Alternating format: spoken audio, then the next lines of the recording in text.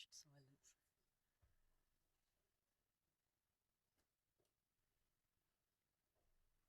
Good morning, everyone, and welcome to the Sovereignty and Security Forum being held here in the National Press Club in Canberra.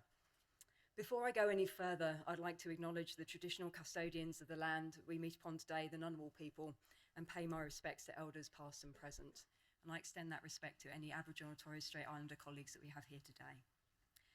Today's forum brings together some of Australia's most respected thinkers, practitioners, and strategists at a moment when questions of national power, resilience, and strategic clarity have never been more pressing. Our world today is defined by accelerating geopolitical shifts, technological disruption, and a strategic environment that is both more interconnected and more contested than at any time since the Cold War. The conversations being held here today are therefore not abstract or academic. They are essential to shaping the discussions that will protect Australia's security and sovereignty in the decade ahead. There will be 4 panel sessions today, and each one will deal with a topic that will undoubtedly generate robust discussion, but nonetheless, they're timely discussions that we need to have. Our first panel will gather under the banner of Defending Australia in 2026. The members of this panel will explore the hard realities of building sustaining national capability in an era when supply chains can no longer be taken for granted. We have Dr. Marigold Black, Dr. Amy King, Professor Ian Langford, and Sam Roggeveen in the panel discussing this topic. Their discussion will help us to interrogate how Australia can strengthen its industrial base, deepen resilience across critical systems, and apply the logic of the echidna strategy, an approach grounded in deterrence through self-reliance, agility, and strategic clarity. Our second panel turns to one of the most consequential commitments Australia has undertaken in recent decades, the AUKUS partnership. This panel will discuss the opportunities and the complex strategic challenges AUKUS entails.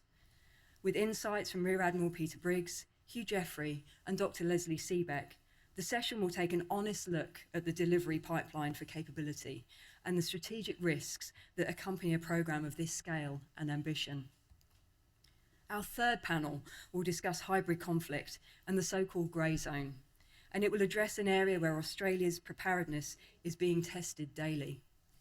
In a world where state and non-state actors increasingly exploit ambiguity through cyber operations, information manipulation, and economic coercion, the ability to detect, respond, and build societal resilience has become vital. We'll hear from George Freeney, Dr. Andrew Mayer, and Rachel Noble, whose combined perspectives across innovation, cybersecurity, and intelligence leadership will help us understand the evolving threat landscape and the capabilities that we must cultivate to safeguard Australia's interests in the grey zone. Our final panel broadens the aperture to consider how Australia, as a middle power, should navigate the international system in the years ahead. The panel will explore how Australia balances sovereignty with alliance obligations, how it leverages diplomacy and economic statecraft, and how both domestic and international institutions shape the exercise of national power. Forming that panel will be Mike Pizzullo, Dr. Julie Sunday, Justin Bassey, and Peter Fugazi. Their experience across national security, policy, and diplomacy will provide a fascinating insight into the strategic choices Australia must make to remain influential, agile, and secure. The day will conclude with closing remarks from UNSW Canberra Professor Craig Stockings, who will stitch together the themes that emerge across the panels and chart a path for the thinking that must follow. As UNSW Canberra's Rector and Dean, it would be remiss of me not to mention why our university has played a leading role in convening this forum. Our role in this conversation is not incidental. We are a university embedded within Australia's defence and national security ecosystem, and UNSW Canberra sits at the intersection of government, the Australian Defence Force, and industry. UNSW Canberra is one of the few institutions in the country with both the academic depth and the operational proximity to meaningfully contribute to how Australia thinks about security and sovereignty, not just as policy concepts, but as things that must be designed, built, and sustained. Through our work across defence education, applied research and strategic engagement, UNSW Canberra is actively shaping capability in areas directly reflected in today's forum. From future conflict and irregular warfare to cyber and grey zone threats, to industrial and technological resilience. Before we begin, I'd like to express my sincere thanks to our conveners, the Honourable Malcolm Turnbull AC and Professor David Kilcullen, for bringing together this outstanding programme and for their continued commitment to advancing Australia's strategic conversation. I also extend my gratitude to all of our panellists for sharing their expertise, and to each of you for contributing your insight, experience, and curiosity to what promises to be a rich and essential dialogue. I'd now like to welcome to the podium the Honourable Malcolm Turnbull AC. Thank you, and I'm really looking forward to a very engaging day.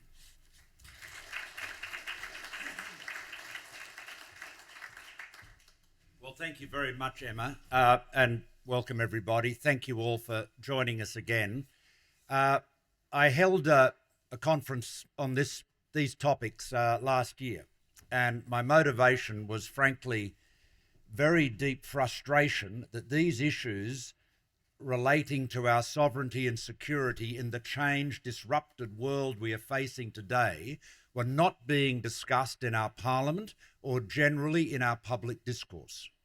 I felt that our parliament was gaslighting the Australian people in pretending that nothing had changed and that everything was the same, and that anybody that suggested we were living in a different environment was somehow or other unpatriotic or alarmist. Well, a year ago, some people thought that when I said the new world order overseen by President Trump is one of might is right, and that international law was no longer to be regarded as applying to the great powers. Many thought that was a bit alarmist, or they hoped that might is right was just a subtext. Well, friends, we know that today it's not a subtext, it's the headline. It is the headline. Think of the US National Defence Strategy. A considered document, you would think. This is not the, ebullient rhetoric of a president or a politician. This is written by the Pentagon. It describes the international rules-based order as, quote, a cloud castle abstraction, unquote. So that's the official thinking of our great ally. So we are living in a very, very different environment. We're reminded of that, of course, with the war currently underway between Israel, America, Iran, and increasingly Iran's neighbours. So how does Australia respond to that? Ironically, we have made ourselves more dependent on the United States than ever, particularly with the AUKUS deal. There's no question about that. At a time when the United States is less dependable than ever. And that is not because, for the reasons that Hugh White has written about so eloquently over the years, that a weary Atlas would not be able to continue shouldering the burdens of protecting this part of the world. That's no doubt, that may well be part of it still, but it's because the United States has made it quite plain that they will not be as reliable as they had been in the past, and that their allies have to do more and stand on their own feet and be more resilient and independent. And so right at the time when we are called upon by circumstance and policy to stand on our own 2 feet, we fell to our knees. And this issue, so vital, so central to our independence, to our prosperity, to our security, to our sovereignty, is barely debated in our parliament. So I'm thrilled that we have 2 members of parliament here today, Andrew Hastie and Garth Hamilton. I wish there were more, because honestly, this needs to be a real focus. I mean, compare, and the Sydney Morning Herald did this very eloquently this morning. Compare the candour of the German defence minister here on this platform yesterday about the world as he finds it. That's just the blunt honesty, no rhetoric, very practical, factual, with the, I don't know what you call it, flannel that we get from our own leaders. You know, we need to call a spade a spade. So this is more important than ever. I want to thank the University of New South Wales this year for partnering with us in holding it, and in particular David Kilcullen for co-hosting it with me. That's wonderful. I don't know whether the sandwiches will be of improved quality this year now that they've got the huge budget of the University of New South Wales. Maybe it will be. We'll see. You'll see. The Press Club is famous for its culinary excellence, as you all know. But I also want to thank the team at the University of New South Wales for helping with the logistics, and I particularly want to thank Kerry Pinkstone, my advisor, who, as she did last year, has just played an enormous role in pulling all of this together. There are no issues more important facing Australia today than the ones that we are discussing. And we hopefully, this event, like last year's event, will give more people the, if you like, the freedom, the window of opportunity to debate them, particularly in our national political discourse. You know, the competition should not be who is the most obsequious to the United States. The competition should be is who stands up most clearly, most thoughtfully, most practically for this country, because this is the only country we've got. I mean, you know, we have to recognise that there was a very key critique of AUKUS made back in 2021 by the French Foreign Minister, Jean-Yves Le Drian, in his testimony to the National Assembly. And he said, more in sorrow than in anger, Australia has chosen security at the expense of their sovereignty, which was a fair comment. But he says, I fear they will end up losing both. And as time has gone on, those remarks, they hit me as an Australian, as a patriot. They hit me really hard because I feared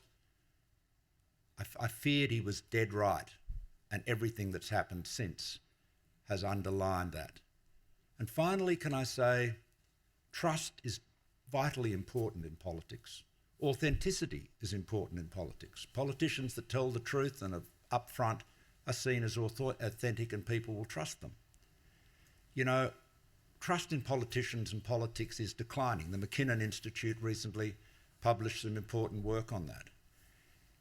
If our leaders are not telling the truth about the circumstances in which we live and not confronting them honestly, clear-eyed, when everybody knows the threats we're facing, that all that does is constantly gnaw and erode away at the trust that is so vital to our democracy.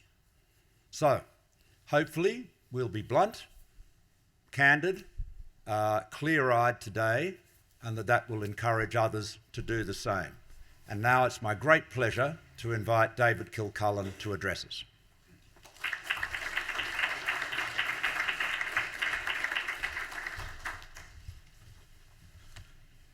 Thanks, Malcolm, and thank you everybody for coming out today. I know it's a bit of a lift in the rain. We hope that you're going to have a good experience listening, as Malcolm said, to a wide variety of honest discussion about what are a critical set of issues. As Professor Sparks mentioned, we have 4 panels coming up on those 4 key topics that all relate to the interplay between sovereignty and security. I'm very proud to co-host the event with former Prime Minister Malcolm Turnbull. I've known Malcolm for more than 20 years. I've always been extremely impressed by his ability to rapidly understand the essentials of a situation and distill it into its critical parts. And the issues that we are talking about are incredibly complex, and we're going to need that level of ability to cut through to the essentials. So thank you, Prime Minister. The country's lucky to have you. For our part, as Professor Sparks mentioned, UNSW is one of Australia's top 20 global universities. We have a worldwide presence. We're known for our ability to bridge hard science and social science and to understand the interplay between all those things. We partner very closely with the the Arizona State University and with King's College London as part of the PLUS Alliance. And as well as being a professor at UNSW Canberra, I'm proud to be a professor of practice at Arizona State. UNSW Canberra, Australia's leading defence university, has been integrated into ADF officer training since 1967 and is obviously Defence's founding partner in the Australian Defence Force Academy. I managed to slip through the cracks at ADFA in 1987 and then subsequently did my PhD through UNSW Canberra when both the university and the Army allowed me to spend way too much time traipsing around Indonesia and hanging out with various unsavoury characters to try to figure out what was going on in the guerrilla and terrorism environment in that country. And I finished my PhD about 8 weeks before 9/11. Since 2019, I've been a professor in the School of Humanities and Social Sciences, where with Professor Douglas Guilfoyle, who's here today, I co-lead our project on the world in transition and Australia's response to that changing environment. The aim of that effort and our broader goal as a university and as a community of diverse scholars is to make sure that we are informing a national conversation on the basis of real, verified facts. We all have our opinions, and that's cool, but it's really important that we all understand what's true and what is not in the underpinning factual basis of having that national conversation. And that's our role today, to make sure that we bring that scholarship to bear so that we've got those facts in hand. With that by way of introduction, let me start my substantive comments with what I think is probably at this point quite an uncontroversial statement. Donald Trump is a global chaos agent. If we think about just the first 3 months of the year, already in that time, the US has attacked Venezuela, seized the president of Venezuela, seized a number of ships on the high seas, and is now pressuring Cuba. The same week that he attacked Venezuela, President Trump threatened to use force to seize the autonomous territory of the Kingdom of Denmark, Greenland, and last week the media revealed that Danish special forces deployed in January with runway cratering charges and sabotage demolitions, ready to conduct a campaign of Arctic guerrilla warfare to defend that territory against a major ally. I work with the Danes in Afghanistan. We've got a number of special operations veterans here. We all did. They're extremely hard, tough, realistic people. They lost 44 killed in Afghanistan, more than Australia did, out of a population much smaller than ours. And after critiquing them for not contributing to the war in Afghanistan, President Trump then went on to denigrate the rest of the NATO war dead, including ours. Less than a month later, when the US-Israel surprise attack on Iran triggered the largest energy disruption in history, well bigger than the one that many people of my age remember when our parents queued up for rationed fuel in the 1970s. The president acted astonished when those same NATO allies, including Denmark, which has a major shipping company, were a bit hesitant to add their weight to his war in reopening the Strait of Hormuz. Literally 5 minutes later on social media, he called on China, amongst others, to send warships to the Gulf to help reopen the Strait of Hormuz.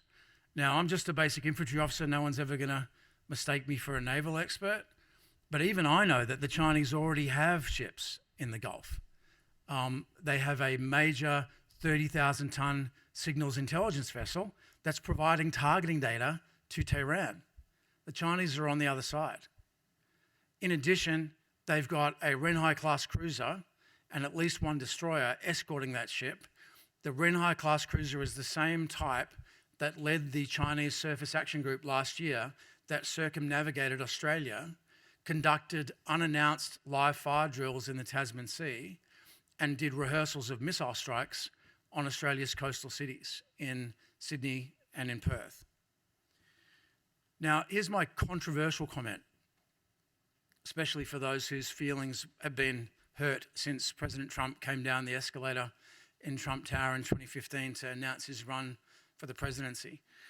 From a grand strategic standpoint, President Trump doesn't really matter.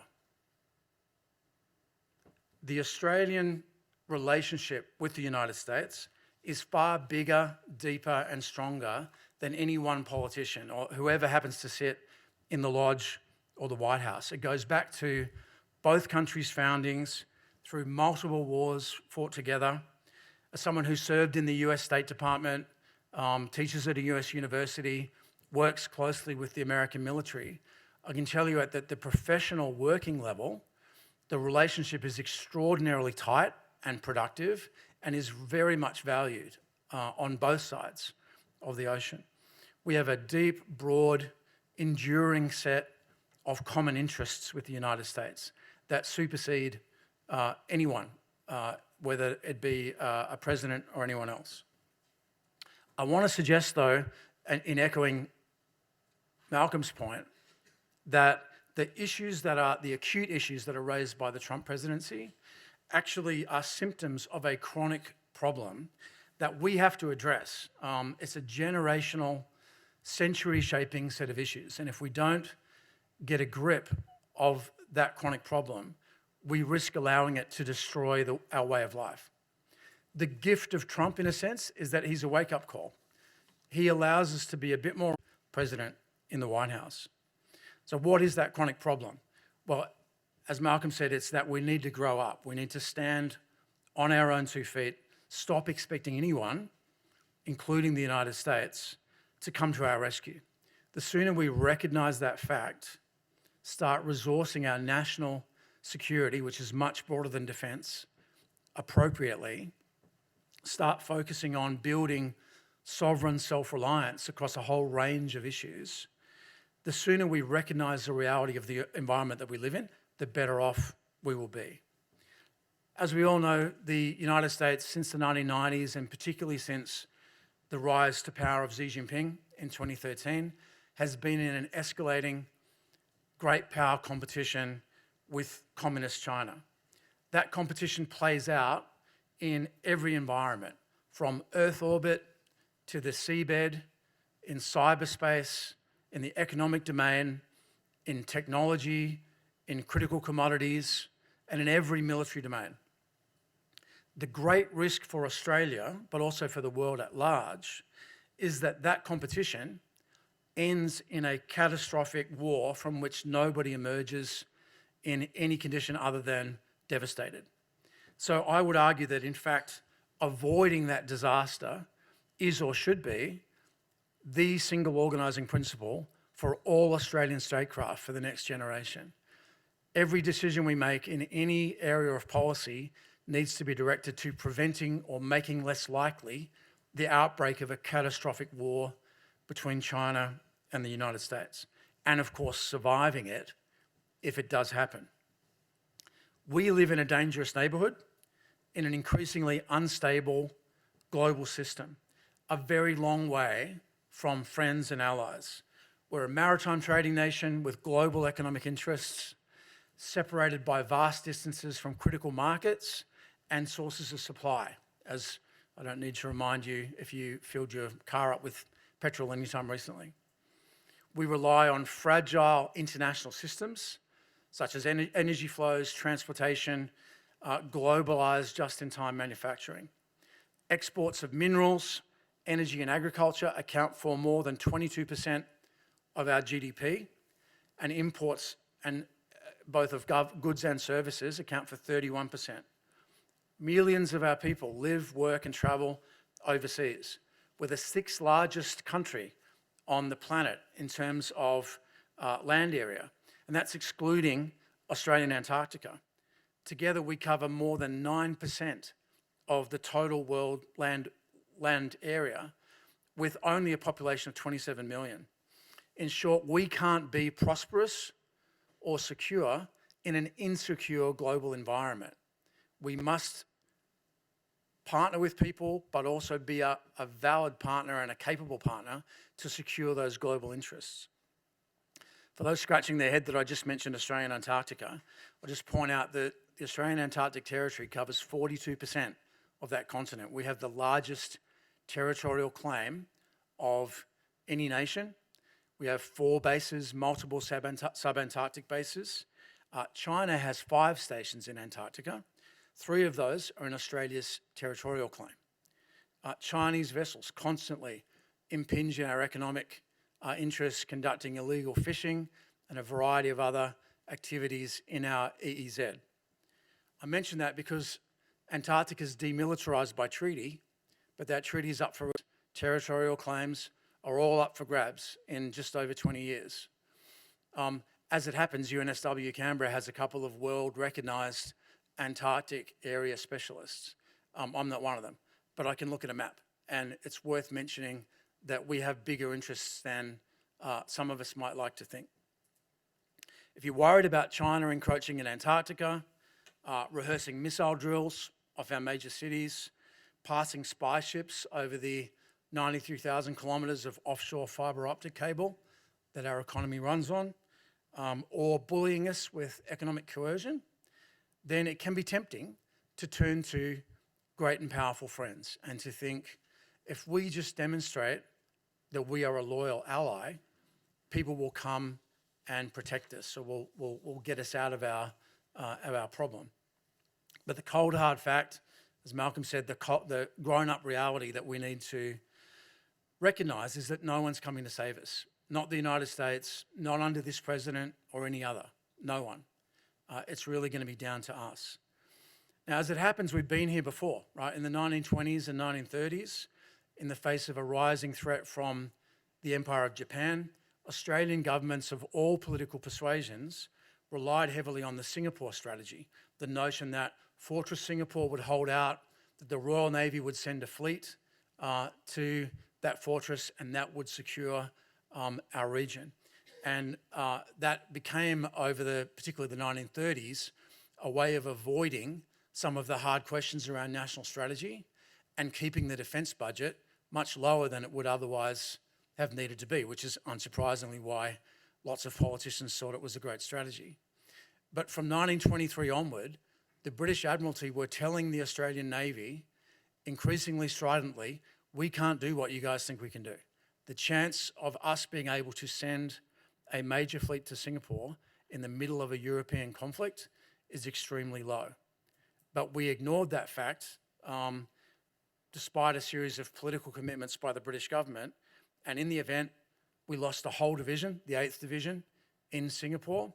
2,800 Australians died on the Thai-Burma Railway as a result of that, most of them taken at Singapore. We had a whole group of hastily deployed island garrisons overrun. We suffered the bombing of Darwin, evacuation of large chunks of northern Australia. We almost lost to cross the Pacific after Pearl Harbor. A persistent myth is that the reason that the Americans did that was out of the goodness of their hearts and because they had common values and a common culture with Australia. They did no such thing. They needed Australia as a launch pad to recapture lost territory in the Asia Pacific, and then later in the war, Australia became critical as a breadbasket supplying food to Europe, to America, and to armed forces fighting in the Pacific. So the Australian-US relationship, then as now, may have been smoothed by civilizational commonality, but at its base it was grounded on hard national sovereign self-interest. And again, those interests persist irrespective of who our leaders are at the moment, but they're not about whether we like each other particularly. Don't take my word for it. Cautious that I'm not a historian, and we have the actual official historian, my boss, Craig Stockings, sitting here in the room. So, but I will practice history without a license for a minute. When General MacArthur came to Australia in March of 1942, one of his first critical meetings with Prime Minister Curtin was in June of 1942. Let me quote from what he said. In the minutes of that meeting, MacArthur told Curtin bluntly that, quote, the US aim was to win the war. It had no sovereign interest in the integrity of Australia. Its interest in Australia was from the strategic aspect of the utility of Australia as a base from which to attack and defeat the Japanese. He added that, though the American people were animated by a warm friendship with Australia, their purpose in building up forces in the continent was not so much from, it's an important part of what he said, this course of military action would probably be followed irrespective of the American relationship to the people who happened to be occupying Australia. And remember, this is a private conversation. It wasn't intended for public consumption. It was classified for 20 years after the war. So MacArthur's talking privately here, and he's basically saying, yeah, we like you guys, but we're not here to support our relationship with Australia as a people. We're doing this for hard, sovereign self-interest, right? Business, not personal. Now, the world's changed dramatically. Of note, the composition of our population is very different from what it was in 1942. To paraphrase MacArthur, the nature of the people that happen to be occupying the continent is quite different now from what it was in 1942. Even more importantly, Japan is now one of our close allies, a democracy, and a really important player in national security in the region. The colonial world of the 1920s and 1930s is gone, although some elements of it, spheres of influence, protectorates, suzerainty, seem to be making a bit of a comeback. But the reality is today, as in 1942, when our commandos were fighting in Timor and a few lonely infantry battalions were defending against the Japanese on the Kokoda track, is that we need to be able to hold the line irrespective of whether someone else eventually comes to assist us. And hopefully it's a short-term effort till our allies rally, but that might not be the case. We need a plan B of how we agency in the world. We want greater respect from our allies who we have now and from our adversaries. Then we need to be able to demonstrate greater resilience to the kinds of shocks that we're experiencing today. That's not an anti-ally statement, by the way. To the extent that we can be more self-reliant and have more sovereign resilience, that makes us a better ally and we can contribute better. But also our counsel will carry more weight when we discuss what needs to be done with those allies. Now, pretty much everything I've said here is extremely obvious, right, to everybody in this room. It's what we do in the strategy community. The gift of Trump and the gift of the current turmoil is that's becoming increasingly obvious to everybody outside this room. And as we've said a couple of times already, there's now space to rethink the strategy that we currently have, de facto or written, is actually fit for purpose. And more importantly, to start a national discussion. It's not up to folks like me to say what the answer should be. I have my opinions, but it is our role to make sure that we all have a common basis of fact on which to discuss that. So with that in mind, I'm going to wrap up my initial remarks there, and I look forward to engaging with everybody through the panels, through the day. Please don't be a passenger, please don't be a passive audience member. We want you to chime in, we want you to participate. We want this to be a lively, albeit polite, discussion that gets us to some answers about what to do next. Thanks.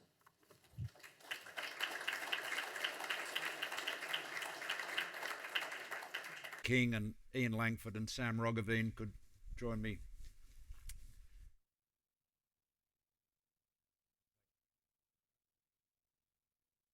Perhaps it's Marigold, Amy, Sam and Ian. would be best order.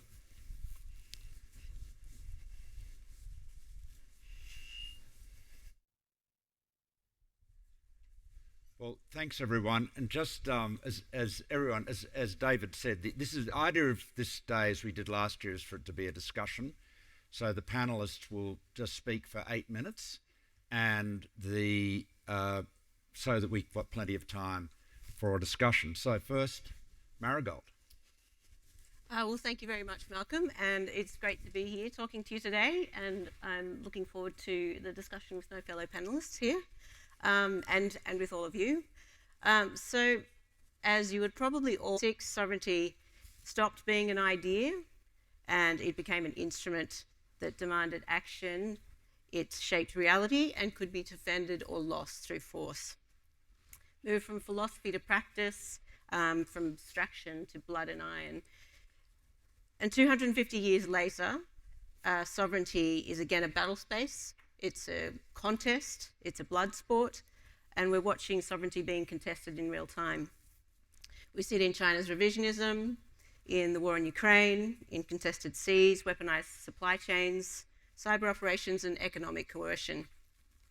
It's shaping strategic realities in ways that are anything but abstract.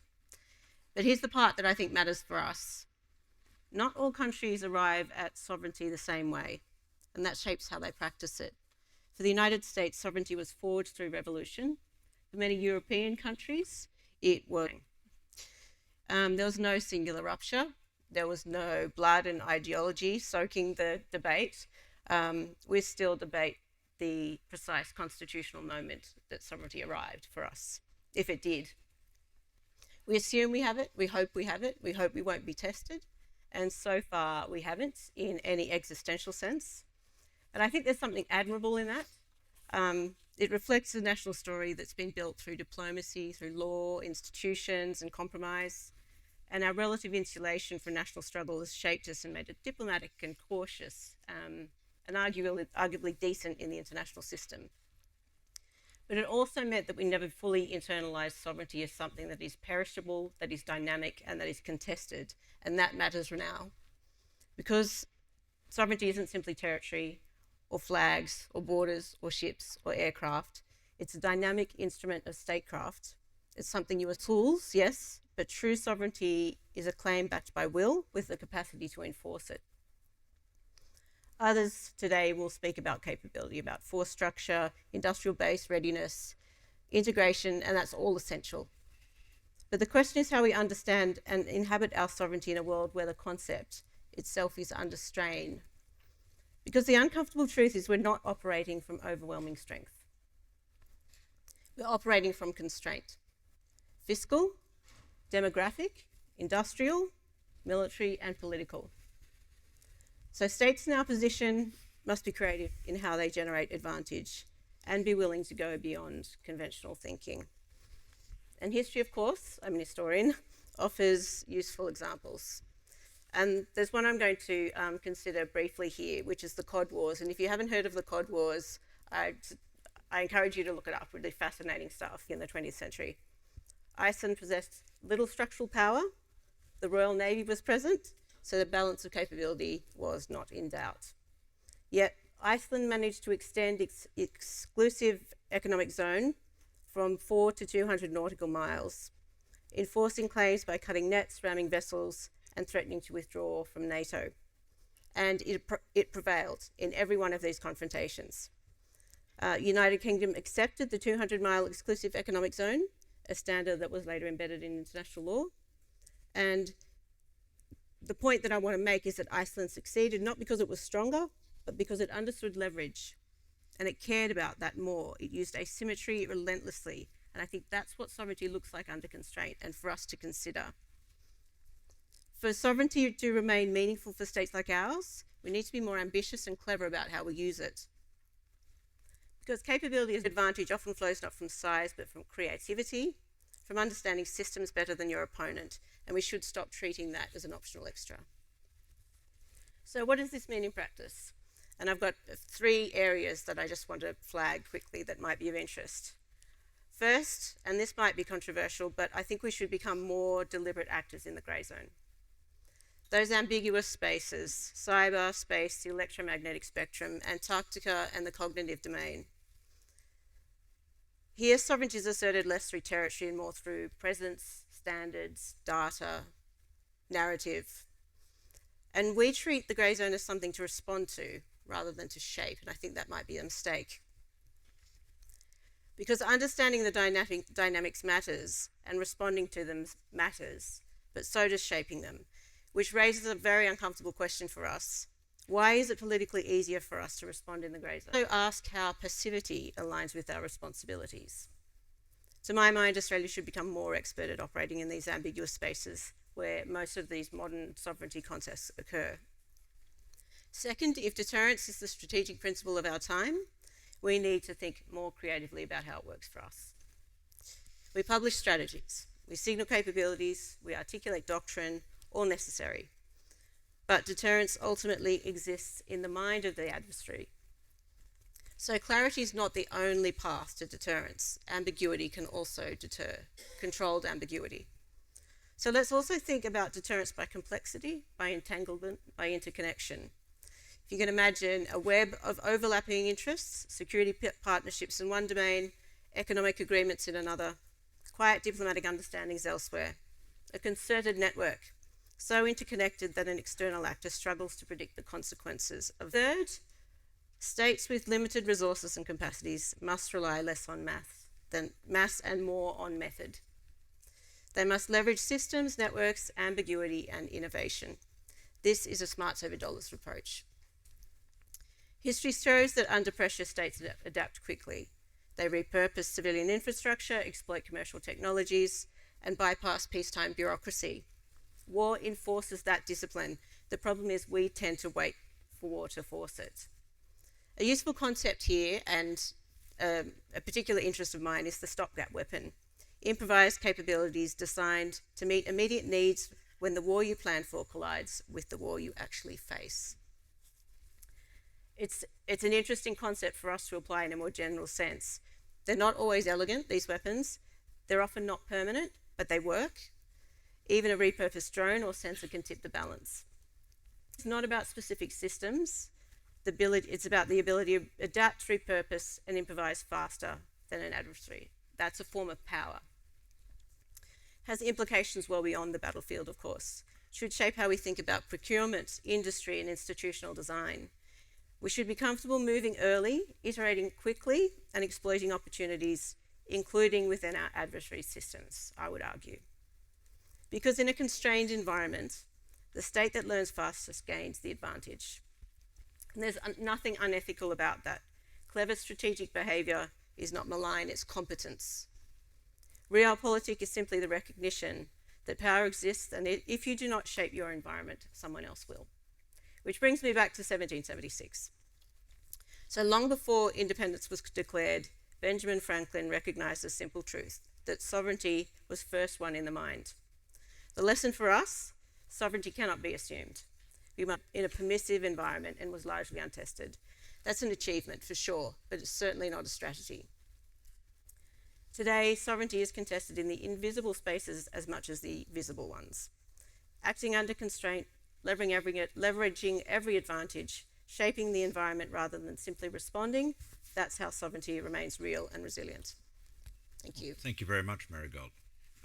Amy King. Thank you.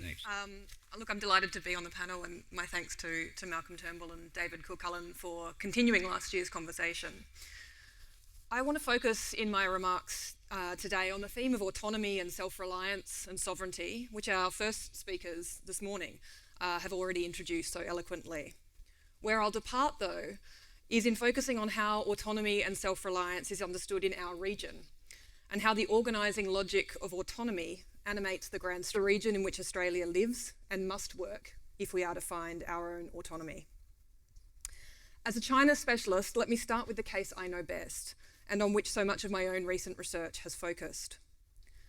The search for autonomy has been China's first priority since the 19th century, when the Qing Empire's self-strengthening reformers identified China's lack of industrial and technological modernity as the reason for China's vulnerability to Western colonial powers. By the 1930s, the pursuit of autonomy was driving the Kuomintang's efforts to rid China of economic dependence on an increasingly expansionist imperial Japan, and the Chinese Communist Party's efforts to resist that same Japan and the Kuomintang's own economic blockade of the CCP. Dependence with foreign powers. For nearly a century, Chinese leaders from Chiang Kai-shek to Mao Zedong to Deng Xiaoping, Jiang Zemin, Hu Jintao, and Xi Jinping have all argued that to achieve autonomy, expressed in Chinese as zili gangxiang, self-reliance, China must trade with, receive investment from, and accept foreign aid and loans from a wide range of foreign powers. Economic interdependence, even with your adversaries, would help China access the capital, expertise, advanced industrial goods, and technologies that would, in Jiang Zemin's words, allow China to buy time and accelerate narrowing the gap with developed countries. Crucially, economic interdependence with a wide array of foreign partners has been understood as vital.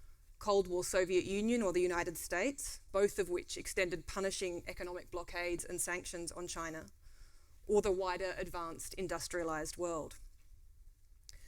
Like his predecessors, Xi Jinping's China has doubled down on autonomy and self-reliance, identifying autonomous innovation and technological self-reliance in AI, high-end manufacturing, energy, food, as critical to China's overall autonomy.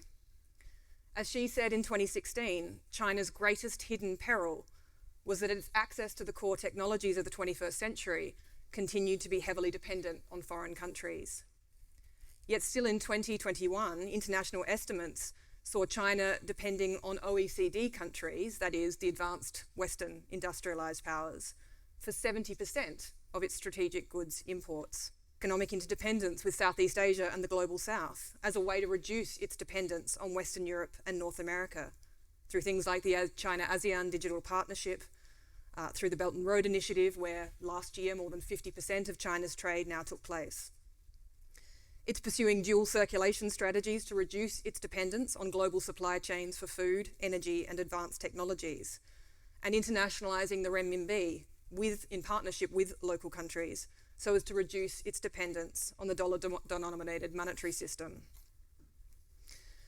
Like China, deepening interdependence as a way to preserve autonomy has been a common strategy across the Asia-Pacific region, where all of our neighbours, despite their political, cultural, developmental diversity, have widely shared the view that export-led economic development was the path to expertise and advanced technology, and where, from Indonesia to India and the rest of the region, cultivating many friends and partners, regardless of political system or ideology, in an open regional order, has been seen as the best way to preserve independence and autonomy. Where states in our region have chosen to diversify, to hedge, to spread their economic, foreign policy and strategic bets across great powers, so as to avoid overdependence and a loss of autonomy to any one. Even Japan, that first Asian industrialized power, whose imperial strategy of autonomy through colonization failed disastrously in World War II, recognized in the post-war period that Japan's autonomy and national security could best be achieved by keeping open flows of raw material, simultaneously cultivate economic ties with China, even while strengthening Japan's role as the alliance mainstay of the US forward military presence in Asia.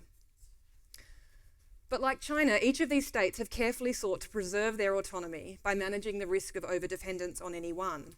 And in this case, that means managing the risk of overdependence on China. For the past 2 decades, even as they have kept open their economies to the benefits of economic integration with China, states across the region have worked in quite creative ways to diversify that integration in technology, manufacturing, investment, critical minerals, and energy. So where are we now, and where does this leave Australia? 3 weeks ago in this town, Canadian Prime Minister Mark Carney reinforced the remarks he'd made in January at Davos, where he had argued that we'd reached the end of the rules, financial infrastructure as coercion, supply chains as vulnerabilities to be exploited. You cannot live within the lie of mutual benefit through integration, when integration becomes the source of your subjugation. Carney's remarks were met with extraordinary support in this country in a way that I find perplexing. because his remedy for the apparent rupture and subjugation by great powers is for states like Canada and Australia to deepen their interdependence so as to diversify their economies and diplomatic partners and avoid becoming overly reliant on any one. I find the enthusiasm for Carney's speech, both at Davos and here in Australia, so perplexing, because as someone who studies the Asia-Pacific region and the diversification and independence-led strategies for autonomy pursued by every state in this region for decades, Carney is not telling we've failed to understand the strategic behaviour and logic of the states in our region, and that we once again find it easier to align ourselves with another Western power rather than recognising that Australia's path to autonomy might lie in this region, and that is profoundly concerning. For Australia then, that will mean not only working with the G7 nations in securing critical minerals, supply chains, energy security, but doing the work necessary to build a critical minerals order, an energy order, with states in our region, including China. It will mean much better understanding the strategic logic of our Asian neighbours, and including China, and the histories, and to quote Marigold, the constraints that shape their paths to autonomy. A few moments ago, David Kilcullen remarked, and it makes extraordinary sense, strategic sense for China. If you were a country subjected to blockade in living memory, existing in a world in which the United States and its allies controlled, by my ANU colleague Llewellyn Hughes' calculation, 80% of the world's surface ships, wouldn't you pursue an energy and naval strategy that ensured your energy security and an ability to withstand US containment? And it is no surprising that in the last week or two, we are seeing the Philippines and Vietnam working with China to secure their own oil and fertiliser imports, even as we like to tell ourselves that these states are enemies and adversaries of China. Thank you. Thank you very much, Amy. Is it a beautiful Thank you. dream? Thank you, Malcolm. Thank you for making today possible, along with the University of New South Wales. And thank you for framing the session, at least in part, around the echidna strategy. Since I wrote that book, it's a natural place for me to start. And the argument in that book was really framed around a claim that the United States was no longer a reliable security partner for Australia, or at least was becoming a far less reliable security partner for Australia. Since the book was published in 2023, and even, in fact, since we last met here a year ago, that claim has become much easier to make. And in fact, a chorus of world leaders is now making the same point. Mark Carney, the old relationship we had with the United States based on deepening integration of our economies and tight security and military cooperation is over. Friedrich Merz, Lee Jae-myung, despite military defence and national strength, some still hold the submissive mindset that self-reliant defence is impossible without foreign troops. And Ursula von der Leyen, Europe must become more independent. There's no other choice. Independent in every dimension that affects our security and prosperity. Now, those are natural reactions to Trumpism, and in light of the Iran war, it's even more tempting to make decisions based on the actions of this administration. But although I endorse the direction of movement, I just want to offer a caution. We don't know whether the MAGA movement represents a permanent American shift or if there'll be a correction. Trump might be a precursor, but he might be an aberration. We can't know that, so we can't base our doing that the storm's going to pass, that America's going to return to something we consider normal, that Trump is going to be succeeded by a 21st century Clinton or Obama or Bush. But again, we just don't know. So we need to find a broader base of evidence for our decisions. And it is there if we look for it. Those who pin their hopes on a return to traditional American internationalism need to ask themselves, well, what happened the last time those kind of leaders were in office? Clinton, Bush, Obama, they did almost nothing for America's eroding advantage over China. There was no pivot. There was no military build-up, no regional trade deal, no resistance to China's island-building campaign. To this day, despite countless policy documents proclaiming China as the leading threat to the US, no president has faced his nation to prepare them for a struggle so large and so tight. And that isn't a Trump phenomenon, it's a 30-plus year trend. And who could blame them? For one thing, America is an incredibly secure country, whose vital security interests are not threatened by China's rise. I'll say that again because it's still considered somewhat radical. America's vital security interests are not threatened by China's rise, because no matter how big China gets, it cannot invade America or overturn its democratic institutions or immiserate its people. The US is just too big and too strong to be dominated in that way. But China's big too, really big. And that's the other reason America's unlikely to fight China for leadership in Asia, because America would probably lose. Beijing only spends 2% of its GDP on defence right now, and look what it's built. If there was an arms race, a beautiful dream or a choice, it's a necessity. We have to do it ourselves, and we can. Now, my book offered an affordable and a self-reliant strategy for the defence of Australia. It's a strategy based above all on our geography, which is our single biggest defence asset. The last National Defence Strategy released in 2024 said technology has overturned one of Australia's long-standing advantages, geography. Now, that's not true. We are so distant from China that it will remain inordinately expensive and difficult for Beijing to throw its military weight against us as long as we maintain enough capability to shoot down incoming missiles and aircraft and sink incoming ships and submarines. Those are the kind of capabilities that leverage our geography, that use the Northern Sea air gap to our advantage. The truly confounding thing about Australia's plan to acquire nuclear-powered submarines is that because the chief attributes of those vessels are unlimited range and unlimited endurance, they're being acquired to overcome the distance that separates us from China. We have a giant moat to our north, an oceanic barrier to Chinese military aggression. Why do we insist on building a bridge across it? Now, I've argued that Trump's strategic significance is overstated, but he does offer an unprecedented political opportunity, and here I want to echo Dave's remarks. In our lifetimes, we've never heard leaders of allied countries talk about the United States in the way I quoted them a moment ago. And in our lifetimes, the Australian federal election of last year is the first one in which one of our major parties distanced itself from the US and benefited politically from doing so. Self-reliance is not solely or even mainly a policy question. It's an act of imagination. The idea of defence self-reliance has deep roots in Australian policy, but Australian governments and the Australian community have never really believed that it's possible to defend Australia independently. That's a psychological barrier which needs to be overcome. More urgent than any defence procurement project or any reform of the Defence Department is the need for Australians to find the confidence to set about that task.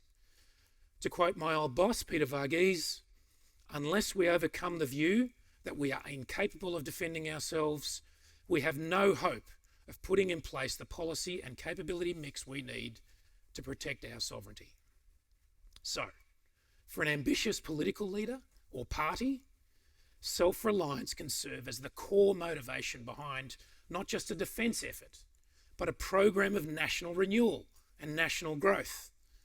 For Australians to have confidence that the nation can be defended independently, they need to be assured not just that they have a strong defence force, but they've got a strong country.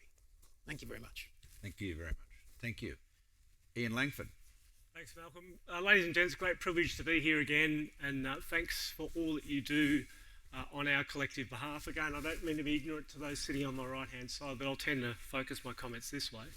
One of the great privileges I have in my appointment with UNSW, having also have a tenure at King's College in ASU and ASU in the US, is the opportunity to travel and engage with high-level policymakers and in some cases leaders on these issues. And it is becoming more and more apparent in my travels and opportunities to engage that there is such a dissonance and distance between the tone and context of the defence and future of war debate in this country as opposed to others, that is now a risk and an issue in terms of our policy design and our movements going forward. So, that's one of the challenges that we're currently facing here on the eve of a highly anticipated relaunched National Defence Strategy, which should drop sometime between now and the Essendon-Collingwood game on Anzac Day, depending on the media, and sudden realisation of how vulnerable we are sitting at the end of a supply chain is starting to dominate headlines in ways that are more defined by panic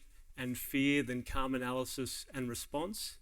But certainly now this convergence around this current crisis, whether it be fuel, food systems and food supplies, and again, we've got a debate in this country about $4 a litre for diesel. In the US, they are madly mapping food systems right now globally because of the crisis and consequence of what's going to happen if fertiliser distribution doesn't align to the Northern Hemisphere planting season. So we're talking about whether or not we can get fuel to farmers. They are mapping food supplies in anticipation of starvation level events becoming a risk in other parts of the world in the near term. In other parts of engagements that I do, I talk to ambassadors and so forth from countries like Estonia, Lithuania, Moldova. They're at a point where Ukraine was in 2015 in terms of interference politically, the use of Russian grey zone to interfere with their own systems of state sovereignty and control. And if you take cyber and space as a definition, they're at war already. War has been declared in an undeclared way, the same way we saw a special military operation in 2022. I want to give you some figures from the UN. This is dated to 9 March. Again, I'm aware that this event is being live streamed. All sorts of people are listening, so I don't want to give an advantage to anyone who might be. But this is the air defence situation in UAE from the start of the conflict to the 9th of March. 225 ballistic missiles fired at them, 205 destroyed, 14 fell into the sea, 2 landed in territory. 8 cruise missiles, all destroyed, 1,305 Shahed drones, 1,229 intercepted, 76 crashed into the UAE. Significant shortages on their part and their US allies supporting them, obviously Tomahawk, JASM, and again I apologise for the acronyms, but it's all critical munitions. That, okay, all about magazine depth and magazine capacity. That comes on top of the global shortage of 155 ammunition, GMLRS, GMLRS, ATACMS, Patriot, Javelin, Tomahawk, JDAMs, SM2, SM6. So those sorts of statistics and numbers are early insights from a country like UAE conducting air defence at a rate that would reflect medium intensity conflict in this country.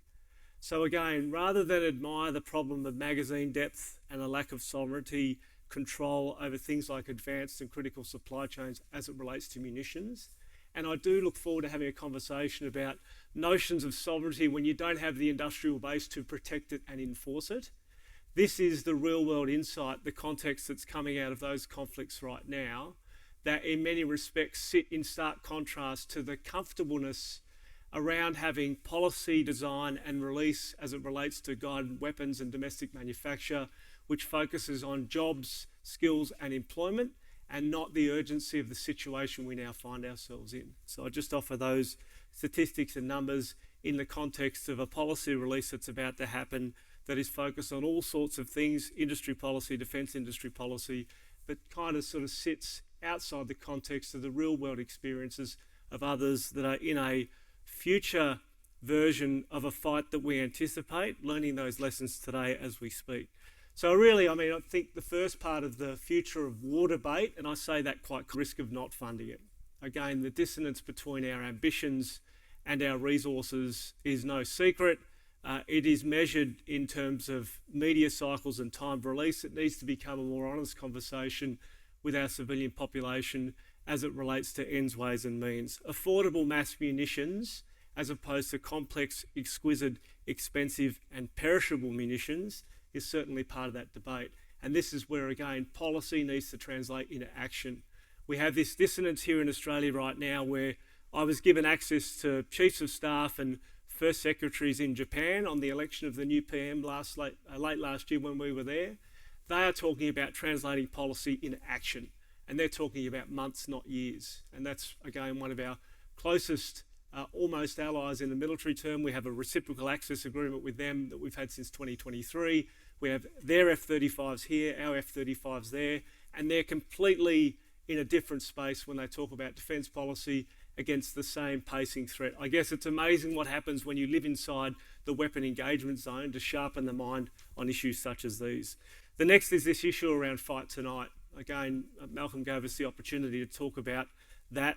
We can't focus a defence policy on perfect and exquisite capabilities arriving sometime in 2035, but rather what do we do if the balloon goes up tonight? And the NDS can help reframe that. The issue around deterrence, which has become a framing logic for how we talk about defence in this country, I mean, it focuses on three things. It's deterrence by signalling, and he would frame deterrence in that way. The NDS going forward should talk about three other things. It should talk about cost imposition, temporal superiority, and capability upper limits. And by that I mean, where do we want to assert sovereignty in both time and space, and how are we going to do that?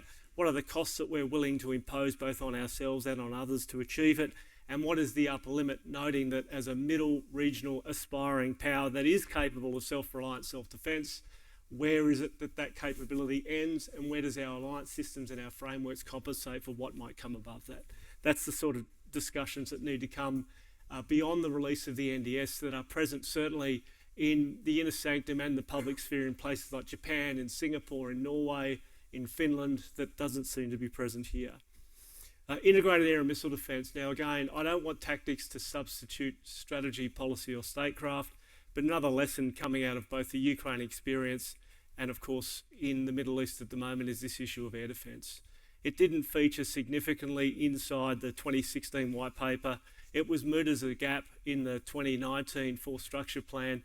It's a problem now in terms of the latency or the risks that exist between having a very modest capability at the moment and what we might need, not only to be ambitious enough to defend Australia, but to defend the southeast corner, or to defend Darwin or Tyndall. I'm talking about point target areas as opposed to 8.5 million square kilometres given the size of that challenge. But the air defence problem, the conundrum, the funding, the gap is one of our key opportunities, but also risks in terms of where defence policy sits right now. When you put on top of that things like the Hobart class upgrade, which is the $5.1 billion allocated, tell you we're vulnerable. We've got one system, which is the NASAM system, good to about 40 kilometres. Okay, medium range ground-based air defence, we don't really have anything. We've got a bit of the SM series on those destroyers that I mentioned, but they're all going into midlife upgrade, which means we've got nothing except for the Americans. And are we comfortable with that? And we've got a policy that's about to talk about a projection of integrated capital investment across the next decade. And is that sufficient? And where is the public debate? And these are the sorts of things that air defence becomes a catalyst for the broader future of war debate in the context of the situations we now face. Things like strike ecosystems, which again, I don't want tactics to substitute for strategy, but I come back to that notion around capability upper limit, temporal superiority, and cost imposition. Where are the things that we want to do and how are we going to do them? And it's in a defensive-minded context in the way that Sam's book describes, but this is now translating those ambitions in that capital investment program into thoughts, actions and outcomes, which is happening in other countries, which is not happening here. Again, how bad does it have to get before we start to finally do something about it in a meaningful way that is relative to threat? For those of you that understand military tactics, you'll know what the word tempo means. Tempo has an application in policy because tempo is not relative to time, it's relative to threat. We have these aspirations around future capability that will be delivered in a temporal context that lacks tempo. It is ambitious in terms of industry policy, it's an outcome in terms of funding, cost and schedule. It's completely absent when you relate it to threat. And tempo, for too long I think, defence industry policy in its nascent form has been a substitute for industry policy itself, and that is not the ends of which we are clearly seeking when it comes to those particular aspects of whole of government, whole of nation, but we've got a long way to go. How can you assert sovereignty if you don't have the means to do so? Sovereignty is about enforcing it and it's about protecting it. Dave mentioned the Antarctic territories, let alone again the 10.5 million square kilometres of maritime responsibility, 8.5 million we've got for land. Sovereignty is about enforcement and protection. And how do you do that when again your policy settings around NDS and others don't quite add up? The last thing I'll talk about again is just this realisation that there is a distinct gap in the future of war debate in this country as opposed to anywhere else in both the Western Alliance but also in non-Western aligned countries. Poland is spending more than 5%. The Finns are invoking national service again as a double down. You've got again realisations that in the UK, for example, the carrier strike group capability, which has eaten the rest of their defence budget, has gotten so bad that there are now conversations in Whitehall talking about whether the nuclear deterrence is worth it or not. That's the only thing the UK have, frankly, in the context of what they can do by way of deterrence in their own right. And I say that respectfully, noting the challenge that they face. But this is the reality of the circumstances that we sit. This is not a Pollyanna moment. You know, there are ways and means to help. How bad does it have to get before we finally do something meaningful about it? Thanks, Malcolm. Thank you very much. Well, thank you to the panellists. Been great. So, I think morning tea is in about half an hour, roughly, a little bit more. So, some contributions from the floor. Sir, please just say, everyone could just say who they are, and if they're from an institution or organisation, say that too, just so we all know. Just got to work. Oh, that's working. Good morning. Sorry. AJ Allen from Elysium EPL, Australian company, probably a defence company. The question that I have to the panel is, how do we get the cut through? So I hear this a lot. I go to a lot of conferences. I occasionally speak at them. And the one thing that keeps coming up is that we need to do this change, but we're not getting the cut through with the Australian population, and we're not pushing our politicians to actually have the conversation, right? We can't get our public behind us. We can't really drive this change, right? So my question to the panel is, what would we use to get the cut through to make the change that you identify? Well, perhaps someone want to have a crack at that? Sam, do you want to? Well, you opened your mouth. It's so often the start of my problems. The reason, I mean, politicians have excellent instincts for what will resonate with the public, and the reason, he says confidently, but the reason that I think it's not getting the cut through is because they realise that this issue isn't going to move public opinion in ways that they want, and that's because the public is not persuaded that the issue is as urgent as, I mean, even people on this panel believe it to be. And frankly, I don't think, I think the public is right in this regard. I mean, we're not Poland. We're not Finland. We are a long way away from, Beijing's closer to Berlin than it is to Sydney. This is not, as this government, as previous governments have said, as dangerous as 1939 or 1940. We're not in that position right now, and so, you're pushing a tough barrow by trying to alarm Australians that it is, because I don't think the facts quite or go anywhere near to meeting those kind of claims, and I think politicians recognise that. Yeah. Well, just as a politician, the worst form of politician, the worst thing you can possibly be, I guess. Joking, it is not honourable profession. Look, I think the big problem, as I said in my opening remarks, is you've got to tell the truth. I think trust, which is vital in politics, is built up by two things: telling the truth and being transparent about it. You can't just tell the truth and say, I'm not going to, this is the truth, but I can't tell you how I arrived at this. You've got to be transparent. So you've got to have the footnotes, if you like. And it is the lack of that. I mean, look. I mean, the culture of our Defence Department is so lacking in transparency. I mean, everyone in this room knows this. I mean, Marcus Hellier and Michael Shoebridge here somewhere. Oh, where are they? Oh, there you are. Go. Hey, Marcus. Good to see you. Well, that they wrote a brilliant piece the other day in their website about AUKUS, and I mean, Peter Briggs will make similar points about that too, and it's very factual, very transparent, but all of the disclosures come out of the American system. I mean, in terms of AUKUS, the Americans are very transparent and upfront with us about the risks and so forth. Our system, not at all. So I think telling the truth is important, but events like this are very important. So, any other? No.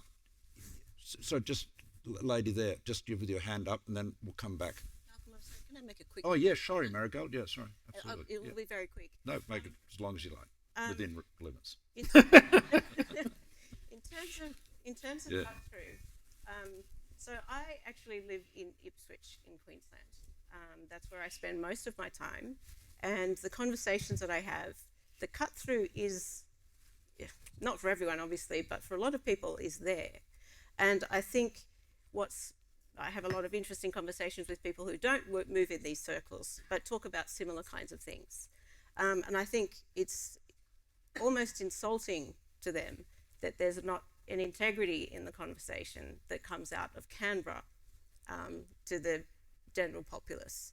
I mean, the community consultations that National Security College has just conducted suggest that there is much more awareness of the security issues. And that has been my experience in talking to people, just from regional Queensland as well.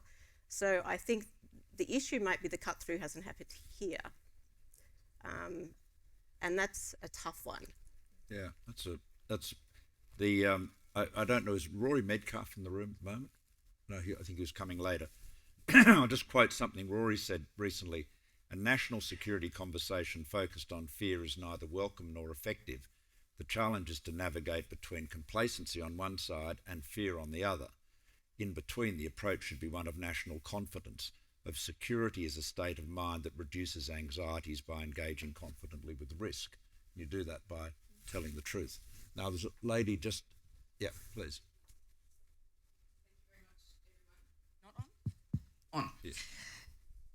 That was really fascinating conversation, thank you. And quickly regarding cut-through, I work in the business community. My name's Meriden Varal and I've worked for KPMG in geopolitics for many years and I've now got my own small business in geopolitical advisory.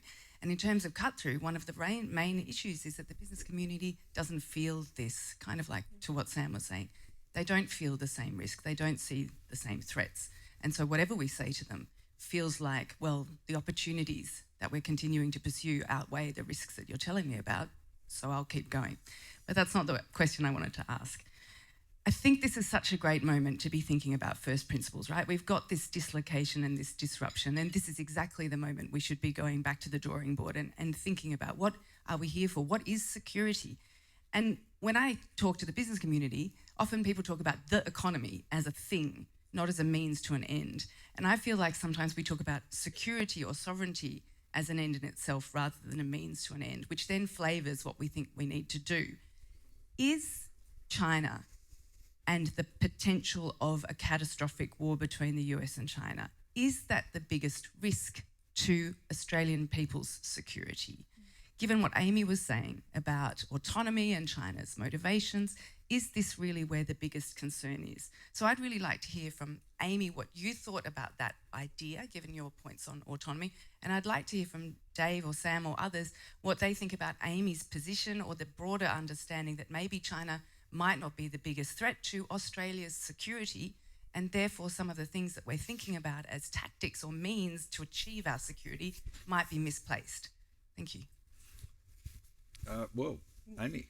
Thanks, Meriden, for the question, and good to see you again. No, I think in a nutshell, China is not the biggest threat to Australia.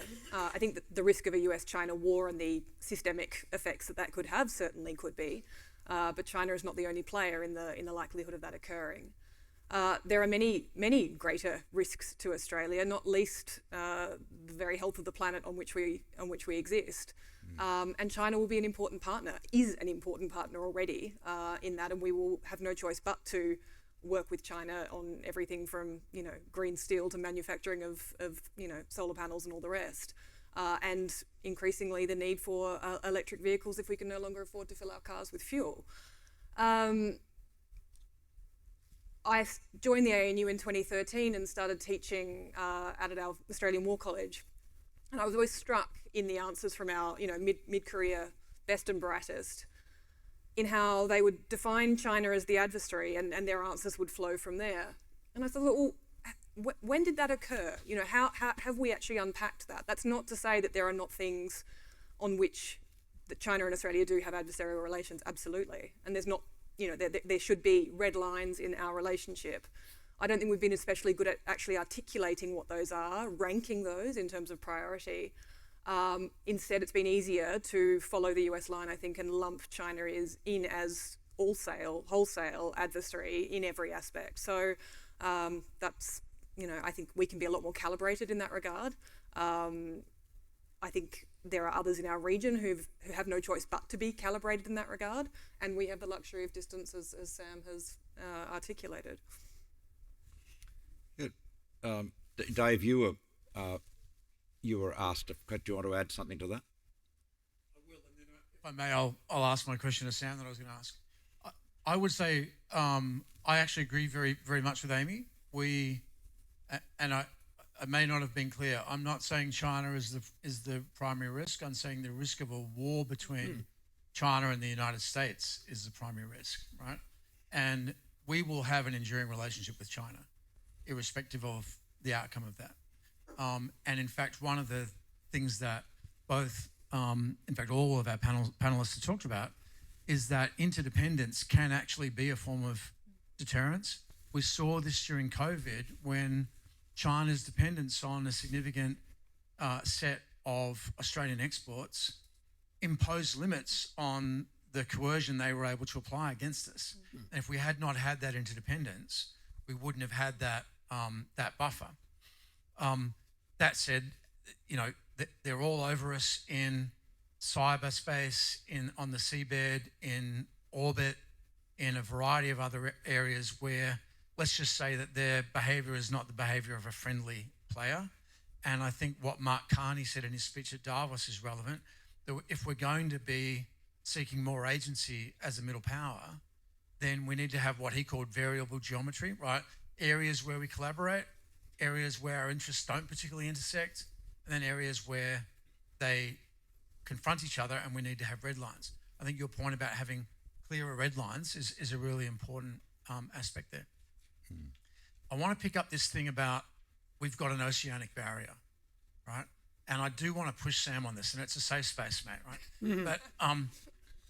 But the critique that could be mounted of your argument and of Hugh White's argument in How to Defend Australia is that it is absolutely true, I'd argue it's unarguable, that we do have an oceanic barrier to invasion, that the risk of a Chinese amphibious task group turning up off of Stirling and trying to seize a port is negligible. They couldn't do it. I'm not quite sure why they would want to anyway. But if they did, they wouldn't be able to seize Australia, so we're good. But this week illustrates that someone can close the Straits of Hormuz and 3 weeks later the country runs out of petrol. And I've written about that a little bit. As you know, John Blackburn's been banging on about this for a decade. He's probably wearing a, I told you so badge around right now. But there are many elements of our global posture and interdependence and the fact that our trading interests and overseas aspects of how we intersect with the rest of the world make us, yes, invulnerable to invasion, but not necessarily invulnerable to somebody just shutting down our way of life and strangling the economy. So not a criticism, but a question. How would you account for that set of factors in thinking about the echidna strategy and how it can be applied? Well, it gives me an opportunity for a plug. Hugh White and I addressed this exact question in the latest episode of our podcast, which will be out today. It's called Foreign Exchange. You can find it on YouTube and on Spotify. Well, give us the notes. Yeah. Well, look, the basic argument here is, to the extent that Australia is vulnerable, that Australia's seaborne supply lines are vulnerable, we can do a lot about that. We can refine more oil on Australian soil. We can store more oil on Australian soil. Obviously, that's not a commercial proposition, so that's an argument for government subsidies. Yeah. I would endorse and support that. I would also endorse and support further subsidies to electrify the Australian transport fleet so we're less dependent on foreign oil altogether. These are all good arguments for improving Australian resilience and Australian infrastructure. They are terrible arguments protecting our sea lines communication is a terrible argument for building a fleet of nuclear-powered submarines. The other point I'd make is that by our geography doesn't just help us in terms of distance, but the sheer scale of the country makes it incredibly difficult to isolate Australia economically. Stopping trade to Australia would be an incredibly taxing task for any navy in the world. I would suggest far beyond the kind of gains you would expect to get from that kind of activity. And that brings me to the final point is, well, find me a historical example of where that kind of economic pressure in isolation has had a decisive impact. I mean, Australians are a pretty tough and resilient people. We can be cut off from a lot, and yet we'd find ways to get by, such that I think it would be incredibly difficult to have a decisive political impact of the kind that such an economic campaign would be designed to create.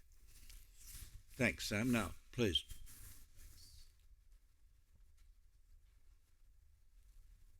I'm sure it's... See how is that working? Yeah, that's right, yeah. Okay. Hi, Chris Flynn, Gilbert and Tobin. I run the Energy Resources and Infrastructure team there. I want to go back to the cut-through point. I'm not sure, I think Meriden was correct in saying that it wasn't a concern necessarily in the boardrooms, but I think that has changed. We certainly see that it is, that business is thinking and talking about these things now. The world really feels like that school ground you walk into when you're a kid and you know on Monday morning that week the two big kids are going to have a fight. You don't know where and you don't know when, but it feels like that. There is not special knowledge in Canberra about that. We all feel that now. Boardrooms feel that. Everyone can see it.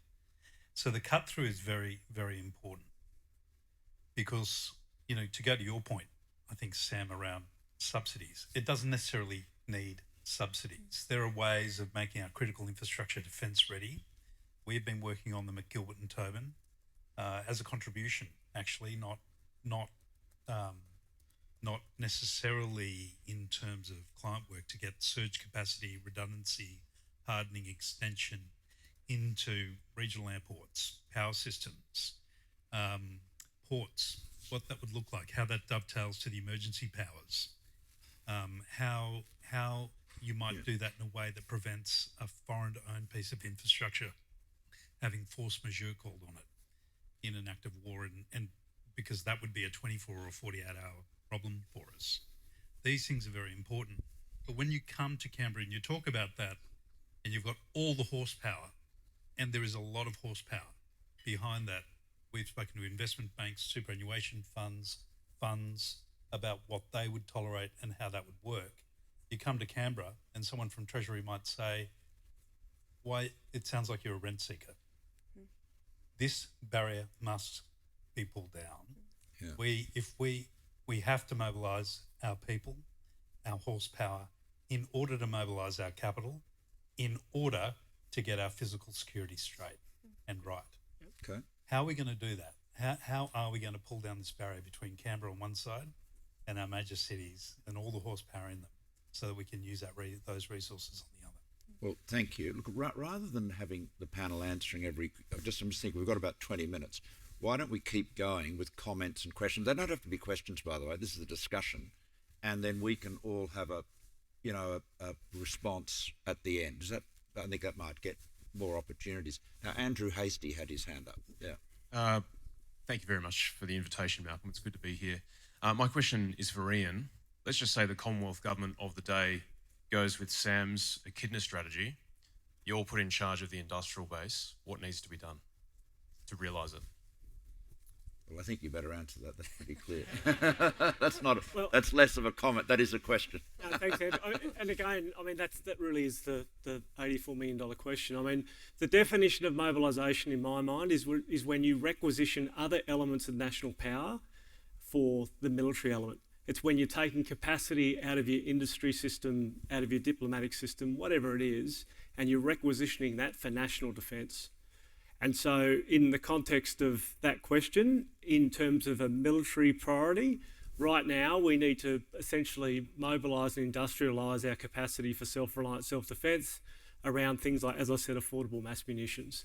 In the way that we're seeing, not so much the startups out of the US, the Andurils of the world, but we need to come up with a solution where we have the capacity to protect and enforce sovereignty in a hard power material way that we don't currently have, because we're reliant on direct commercial sale and foreign military sale, or a US or UK prime setting up business here in Australia and eventually producing something in the mid-2030s. So, we're going to have to requisition other elements of industrial capacity for the military. Having a master plan at Henderson would be a good start. Making real decisions around what is the right balance between mining and energy as a part of our economy and national defence as another part. Because when I think about, your home, West Australia in particular, if we're going to do what we think we're going to do around Megami and other elements of what's already in the integrated investment plan, that's going to cost us something else. And how do you do that? So, that question becomes central to the sort of framing debate. I've just come back from a company called Lawrence Semiconductor in the US. They're part of the $200 billion uplift to get the dependence off Taiwan so that they can manufacture chips and transistors out of the southwestern USA. They're doing that. They're 5 years ahead of schedule. They're throwing everything at it. That's what it looks like, to my mind. So what they're doing with semiconductors, and incidentally, we've got Australian companies, some of them spin-offs from UNSW, that are moving to the US to go into that supply chain because they are not solvent in this country, because there isn't the capacity to dial into that sort of supply chain using that sort of advanced technology for self-reliant self-defence. Yeah, well, so when we run out of switches, we're in all sorts of bother. And again, that's a demonstration of how you take industrial capacity and you push it into something that's got a securitisation dimension to, self-reliant self-defence. Well, Ian's absolutely right. I mean, I won't go into the details, but I know of one case where there is an enormous resistance from the Pentagon, not from the American Prime, to having Australian components in the HIMARS missiles to be built in Australia. And yet the whole purpose is resilience, autonomy, self-reliance. Yep. So, but look, just in terms of, Andrew, you asked that question and you got an answer. So totally, this is new for you because in question time, of course, you never get answers, right? So that's why they call it question time, of course, not answer time. But anyway, Marcus Hellier, what would you want to comment on this as well? You've got a microphone or on the table. Marcus from Strategic Analysis Australia. I'm sort of struck by this idea that we're having a lot of trouble coming up with a new defence strategy, but culture trumps strategy every time, as we all know, and yet our strategic policy elites have been thoroughly acculturated for 35 years into the one system, and that one system has been about cementing our dependence on the United States. And so our strategic policy elites are all the same people who've grown up in the same system, and we simply rotate them through the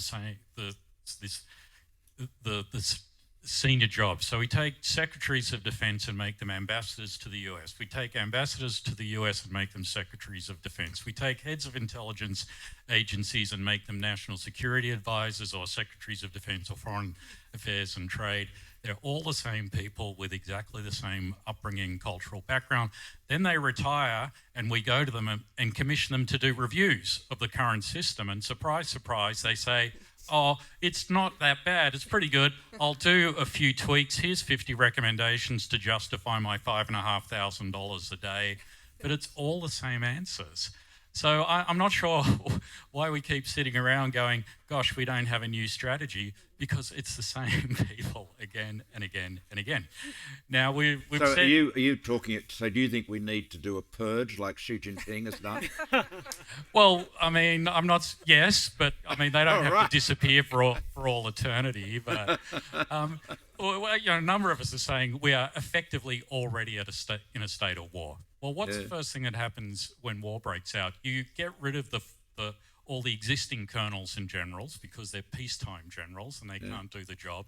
And pretty soon you have 23-year-old colonels and 30-year-old generals because the new people can do the job. So I guess the question is, all right, if we do I'm not saying, a Stalinist purge, but we need new blood and we need fundamentally different viewpoints coming from outside the national security community, whether that's coming from industry or just, you know, a new, different generation with a different perspective who actually look at IT and kind of intuitively understand it, or AI or whatever. So I do think we need fundamental cultural and generational change in our national security community. Okay, thanks, Marcus. Now, I think just is Elizabeth Buchanan here?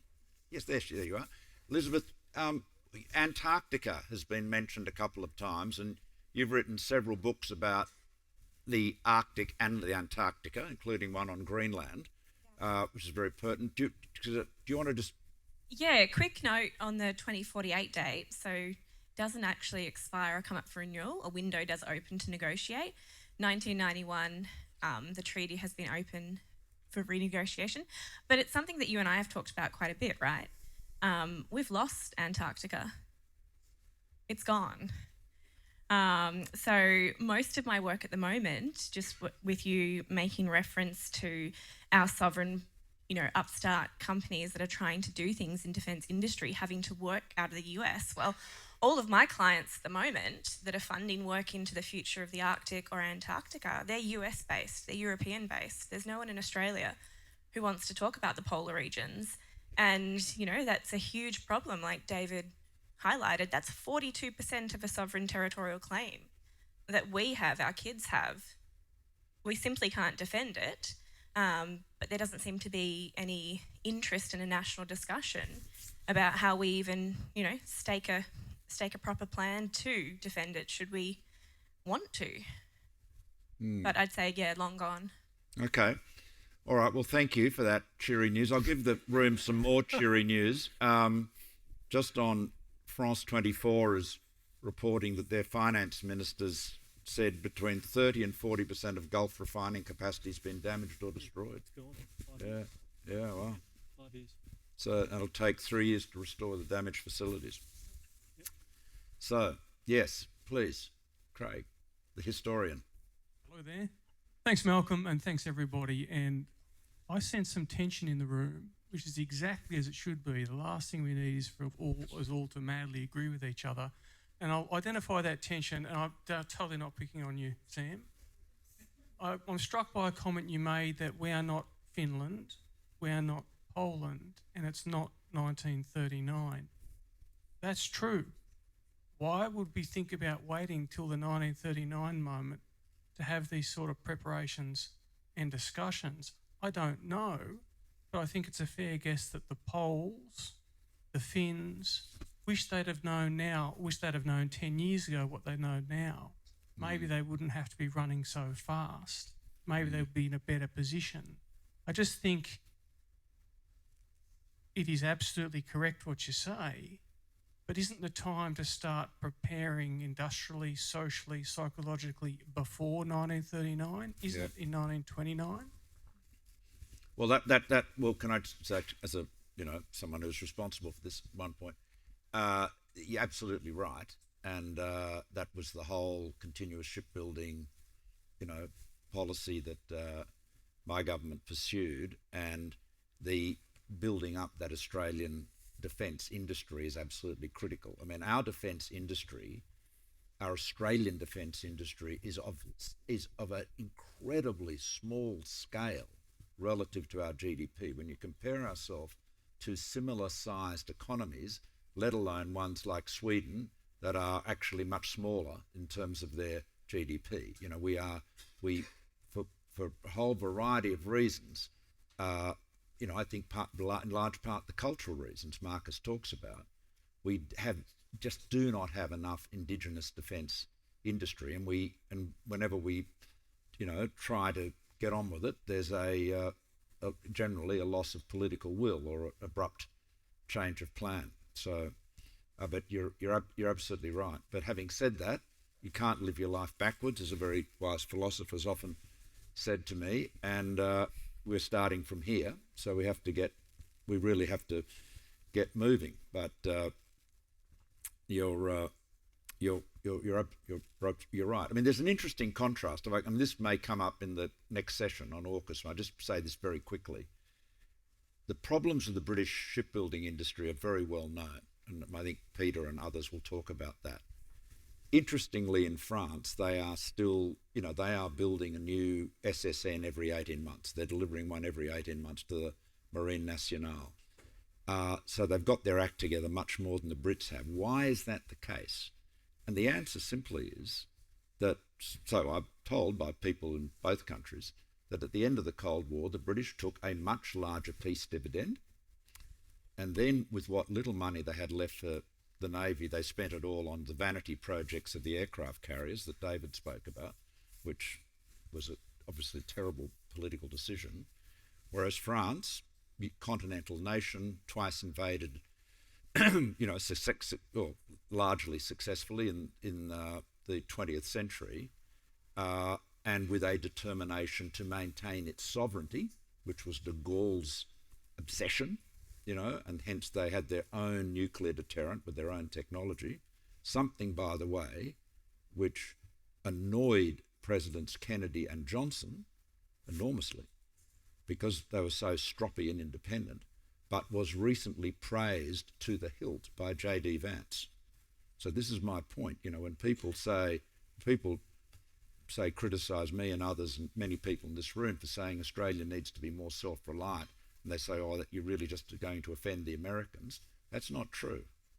I mean, the new generation of American leaders expect their allies to do more, and just as David said, respect them when they do more. Anyway, keep going. Now, please. Gentleman, right there, yes. Sir. Yes, you. Beam. I'm from the Australia Institute. I, Malcolm, feel as though I'm at a conference of the Royal College of Surgeons discussing health and well-being. We have a room full of experts, as Marcus just told us, and Marcus, please, before I'm sent to a gulag, I'll just finish the sentence because I'm one of them. We're talking about sovereignty and security, Malcolm. Yes. But we're not, actually. We're talking about the things... Well, you can get us off to a belated start. We're about to. We're talking about the things that we're all very comfortable with. We've been talking about them for years. We know a lot about it. We don't know how to solve the problem. If we did, we wouldn't be here. But we know that we've got plenty of work to continue for ad infinitum. We can go on for another 5 or 6 decades. Well, some of you might be able to. But what we are doing here is talking about one small bit of national power. It's called our military capability. And for those of you who are familiar with the wonderful work of Hans Morgenthau, you would know that national power is about a lot more than just defence capability. It's about your economy, your landmass. There are 8 elements of national power. I'm not going to go through them here because I hope you all know what they are. But he was left with a problem at the end of book 1 of Politics Among Nations. And his solution to the problem was, how do you integrate all of those elements of national power to affect the agency that nations need to get on with the business of achieving their national interests? And his solution is incredibly elegant. It takes about a paragraph, it's reasonably long, but his solution in a word is diplomacy. And he says that diplomacy is what pulls together and energises all of the elements of national power. So in talking about sovereignty and security, I think it's really important that we get beyond last year's framing of last year's problem and think about how we're going to frame next year's problem, which is almost on us right now. And that, I think, means that we've got to step past all of the problems that we have in our capability, preparedness and sustainment, all of those things, and remember that our agency is going to be in creating a transformed international rules-based order without which we have neither sovereignty nor security. It's an observation, but it backs in quite a lot what Amy was saying. Well, I think that we'll discuss that in some of the other panels. And I mean, obviously, this is arguably, this is what Carney's talking about. It's what Australia did with keeping the TPP alive, So there are options for us. But we're hard up against, I don't want to stand between you and all and morning tea. So can we just ask the panel, perhaps in the order you initially spoke, Marigold, beginning with you, if you've got any final comments, and then we'll move to the excellent morning tea, which is beckoning at the other end of the room. Bringing together all of that, that's a challenge. Yeah, well, there you go. Challenge. Look, to some degree, I agree with you, Alan, and I think we have talked a lot about military power here. Actually, I didn't talk about it much at all, but and I agree with you, it's much broader than that. And I think there's recognition of that, and I think that's come out in certainly the comment from Marcus Hellier as well about bringing in different voices to the discourse, and also my comment that we in the regional areas and in other parts, in not Canberra, there is recognition of what is going on. So, but that there's not integrity in the discourse that goes both ways. So I think what becomes obvious from these kinds of comments is a broader discourse with more integrity with the nation, because I think one of the things that we certainly don't tap into in this country is the strategic value of the dispersed knowledge that is available to us. I think so much of it comes from this town, but the knowledge that happens everywhere else and that is tacit and that is context dependent and is adaptable and agile, I don't think we tap into that anywhere near enough. I think that speaks to a lot of the comments that we've had from the audience. Well, thank you. Amy. Thanks. I suppose one sort of stat to build into my remarks. I mentioned that, in 2021, China was still dependent on the OECD for 70% of its strategic imports, and it's worked hard to shift that pattern pretty successfully. Australia is the one Western outlier in that strategy. Unlike the rest of Western Europe and North America, China has become more reliant on us, more dependent on us because of our natural resource exports, not the reverse. That gives us more leverage than we typically think in that relationship. Yep. And that means we should be able to operate from the position of confidence rather than fear. Rory Medcalf and others, myself included, have spoken about this in our relationship with China. It also means that it's helpful when you participate in the diplomacy needed to shape a rules-based order, which I very much agree with. It helps to have some leverage as well in those negotiations, and we do, whether it's, our natural resource position, our exporters of natural gas, not only to China, of course, but to Japan, South Korea, and the rest of the region, our knowledge networks, our regional networks across the Pacific and Southeast Asia. We have more that we can work with, and we should be operating from that position. Great, thank you. Sam. Well, on the question of the acculturation of our strategic elites, I would just recommend Michael Wesley's quarterly essay, which came out recently. I think it's the best thing I've read on that question. And secondly, underlying, I think, a lot of the discussion already this morning and for the rest of the day is just the budget and how much money there is to spend on defence and defence industry and so on. I would just urge people not to think about this as a pie that needs to be divided up in a certain way, because to go back to the earlier debate about politicians and the urgency question, politicians are going to find it incredibly difficult, overwhelmingly difficult, I would say, to prioritise defence spending over other areas of government spending. And so, to me, the obvious solution then is to grow the pie, build a bigger economy, build a bigger Australia. Yeah, I agree with that. Ian.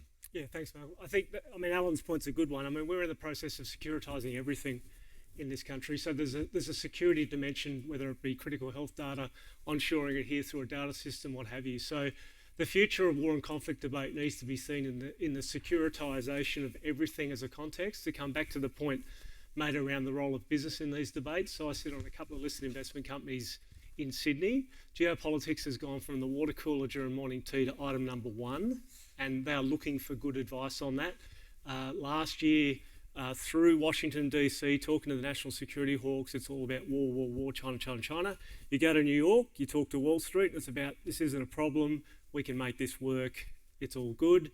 And then, of course, you've got the TikTok debate, which sort of meta-frame that in terms of how the political system can find a way through. So again, that contest between the business and commercial view of the threat and the national security government one, I mean, that needs to be converged and harmonised, and that's the point. Last thing about securitisation, and your point, Malcolm, around about 20, 25, up to 40% of infrastructure being damaged in the Middle East and the 3 to 5 plus year consequences. A byproduct of LNG is helium. 2/3 of the world's helium comes out of Qatar. We need helium for cryogenic technology, and that includes things like edge computing. So if you want to be a computing superpower, you need access to helium. Guess what's happened to helium? The price of wheat, which up until 4 weeks ago was about 75% down on its historic trend, is about to go through the roof. And that's obviously because of the added transport costs and the impacts to food security as it relates to this crisis. This 4-week to 8-week crisis, in which now the Iranians have all the leverage because they're waging an economic conflict globally, the Americans are trying to win through tactics, is going to have the kind of impacts that will be life-changing for all of us. So it's, again, to Alan's point, we're talking about military dimensions to national security policy in this instance as it relates to sovereignty and security, but this is going to affect our entire way of life. We have a tradition in this country of asking others to do our strategising for us. As Andre Bruford said, strategy is the supreme foundation of the state. It's time that we step up and start taking charge of our own strategy. Yeah, or indeed, as Mark Tyson said, everyone has a plan until they get punched in the face. Thank you all very much, and it's now morning tea.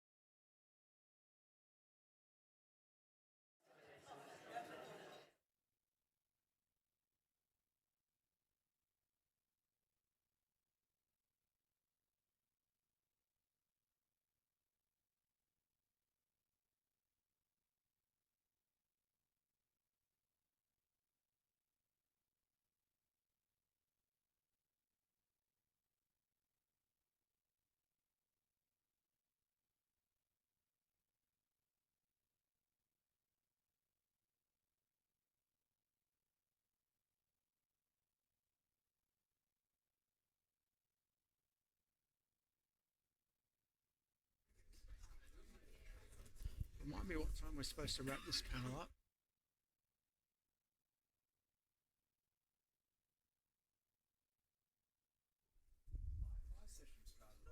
It did, yeah.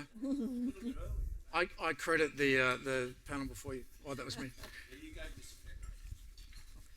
All right, so welcome to the most boring and passive panel, the one about AUKUS.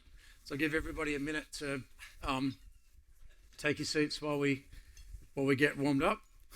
I won't go through everybody's bio. We have some incredibly well-qualified and knowledgeable people on this particular panel.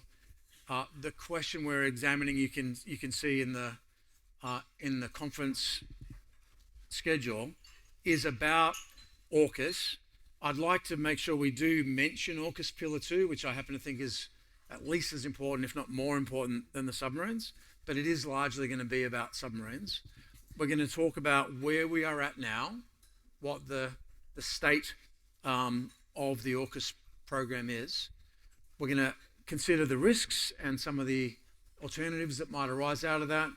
And then, as we did in the previous panel, after the three panelists have had an opportunity to lay out about 8 minutes worth of thoughts, I'm going to throw it open to the group and we can all engage in a polite and friendly, facts-based discussion about this very hot topic in Australian defence policy. Before we get to that, and Hugh's going first, so I'm going to give him a chance to warm up a little bit. Let me just pick up Alan's point from the previous session. He's exactly right that we should not be arguing too much about how many subs, how many tanks, how many aircraft in isolation from the much broader issue of what is our sovereignty, what does security involve, how do we actually achieve that? And I'll just give you one example. Our aspirational goal in Australia is to achieve 2.4% of GDP spend for defence by 2034. And there's some great reporting, and I'm really happy to have the Lowy Institute folks here today. There's a great paper written by Mick Ryan recently that gets into that and what it might look like for Australia. NATO, by contrast, has now committed to 5% spend by 2035 in defence. But if you look at what they're spending that money on, big chunks of it are not ships, submarines and tanks. It's things like R&D, defence industrial base, critical infrastructure, workforce education, space capability. It's a whole series of elements that sit below in the pyramid what military capabilities we have. But without those, it doesn't really matter how many bits of platforms you have if you don't have that support base. And I'll again pick up something that Ian said in the last panel. If indeed it's true that mobilisation is about taking, for example, defence industry and applying it to defence needs, you can't apply something that you don't have. So if we don't have that support base in place, this is just an argument about how many submarines can dance on the head of a pin. So I think we need to think about that broader issue as we also consider the largest defence acquisition in our history, if it does in fact go through, the AUKUS submarine program. So Hugh, safe space, fellow alumni of working for Peter at ONA, now ONI, along with many others. Yeah. So welcome, mate, and thank you for coming out. And the floor is yours. Thank you, Dave, and thank you everybody. Thank you, Malcolm, for hosting the conference today. Good to see you all, friends and colleagues. Peter Varghese, who was my first boss in government when I joined ONA in 2005. So I think it's a great subject today, and I'm really pleased to be here. I'm especially thrilled to be the only active or serving public servant in this forum. And I was joking with some colleagues the other day, the public servants are like mushrooms. They don't thrive in the light. And so while I will I'll do my best to be frank and open with you, I'll not be so frank and open that I'll literally wither and die in front of your eyes. So I just wanted to make three main points in my 8 minutes. I hope I get it done within that time. So just to go to the strategy, just to reflect the point of this conference today, to go into the second point around why AUKUS is part of that strategy. And then third, to address some of the kind of costs, some of the sort of political and program risks that have engaged a lot of commentators and a lot of discussion since AUKUS was signed several years ago. Okay, so the strategic environment, none of you will be surprised. I think the last few decades with this town in particular, has operated on the assumption that the post-Cold War world would steadily converge. More democracy, more globalisation, more economic interdependence. And that convergence would offset the need for robust defence spending. You've seen that pattern. If you look at defence spending across the liberal democratic world, it's all the same, right? High defence spending pre-World War, pre the end of the Cold War, much lower defence spending post the Cold War. Now, the problem with that assumption around convergence is that it proved wrong, as we all know. Instead of moving towards stability, the international system is unwinding. We are, we think, entering into a period that's going to be shaped more by disorder and disequilibrium. And that period will be characterised by a sharper struggle among states as they vie with each other to be in a position to shape a new equilibrium in their favour. Now, this shift doesn't mean that rules are going to disappear, but it does mean, I think, that they will be less reliable as a basis for Australian prosperity and security. And states like Australia will need to be as attendant to the material dimensions of power, military strength, geographic and resource strength, technology and resilience, as they are to building GDP. Now, so just let me say, on that basis, that's how we're thinking about strategy at the moment, and I think that the idea of this conference and what it's focusing on is absolutely right. Defence strategy began to wrestle with this problem over a decade ago, and that resulted in the Defence Strategic Update 2020, the DSR, and the NDS in 23-24. Now, together they highlight many things, but three big things: that our geography is no longer the buffer it once was, that the entire continent is now within range of the military capabilities being fielded in the Indo-Pacific, and that the ADF has never been resourced or structured or designed to actually deal with that kind of threat. Now, in response, the government directed Defence to do three big things: to transform the ADF so that it possesses a much more potent set of deterrent capabilities. We use those capabilities to hold potential adversary assets at risk at much greater distance from our shores, and in so doing, be in a much better position with our partners to deter force projection against Australia and to prevent destabilising our region in ways that would be catastrophic for us. This strategy was crystallised or framed in the NDS in 24 as a strategy of deterrence by denial, and it's designed not only to ensure that we're in a better position to deter force projection against Australia, but also to contribute to a broader balance of power that ensures that we can navigate this tougher period such that the intensifying strategic competition that we see unfolding before us does not tip over into catastrophic confrontation. Now, delivering on that strategy is an enormous undertaking, and I think an undertaking that's probably not well understood outside the national security elite that Marcus talks so fondly about. So it requires an integrated targeting system, combined arms, amphibious land capability, an all-domain maritime force, optimised for localised sea control and sea denial operations, an integrated expeditionary air capability, integrated air and missile defence, and long-range strike in all domains. Now, to my second point, why AUKUS? Now, I've taken the time to sort of set out why, how we frame our strategy, because I think AUKUS is often misunderstood or sometimes mischaracterised. Now, I think critics have labelled it from everything from a return to the Anglosphere, a military strategy to contain China, a preemptive decision to defend Taiwan, an irrevocable vote and a decision that we're going to fight for US strategic primacy in the Indo-Pacific and the prevention of a Chinese alternative. None of these claims exist in defence strategy, and all of these claims confuse a capability project with strategy. AUKUS at its core is a capability and technology partnership. It is not a strategy. And it only goes to one subset of that strategy, which is building long-range strike, and again, in the maritime domain, not in the air domain, and not in the cyber domain. So it is one single contingent capability in an overall strategic approach. It is not the strategic approach. Now, and if you're a three-ocean nation like Australia, and you're being told that the Defence Force needs to build a strategy of deterrence by denial, you can't do that without undersea capability.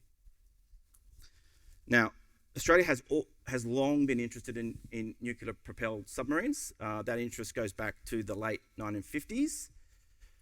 But due to cost and complexity, we have not operated them. There's good reasons for the interest in nuclear-powered submarines. Our geography and our requirements around endurance and in range means that we have pushed our conventional boats to their limits with attendant sustainment and availability issues. But I think three kind of big things changed over the last 2 decades.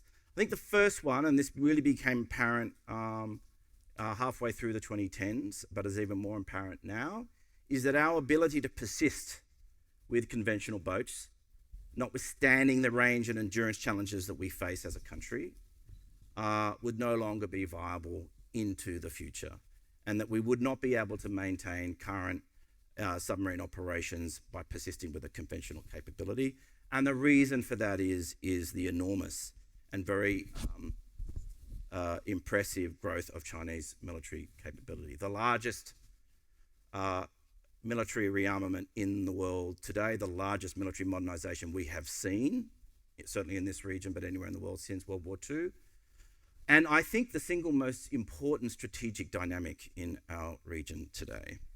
The second one is the advances made in US reactor technology removed the principal obstacle to developing and obtaining and acquiring SSNs, which is a civil nuclear fuel cycle. And the third one, of course, was the operation and sustainment, particularly post-Coles review of the Collins class, which demonstrated that we could run a highly complex and sustain a highly complex submarine program and build American confidence behind the decision around AUKUS. Now, all of these things are contributing factors to why the government took the wrenching decision to proceed with an SSN program. But of course, we're not the only ones making those kinds of judgments. You would have seen the ROK, a close ally and partner of Australia, has also taken that decision. So, to my third and final point, and apologies if I'm going on too long, to acknowledge the challenges around risks, political and costs and schedule. So, 5 years on, Australia is investing heavily in the achievements of phase one, increased visits by US and UK boats, Surf West construction, which will see US and UK nuclear submarines, powered submarines rotating out of HMS Stirling as early as 2027, and we're on track for achieving our elements of phase two. But let me acknowledge that, and particularly to this room, it is not the phase one and phase two, and then going on to phase three, these are not risk-free.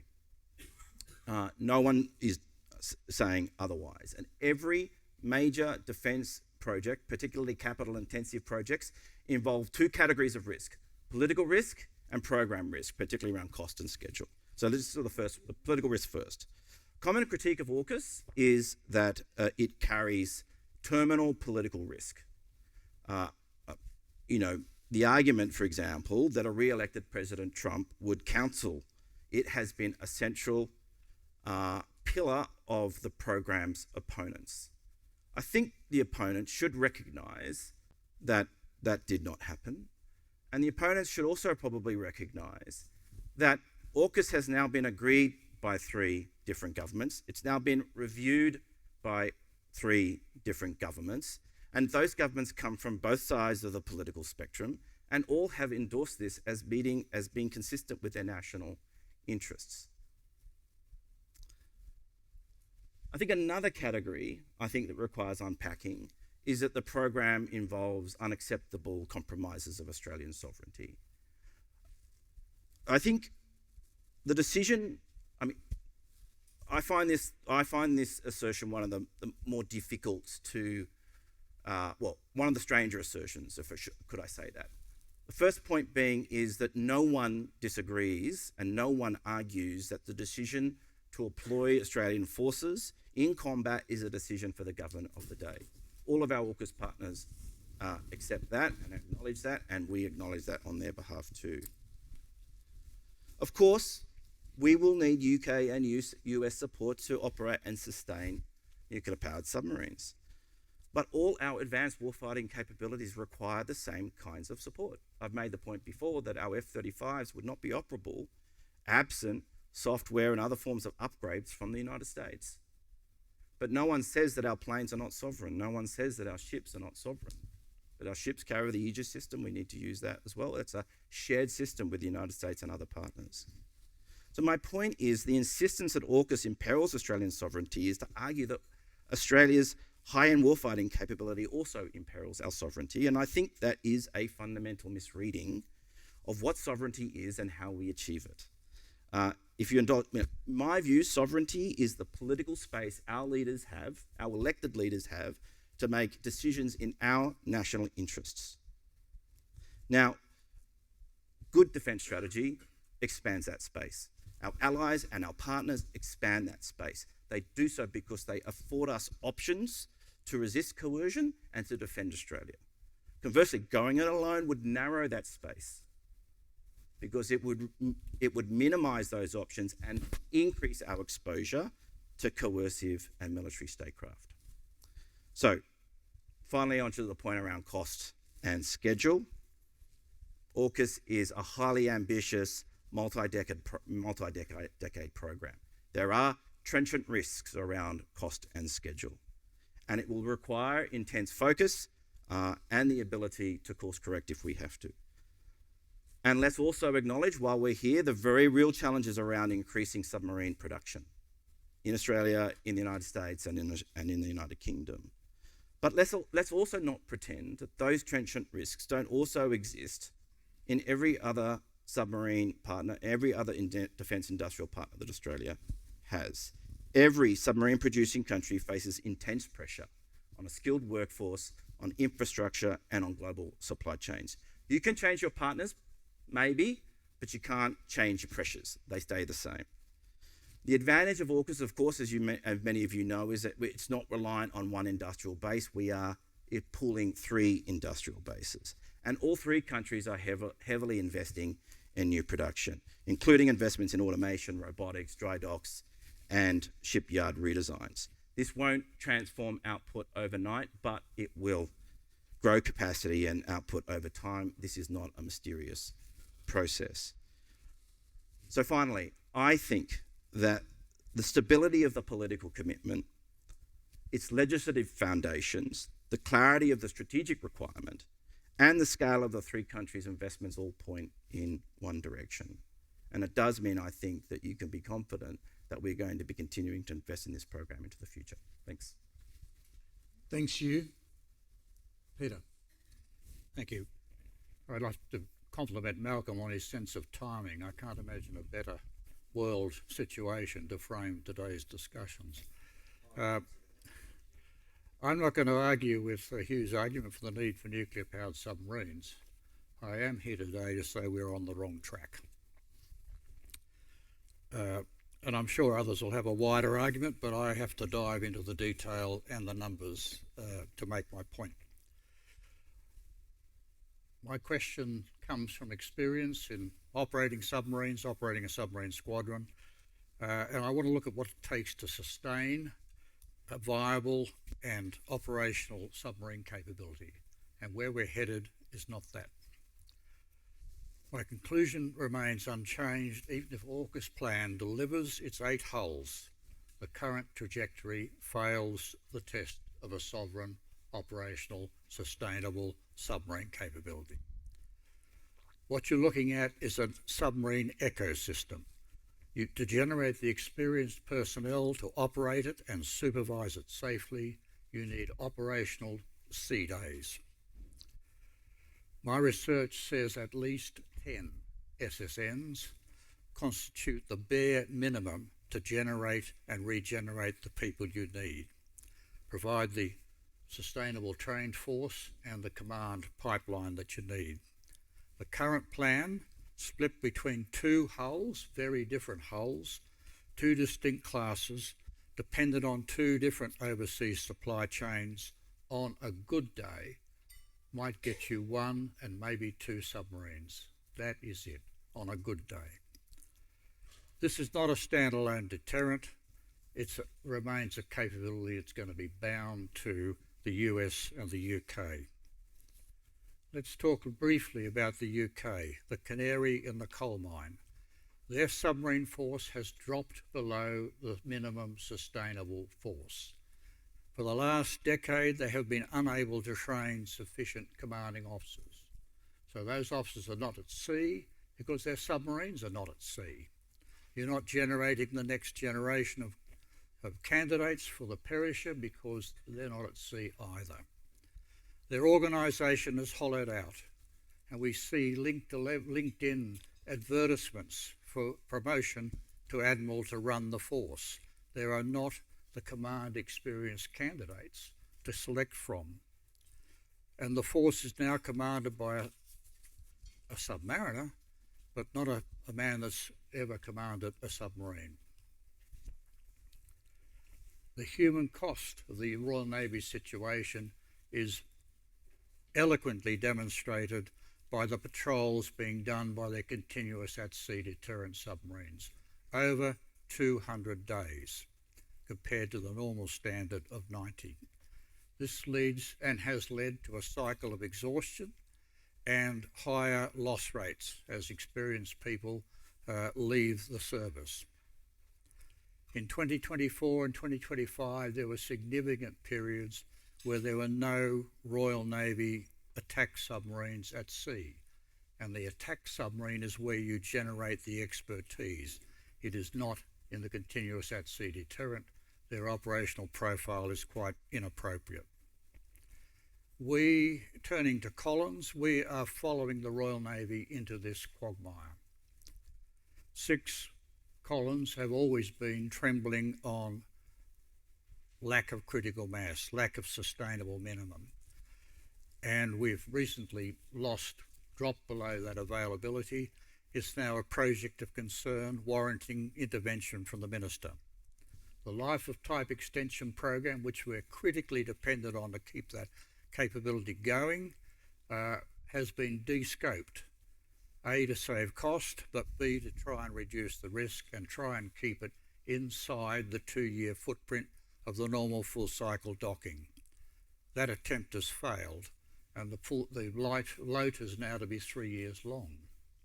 As we start to lose the second submarine in 2028, our ability to regenerate and get sea time is also following the Royal Navy down this slope. We need to confront 2 realities. The first is that SSN AUKUS will be late. It is queued up behind the final 2 Astutes and 4 critically important ballistic missile submarines, the Dreadnoughts, that are being built in the shipyard in Barrow. You cannot get the first SSN AUKUS out until the 4th ballistic missile submarine is clear of the yard. That is the UK's national priority. My second reality is there will be no surplus Virginias in 2031, 2032. Despite all the best efforts going on, the US building rate is not lifting and will not lift and cannot lift in that 5 years. I can count the hulls for you and tell you how many there'll be. There's no magic pudding when it comes to SSNs. I'd be happy to elaborate on those 2 reality points in questions. What's that mean for Australia? It means we're faced with a very, very difficult choice. We will not have SSN AUKUS debugged and ready for us to start building, and we will not have stopgap Virginias. We're facing the loss of a submarine capability. Do you go ahead and build SSN AUKUS in Adelaide, a new shipyard with a new workforce with an untested design, or do you lose the capability? I'd make the point that I don't think either the UK or Australia can afford the personnel and the purchase and the sustainment cost of the large guided missile submarine which SSN AUKUS has become. Our defence needs, and probably the UK's, are something smaller, nimbler, optimised for intelligence gathering, anti-submarine, anti-surface warfare, and it needs a smaller crew. We need 12. Achieve a sustainable personnel base that I've talked about, provide 4 deployable submarines, which to me seems a minimum, which of course the 2009 white paper agreed with, and most importantly, to provide a continuous shipbuilding program, not a stop-start SSN build, which is where we're headed. My final point, if we attempt to introduce this very expensive and challenging capability without increasing the defence vote, we are going to risk the rest of the ADF capability. To conclude, where we are does not pass the pub test. When the waste of public funds and the loss of sovereign capability become obvious, it will be clear that waiting for it to fail whilst hollowing out the rest of the ADF was a strategic error. We need some political courage. It will be disastrous for the government of the day, Liberal or Labor, and neither has demonstrated the political courage to stop this wasteful folly. I have one slide to sum up. Thanks, Nick. When you see the wrong way go back sign, you are forced to accept an uncomfortable truth. The only option, however painful, is to turn around and change the plan. To press on, risk meeting reality in the form of a B-double coming the other way. We must act now to ensure Australia has a submarine force and an ADF that's fit for purpose. Thank you. Thanks, Peter. Leslie. Terrific. Thank you very much. And thank you, Malcolm. Thank you, David. Thank you, UNSW. It's going to be a great day. I'd like to thank Hugh too for his eloquence in defending AUKUS and the current plan, and Peter for illustrating the difficulties that it faces in very real realities. Certainly the cost should be one of the driving factors, but to get us to 5% GDP, if nothing else. And I completely agree. It's either a choice: we have nuclear powered submarines, or we have an ADF in the current circumstances, and that leaves everything in one basket. I'm going to address the what Peter Dean and Alice Nathan, the War on the Rocks piece last year, described as being the ugly sister, and I want to turn that into a Cinderella, and that is Pillar 2. Because I think there is a real argument for actually doubling down on Pillar 2. I've always been of the belief that Pillar 2 had we had the most to gain from Pillar 2 if we did the heaviest lifting. But that will also help us both in theory, with help us with bringing what is a 1950s technology into something that's ready for the 2020s, 2030s, as well as building that capability we need across the rest of the ADF and the rest of society and our economy. When I look at AUKUS, and you forgive me for mixing my metaphors, I actually see two lungs. One is mass industrial heft, the other provides a speed and technological adaptation. And at the moment, one is out of oxygen. It's nothing there. A body with one lung can survive, but it cannot run. And running is what we need to do, not least because we now need to think hard about how we fill that gap between 2032 or 2033, 2035, etc., as well as how we actually build more resilience in our own economy. The original intent of Pillar 2 was to focus on with the US and UK on advanced technologies to place capabilities in the hands of the warfighter.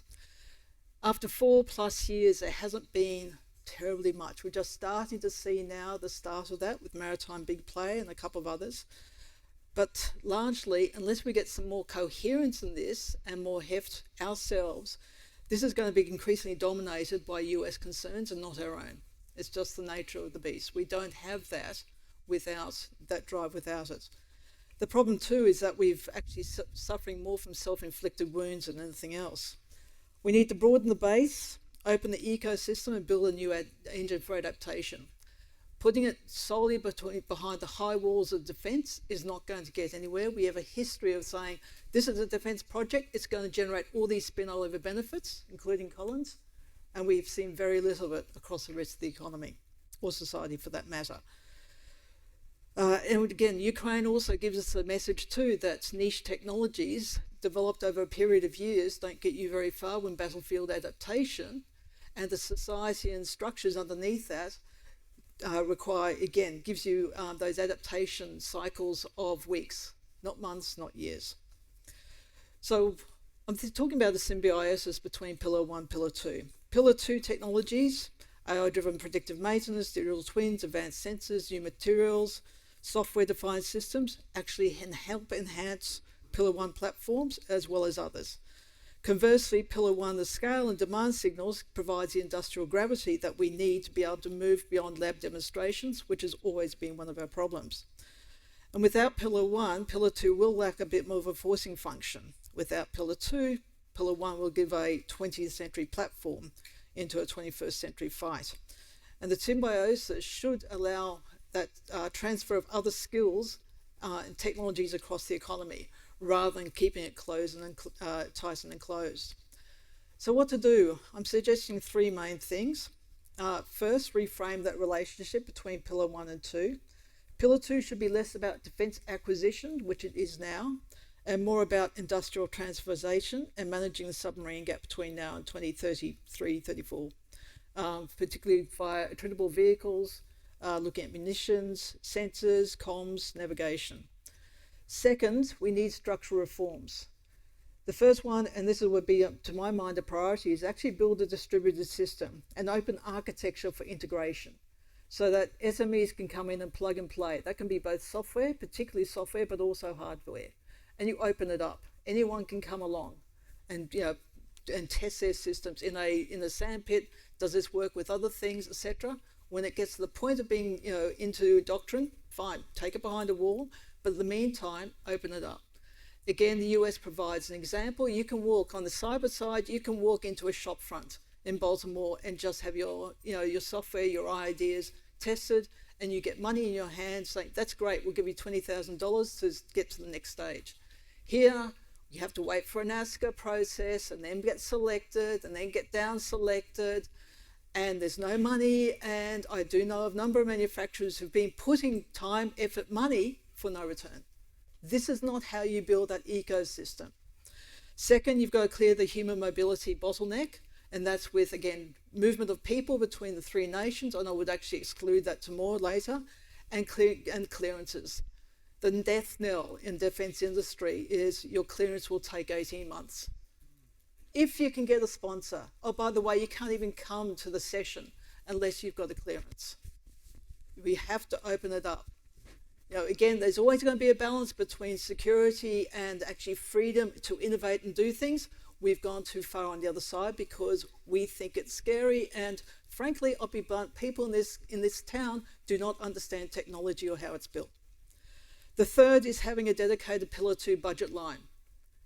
And at the moment, no one can tell me how much money is being put to Pillar 2. You might be able to. It's not apparent.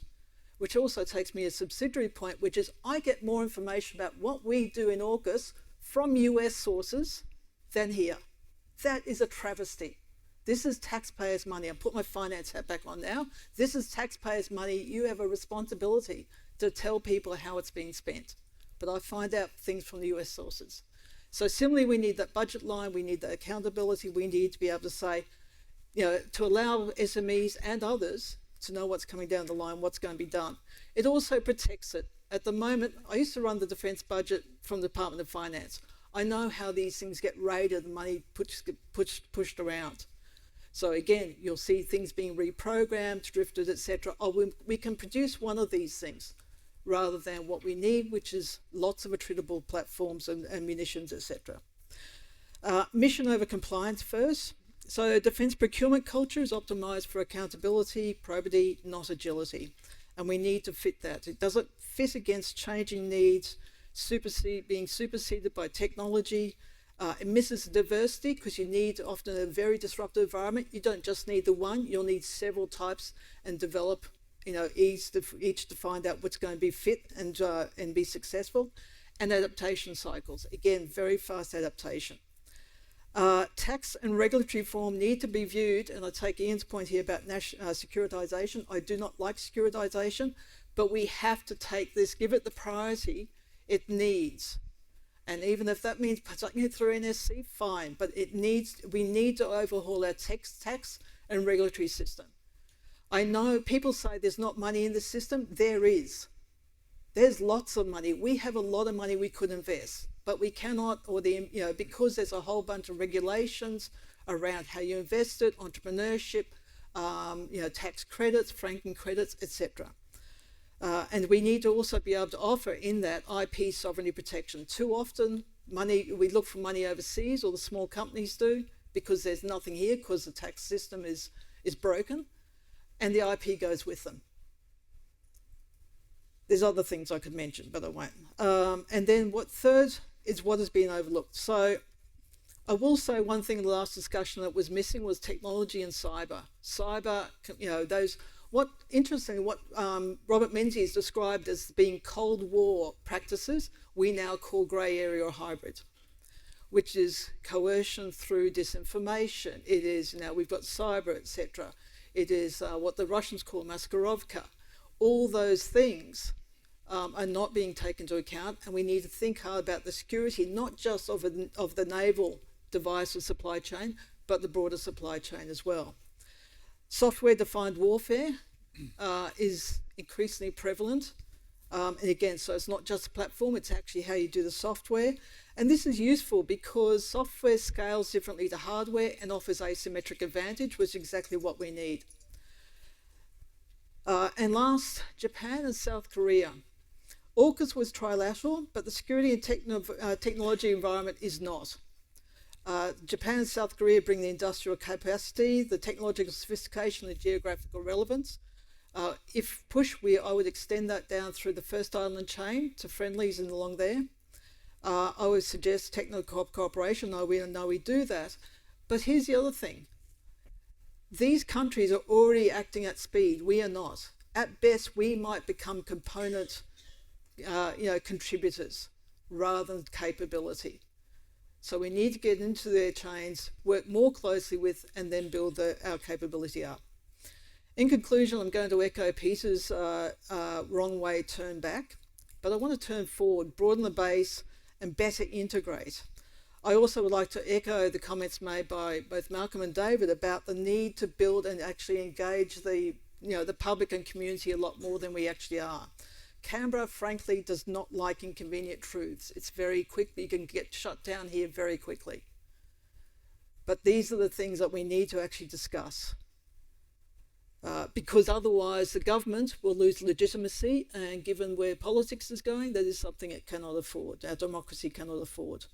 So the risk is no longer technical, it's industrial, bureaucratic and regulatory. If we don't address those, Pillar 2 will remain a collection of niche capabilities, possibly orphans, and impressive science projects. The budget in May will be a litmus test, even more so than the release of the next security review. I say that because I've learnt to follow the money. If we don't see an increase in the defence budget, again, we're going to have a nuclear ASA and probably not the ADF. If we don't actually change the regulatory environment, and if the Treasurer doesn't, just goes business as usual and doesn't approach all those regulatory reforms, again, that sends a signal that we are not serious about what we're doing. And we'll see more of that drift towards control, or, as was a reported be in Colby's review, again, just shut down Pillar 2. So resilience comes from optimising not a single pathway, but maintaining multiple diverse, loosely coupled capabilities that can recombine. And we need to shift to that way of thinking rather than just putting our all eggs in one basket. Thank you. Thanks, Leslie. So we have literally 3 minutes left in the panel. I'm going to make the unilateral decision of extending 15 minutes into lunch. Sorry, Kerry. What we're going to do is gather a bunch of comments from the floor, and then I'm going to give the panellists the opportunity to respond. And Hugh, I'm going to give you the last word. I know Malcolm's got things to say. Marcus, fair warning, I'm going to ask you to make a comment if you don't mind. I'm sure you would anyway. And then anybody else who wants to chime in. I don't know whether this microphone is working, but I guess everyone can hear me. Hugh, just a very quick question.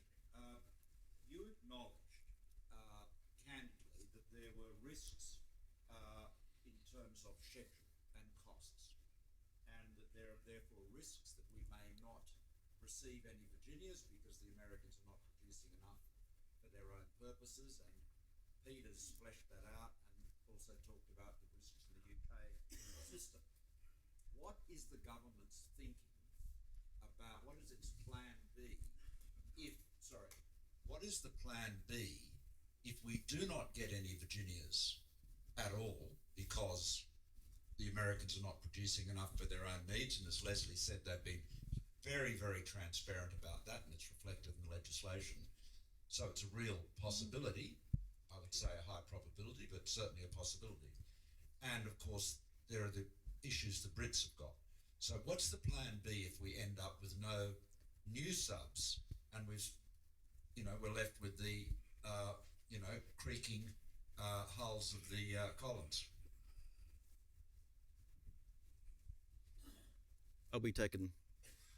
Dave, are we taking? Yeah, I would actually answer that question initially, Hugh. Oh, you were? Yeah. Sorry, I wasn't thinking about the answer. I was waiting for all the comments. Well, all right. No, but, no, I'm happy to go. So, and it is an unsatisfactory answer insofar as this is where the mushroom has to come out. It's not my job as it's not my job as a public servant to talk about Plan Bs. That's the prerogative of government. Malcolm, as you know, Defence has been directed to pursue AUKUS, and we are pursuing AUKUS, and that's our plan. Now, so I would not venture into the space about Plan B, Plan C, or whatever that is. What I would say is that I think that the risk that I did acknowledge risk to cost and schedule. I do, however, think the risk that, as you phrased it, we will not receive the Virginias is higher than you set it out to be. I don't think the United States would engage in this effort were it not intending to transfer.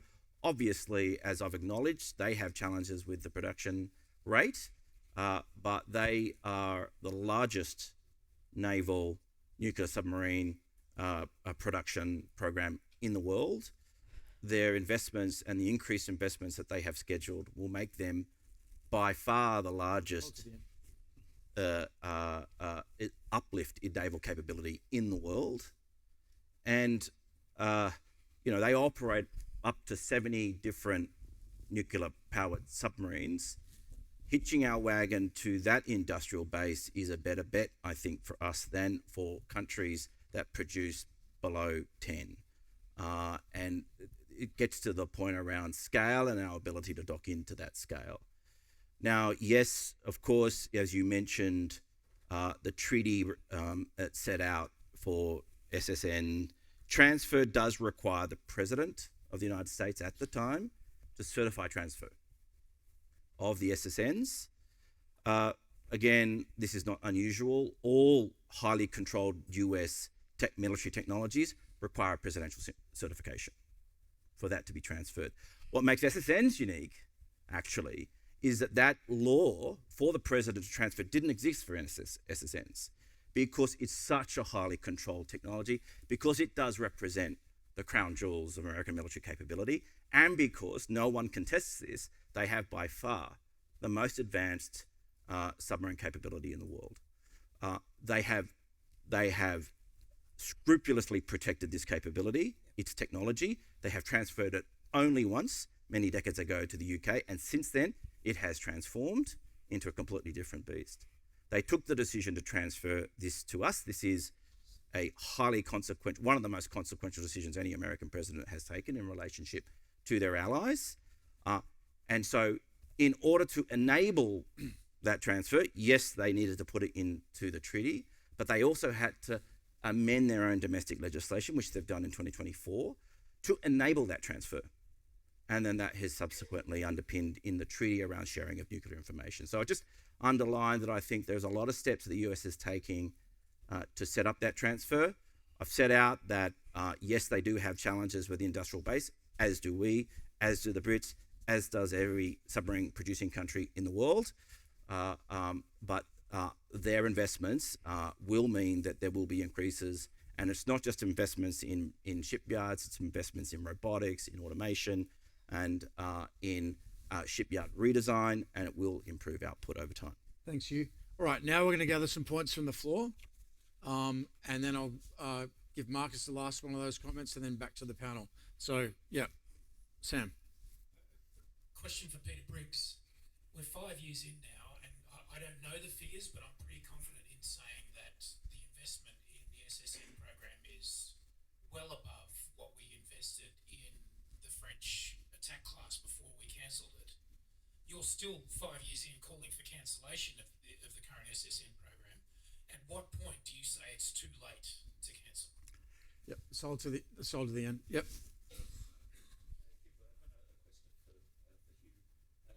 AUKUS review, when was it done? Who did it?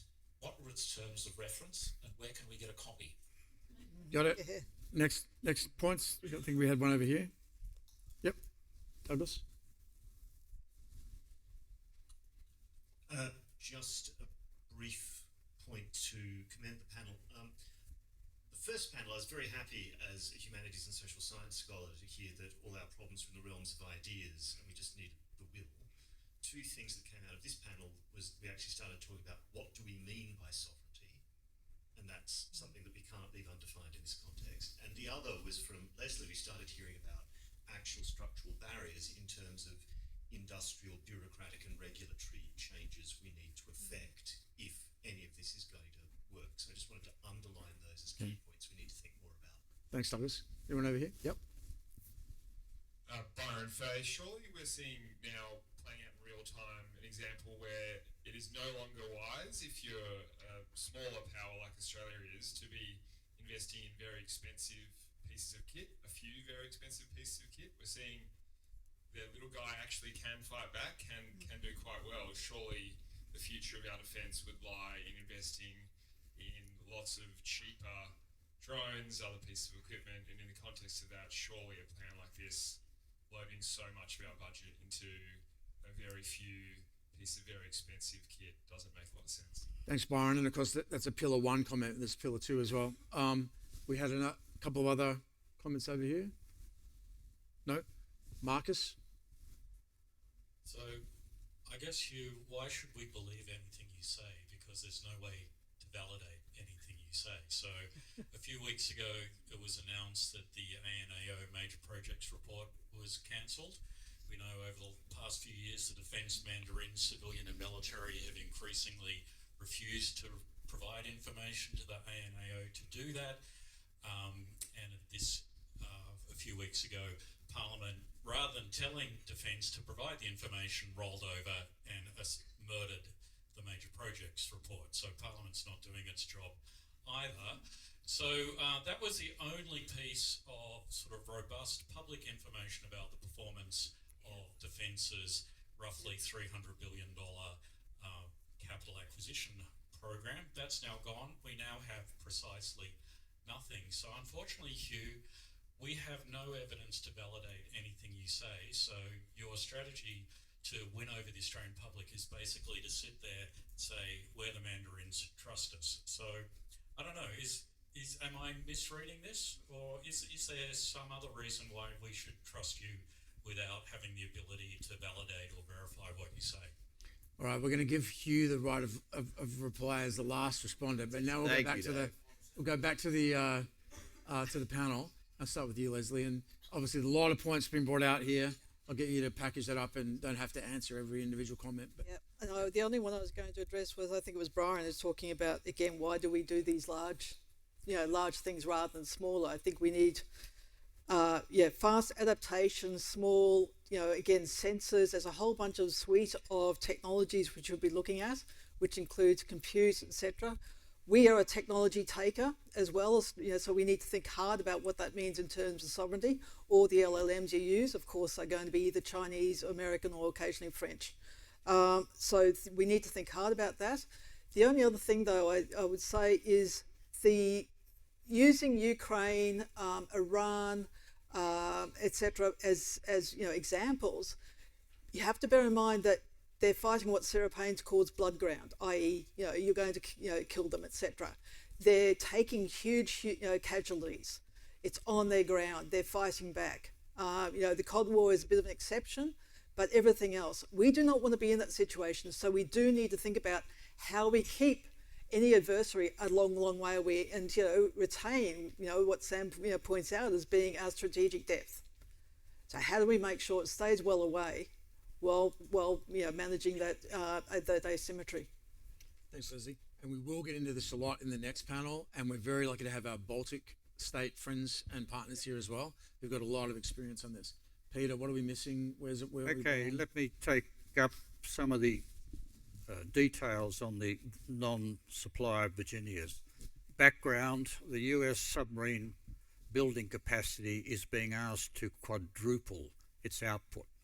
It's been producing 1.2 times a standard size Virginia, just under 10,000 tonnes a year. It's being asked to commission one 21,000 tonne ballistic missile Columbia class and two bigger 10,000 tonne Virginias. On a sheer tonnage output, what they're having to do is to go from 10 to over 40,000 tonnes. They're investing a lot of effort and a lot of money in that. They have workforces that are being recruited in volume, but they're highly inexperienced. The priority for both the shipbuilding yards is Columbia. Newport News, the second of the building yards, has other priorities. It's building 2 new aircraft carriers and refuelling a third. So there are other pressures on that building capacity. Over the last 24 years, they have built 24 years, they've built 28 Virginias, 1.2 a year. You can look now, and there's a lot more information, and count how many hulls have been laid down. You can estimate based on what we did with the last 2 from each of the yards, which is 5 years for General Dynamics and 5.5 years for Newport News. You can add the 25% required to build the bigger Virginia, and you're out there at 7.5 years. So you can get the laydown date, and you can look, and I've counted, and you can figure it out. On the Congressional Budget Office numbers, the US Navy is hoping to build another 16 in the next 10 years. 16 divided by 10 is 1.6. It is nowhere near the 2, and it is nowhere near the 2.3 that people talk about. I don't think they'll make it. I think the numbers are going to be jammed back at about 1.2 because of the increase in tonnage, because of the priority, because of the workforce, and because of the sheer physical limits of these bigger submarines and the yards they've got. Doesn't much matter. Out there in 2031, they'll be nowhere near the number of submarines they need. They'll be at 48 or 49 compared to 66. The President of the day has to certify that there will be no reduction in capability. If you're going to sell Australia 3 out of your 33 frontline submarines, I don't see how it is possible for the President of the day to make that certification. Sam, it is never too late to stop a plan that is not going to bloody well work. It is not going to work. There will be no Virginias. If they gave us Virginias, we couldn't man them. They're too big, too many people, etc. There will be no SSN AUKUS in the time we want it. We are heading for a train smash. It is never too late to stop. Would have been nice to have done it 5 years ago, but I'm here today to say, go back. You're going the wrong way. Thanks, Peter. Hugh. Oh, okay, right. I'll try to be quick. So I think I heard point on sovereignty, a point on the balance of the force, and Marcus's point around how we validate anything, and Peter's point, I guess, around the capability of decision. So on sovereignty, look, I am of the view that we must, and I'm sure everyone in this room will agree, place a higher premium on self-reliance, because that is the logic of the strategic environment today, on self-reliance of the Australian Defence Force, but we define crucially self-reliance as what we can do with and through our partners, not in the absence of them. I think we, in acknowledging self-reliance, must abandon the aspiration or the illusion of self-sufficiency. We are a country, as I think Malcolm mentioned when I was coming in the room, manufacturing and industry is about 5.6% of our GDP. Now, we can change that through industrial policy and choices of the country, but that's not going to grow quickly. And even countries like Israel, which has spent 8% of GDP on its military since its founding as a nation, is still heavily reliant on the United States for its enablers in things like space and cyber. So I think, and we have long, as a country, since we've begun thinking about defence, we've thought of it in collective terms, collective defence and collective deterrence. And I think that if we're contemplating trying to pursue a trajectory on our own at a time when the strategic environment is significantly worsening, that would not be my advice. And as I said, I think that you expand the political space our leaders have to make decisions in the interests of us, in the interests of Australians, through our alliances and our partnerships, not in the absence of them. On the question of getting the balance right, I think, I don't remember the person's name, but it is true, Byron? Thanks. It is true that the big fixed platforms, ships and planes that are expensive and very difficult to replace, they are more vulnerable in future warfare, with the one exception, submarines, and most particularly nuclear-powered submarines, because they can stay deep, they can stay long, and they can range at great distance. However, having said that, you also must focus on to offset the vulnerability of those platforms. You must invest in autonomy, in attritable systems, precision mass, as we have talked about, and I'm sure as you're talking about it in this conference. But the point is, you can't focus on one to the exclusion of the other. You need both. And the Ukraine conflict and the Middle East conflict has demonstrated that autonomy is no silver bullet, it's no panacea. You need crewed systems, but you also need uncrewed systems, and they work together. Finally, on Marcus's questions around transparency. Oh, your point was on the review? Oh, I'm sorry. On the review, you know, in my position, I can't remember what's classified and what's not sometimes, because you have to deal with so much information. It is a US review. I'm assuming you were talking about the US review. Oh, okay, right. Okay, well, so the US has conducted a classified review of AUKUS that has been done and concluded. The UK conducted a review of AUKUS that has been conducted and concluded, and this government conducted a review of AUKUS in the context of the Defence Strategic Review. So there are the three reviews. I sense some cynicism, but the external reviewers, Sir Angus Houston and Stephen Smith, they did interrogate all of the document and all the paperwork and all the analysis of AUKUS, and they concluded that it was in our interest. So again, you should ask them what their views are. Now, in the questions of transparency, look, I think none of us disagree on the view of transparency. I certainly am an advocate for it. I think in terms of how do you validate what I say, Marcus, I'm the strategy and policy guy. I'm not the program guy. I'm not the submarine guy. So what I told you is what our strategy is, and that is written in multiple documents. We have released those documents. Those documents are not that dissimilar from their classified versions, and so that's how you validate what I say, and it sets out why we want to do AUKUS. And I'll just conclude with one final point. This effort under AUKUS is the fourth, by my count, attempt to replace a submarine program that we began in the 1980s. Now, each effort since then to replace it has fallen afoul of domestic politics. Are we really thinking that this should be the fourth? If you really want to be in a position where we have no submarines, then turn back. I do think, speaking as an apolitical public servant, we need to get out of this relentless politicisation of defence capability decisions. I sat through hours and hours and hours of Senate estimates hearings where all the questions and concerns being flagged today about AUKUS were the same ones being flagged about the attack class program. So forgive me if I'm a bit cynical about these types of questions. I do think we need to get on with business, and I completely agree with everybody who says you cannot have an ADF that is just one single shot.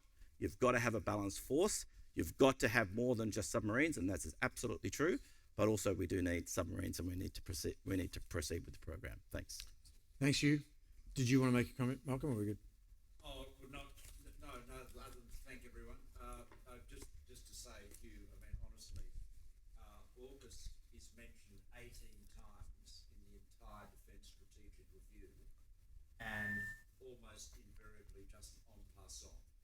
So, if there has been an AUKUS review in Australia associated with the Defence Strategic Review, there's no evidence of it. That's just a fact. We can come back to that, I think, in the subsequent panel. Yeah. So, great, robust, friendly discussion among friends. At least half of us in the room are going to be back in uniform when the shit hits the fan. So it's of importance to all of us. Let me ask you to join me in thanking the panel for a great contribution. And I think lunch is over there.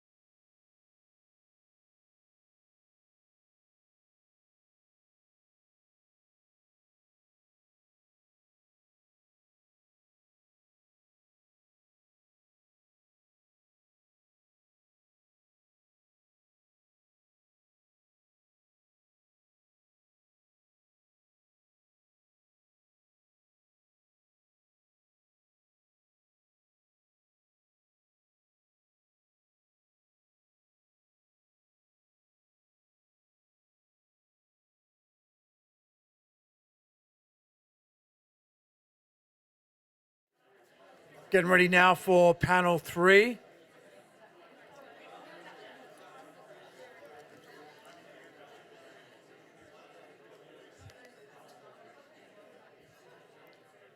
Everybody please take a seat and feel free to bring your sandwich with you.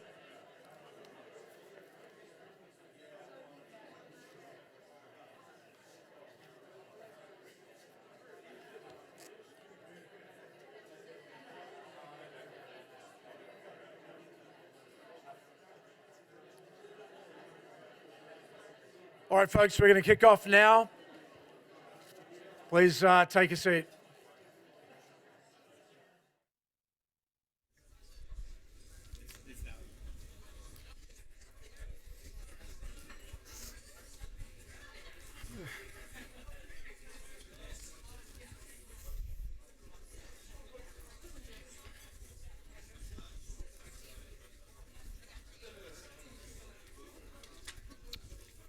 Okay, so this is panel 3, which is our discussion of hybrid conflict and the grey zone. And as Leslie mentioned earlier, something that used to be discussed as Cold War, something that we were very familiar with. The terminology is a bit different now, and the technology is very different. But it's the other side of the coin, if you like, from the more conventional capability discussion that we've been having. So very pleased, and again, I won't go through people's bios, but very pleased to have Rachel Noble, Andy Marr from UNSW, and George Freeney involved in this panel. We're going to run a somewhat similar model to last time. Each of our speakers will have 8 minutes to lay out some basic thoughts at the beginning. I'll then throw it out to the participants, ask you guys for some feedback and some points, questions or rants or speeches or whatever you want to make, and then we'll throw back to the speakers on the dais here in reverse order for their responses. So with that, Rachel, the floor is yours. Thanks, David. And like everyone else, it's just a delight to be here, and I'm very grateful to PM and to University of New South Wales for organising the event. I'm just going to go about this a bit differently, and I'm going to tell you 4 stories about cyber attacks. The first one happens in August 2022 on the occasion of Nancy Pelosi's visit to Taiwan. I think a lot of you would remember that. On the occasion of her visit, the Chinese managed to hack the TV screens in 7-Elevens and railway stations across Taiwan and promoted messages. And I just have to read this to you because it's quite stunning. The messages on the TVs said things like, "The old witch's ill-intended visit to Taiwan is a serious provocation to the sovereignty of the motherland. Greater China will ultimately be unified." So it seems from a technical sort of cyber point of view, you might think, gosh, that didn't really do any harm.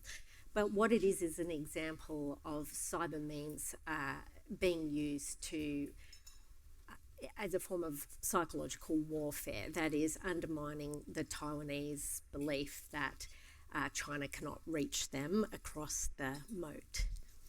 Second story is situated in Russia, Ukraine. So at the beginning of the war in early 2022, Microsoft actually detected a type of malware that was in the process of being implemented against the Ukrainian government, in particular their sort of social services. So think Our Services Australia.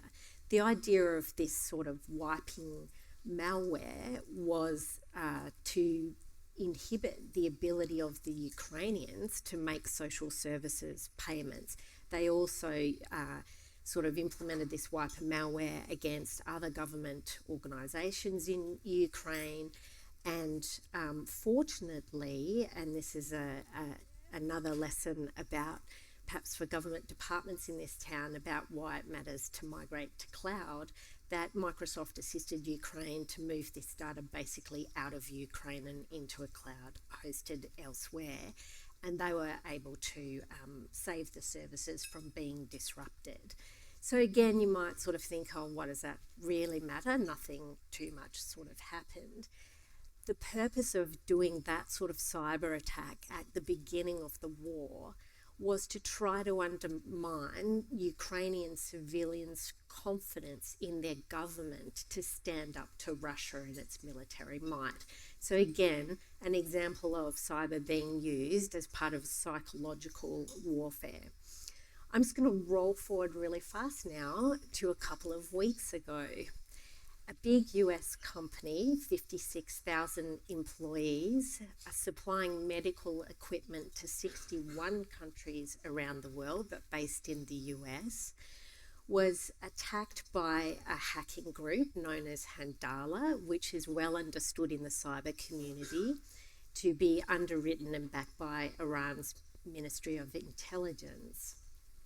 What these hackers were able to do was wipe the data of strikers' shipping and manufacturing computer systems in order to inhibit its ability to manufacture the medical equipment that's used in hospitals across Australia and inhibit their ability to manage the shipping of that equipment around the world.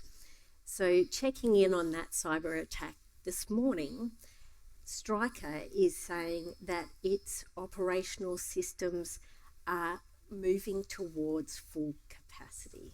So nearly 3 weeks of that sort of hacking attack impeding a commercial company from being able to manufacture and export critical medical equipment.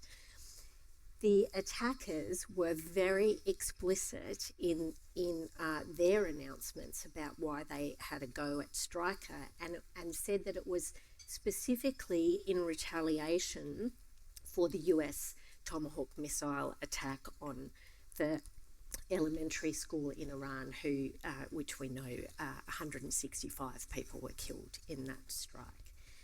So now I just want to really bring this right back close to home in Australia in my fourth story. So just at the end of last year, my old organisation, the Australian Signals Directorate, put out one of its many advisories to the public.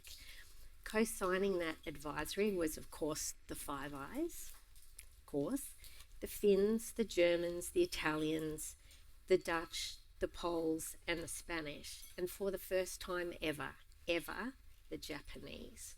What this advisory said is that Chinese state-sponsored hacker known as Salt Typhoon, I really wish we wouldn't give them these cool names because it diminishes just how serious these are. Salt Typhoon is backed by the People's Liberation Army and the Ministry of State Security through 3 apparently Chinese state-owned enterprises or appearingly private companies.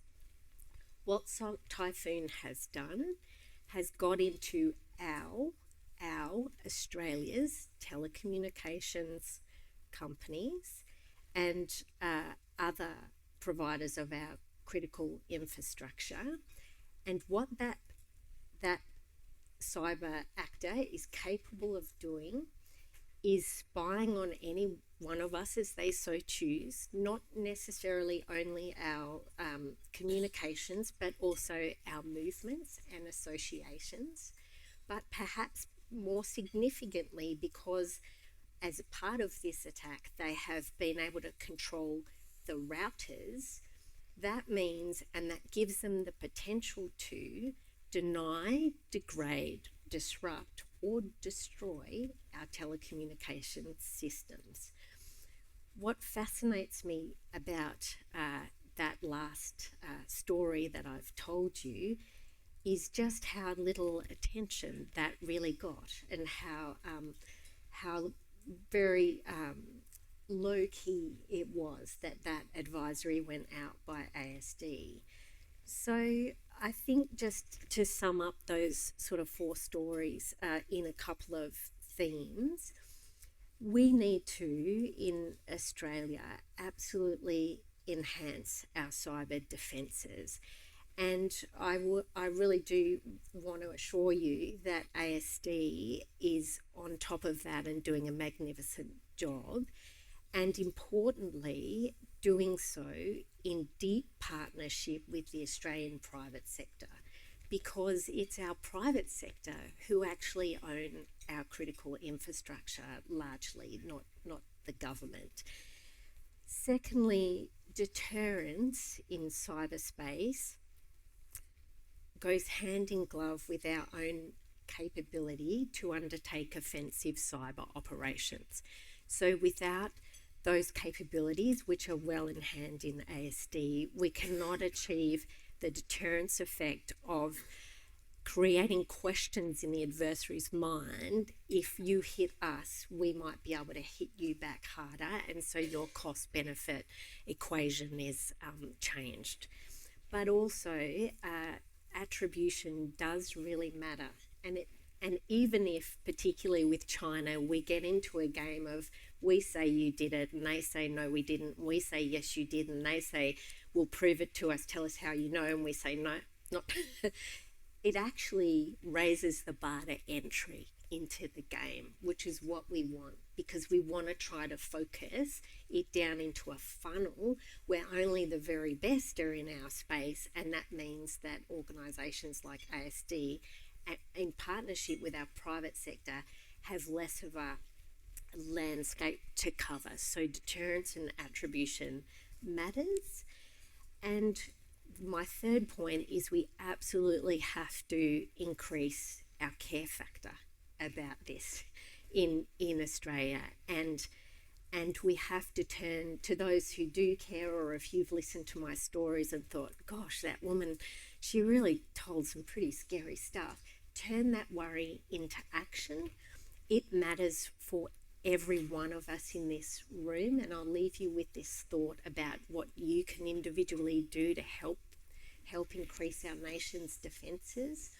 Is that a few years ago, at the beginning of a conflict, one of those adversaries was using computing power in Australia off the back of your home computers, which were unpatched, in order to launch their cyber attacks against another country. So we all have an individual role to play in this game of increasing our defences.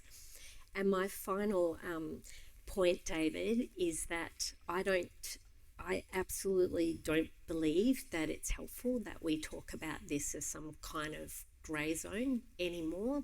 To me, the evidence is out there. This is black and white. We are in conflict, and in ASD, we're in hand-to-hand combat every day with the adversary. I think we need to change the way we're talking about this challenge. Thanks, Rachel. Hope we come back to that. Andy. Thanks, Dave. Thank you, Malcolm, also for inviting me to be here, and thank you all for listening. With a theme of how Australia deters conflict, we perhaps see it as a over-there problem, but today's challenges are bringing threats to our doorstep on a daily basis. They demonstrate that strategic competition knows no boundaries, and indeed contemporary conflicts are showing that where these grey zone actions are occurring, they will continue to occur once that conflict line is crossed. The competitive dynamic that I'm alluding to was termed the stability-instability paradox throughout the Cold War, where the stability conferred by nuclear deterrence encouraged the use of grey zone actions to impose costs on a competitor. Instability then results. This dynamic's been on full display over the past 2 decades in the form of sabotage, subversion, proxy warfare, and a growing trend in state-sponsored and state-orchestrated terrorism and assassinations. Ladies and gentlemen, I speak to you today with a focus on proxy warfare, the state sponsorship of non-state armed groups.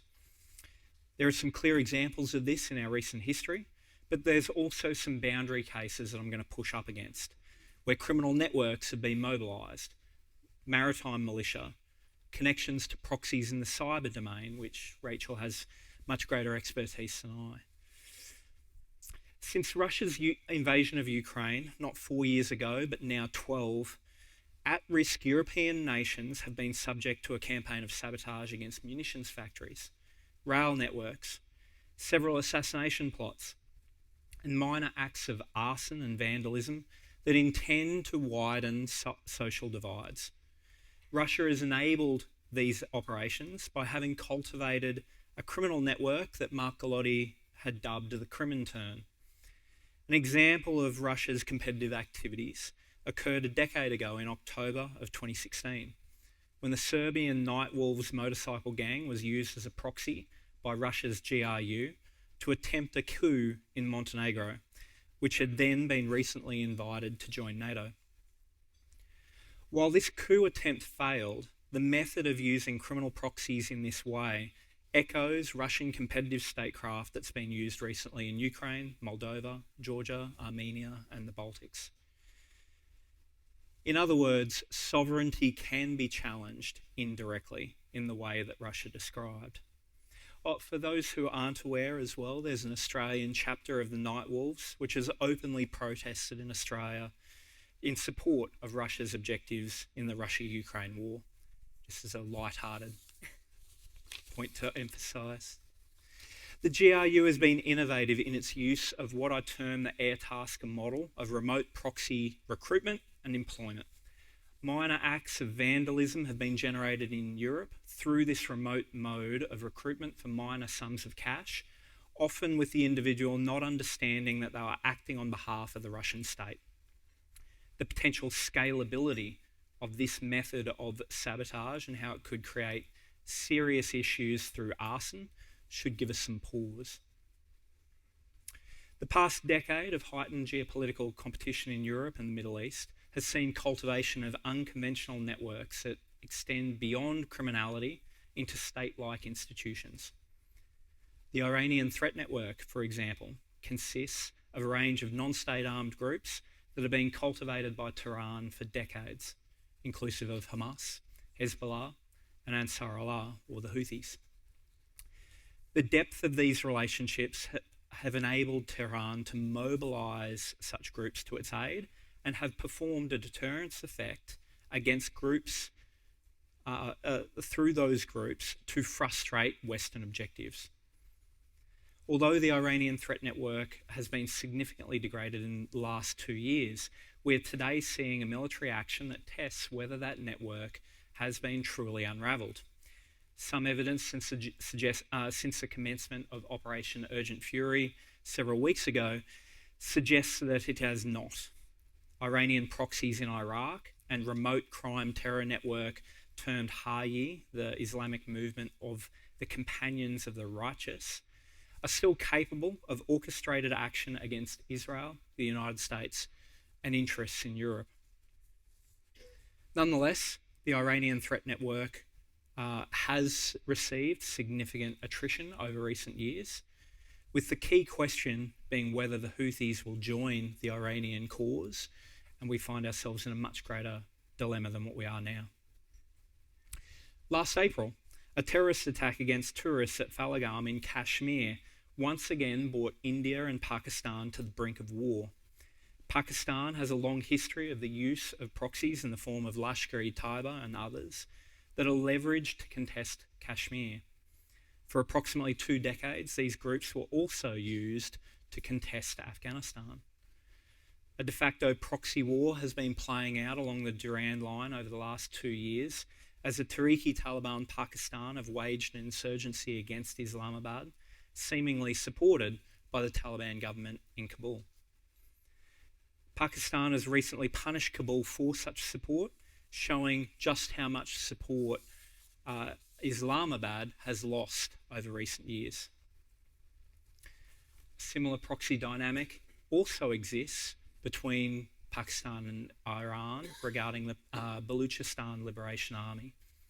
Now, the second order effects of the conflict that we're seeing in Iran regarding Baluch, Azeri, and Kurdish ethnic groups is yet to be determined as to whether one of those groups will be backed by the US. If so, there's a very real chance that the Iranian state might fragment into a Syrian-style civil war and likewise be lasting for decades.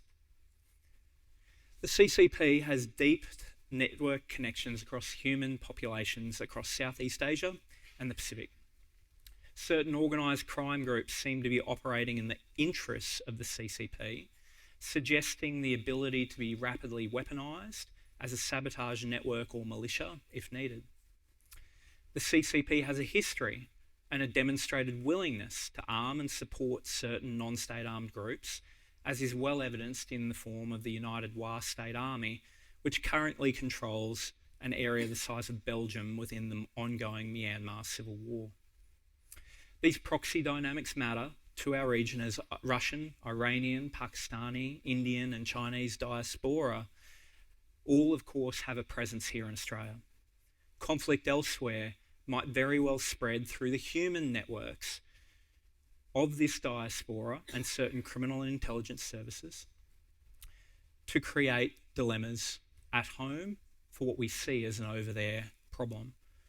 The recent government decision to restrict Iranian nationals' travel to Australia suggests a certain level of alertness to this threat. Ladies and gentlemen, to conclude these prepared comments, I wish to leave you with one key takeaway. We tend to view the progression from peace to war in a linear manner and are frustrated by the fact that these grey zone activities of strategic competition remind us that we're not in a state of peace. Instead, I would argue that the lessons we should be drawing from these examples that I gave and the recent 2 decades of seeing these activities is that they will continue in conflict, to impose costs, to create dilemmas, to threaten horizontal escalation. These concurrent grey zone actions will undoubtedly target Australian society in the event of a crisis or conflict offshore.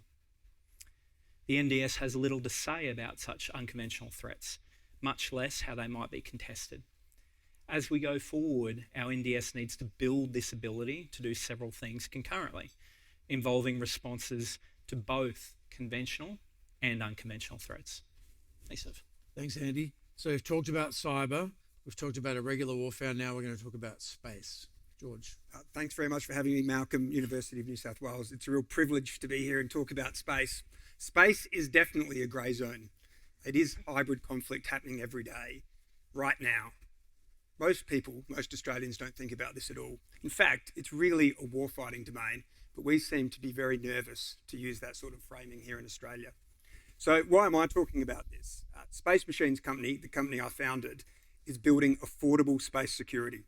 It's autonomous early warning and response for space infrastructure. So what does that mean? It's artificial intelligence on the ground to predict threats. It's artificial intelligence at the edge to put on satellites so they can respond autonomously. And it's low-cost attritable spacecraft that can act as a security patrol van when they're needed. So you can think of it like a monitored security system with a security patrol van service, but for space. I'm deeply committed to how we adopt frontier technologies to solve the system of space for Australia.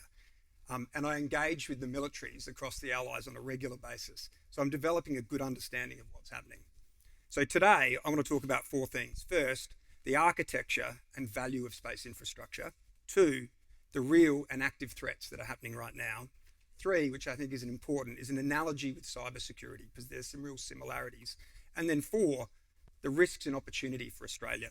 I'll then provide a couple of recommendations. So first, the architecture and value of space. Space infrastructure was predominantly built in an era where space was safe, controlled by America, and threats were very minimal. So first we started putting up geostationary satellites, which is 36,000 kilometres above our head, fixed in the sky.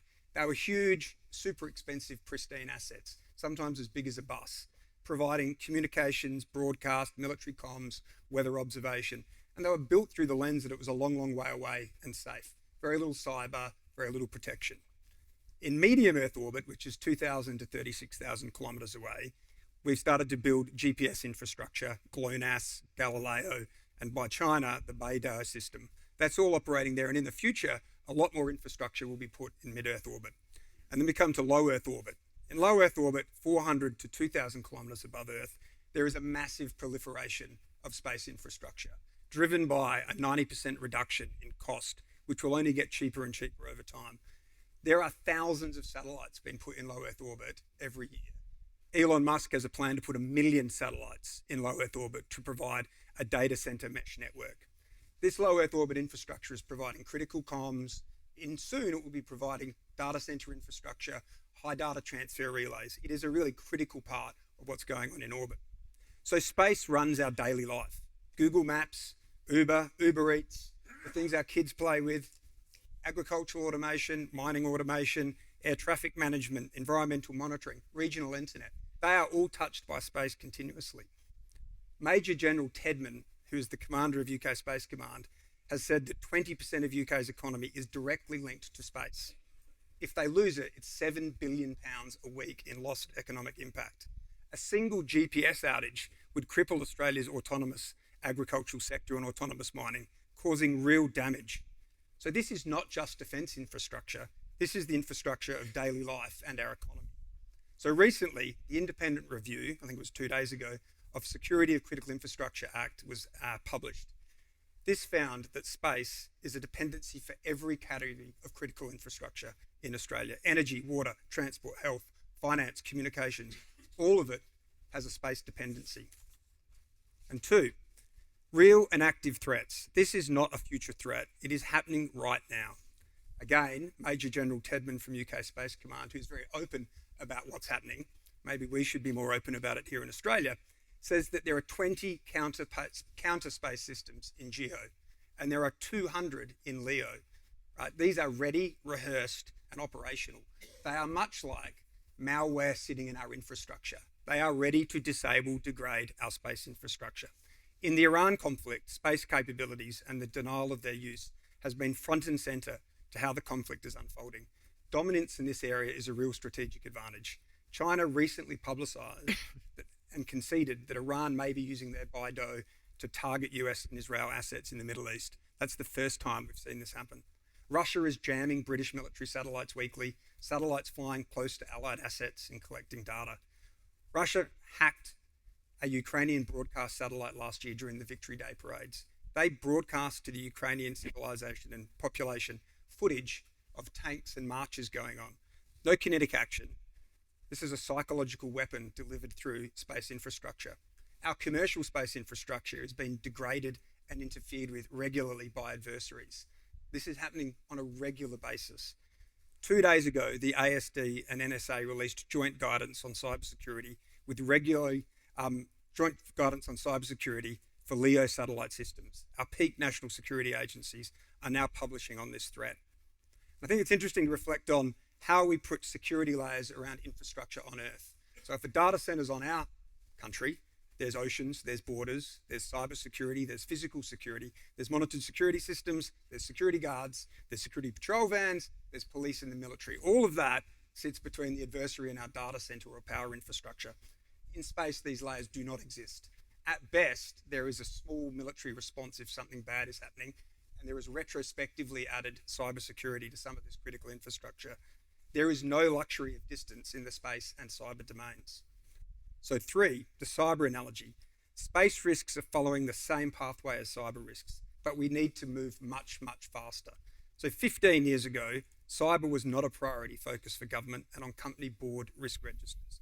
There was no tool set, no real doctrine. It was built retrospectively, reactively. It wasn't really up to the game. It took serious cyber incidents to focus government and companies on the risks. Cyber now has mature early warning response frameworks, is on the risk register of all large organisations, and is proactively being managed, yet still it causes problems. Space, like cyber, is not visible on a day-to-day basis, making it easy to become complacent until real costs emerge. Doctrine, frameworks, affordable capabilities need to be developed and fielded quickly to address the space hybrid conflict activities that are already occurring now. Companies need to put space risk on their risk registers and understand how much of the revenue they have is dependent on space infrastructure that they cannot control and cannot protect. They need to start mitigating this risk. And 4, Australia's risk and opportunity. The space risk monitoring and response capability that does exist today was designed for a completely different era, when America unquestionably controlled space. It was not built for today's threat environment, and Australia relies almost entirely on what the US has to offer in this area. Just imagine this for a moment. Imagine if the security system protecting our critical infrastructure, our power grids, our data centres, our mines, was provided by another country. We don't fully control it. We don't control the monitoring. We don't control the response capability. They might have other priorities, leaving us exposed when we need it most. That is Australia's current position for space infrastructure. In a conflict scenario, there is a window measured in hours in which orbital dominance is established or lost. Whoever controls the space layer in that window shapes every domain that follows. If Australia loses its subsea cable connections and its space communications, we become completely disconnected from the rest of the world, which could be genuinely catastrophic. Forget about the other domains. That could really disable us completely. Now, the positive part, we have an opportunity. Space is a great asymmetric domain. We, under AUKUS Pillar 2, could do something quickly, asymmetrically, cost-effectively, utilising our leadership in the future in quantum, artificial intelligence, and our space and advanced manufacturing, and our strong alliance partnerships. We can be a more resilient country through sovereign space security capability and be a stronger partner to allied and partner countries, but we need to make the right moves right now. So my recommendations to address and shape the current grey zone hybrid conflict and be prepared for a real conflict, which we hope never occurs, is first, let's start calling it a warfighting domain openly. But 1, mandate space as critical infrastructure. The SOCI review highlighted the gap. Government accepted it this week. We cannot sit on it. We have to move. 2, invest in space control right now. We have minimum level of sovereign protection of our space infrastructure that we rely on and can play a stronger role with our allies. And it's a real asymmetric advantage that AI and advanced manufacturing is making much cheaper. And 3 is elevate and properly fund the space agency to align with space being a dependency for every critical space category. Thank you. Thanks, George. I'm going to throw it open to discussion in a minute. I want to just abuse the privilege of the chair to offer one comment. About 18 months ago, I was out on the Russian border with a Estonian special operations colleague. And this is around the time that we started to see European defence and intelligence organisations talk about the risk of Russia moving on the Baltic states or on Eastern Europe once the war in Ukraine ends. And I said to him, what do you think is going to happen if the Russians were to invade? And he laughed and pulled a laminated map out of his pocket from 1944 and said, it'll be a different model of tank coming down the road, but we know what the physical invasion is going to look like. But then he said, that's not what I'm worried about. I'm worried about space. I'm worried about cyber attack. I'm worried about electronic disruption. I'm worried about the little GRU teams that I don't know about that are running around behind my front line. That's what I have to worry about. And I would fully endorse what Rachel said, and actually what George said. It's not grey exactly. I wouldn't say it's black and white, but it is already a form of conflict that we're dealing with right now. So with that in mind, let me throw it open to you guys. We've got about half an hour-ish to, again, gather some comments, rants, speeches from the floor, and then I'll throw it back to the speakers in reverse order to respond. So who wants to go first? Yeah, Lucy. David, I know this is, I could be seen as provocative, but it's not provocative.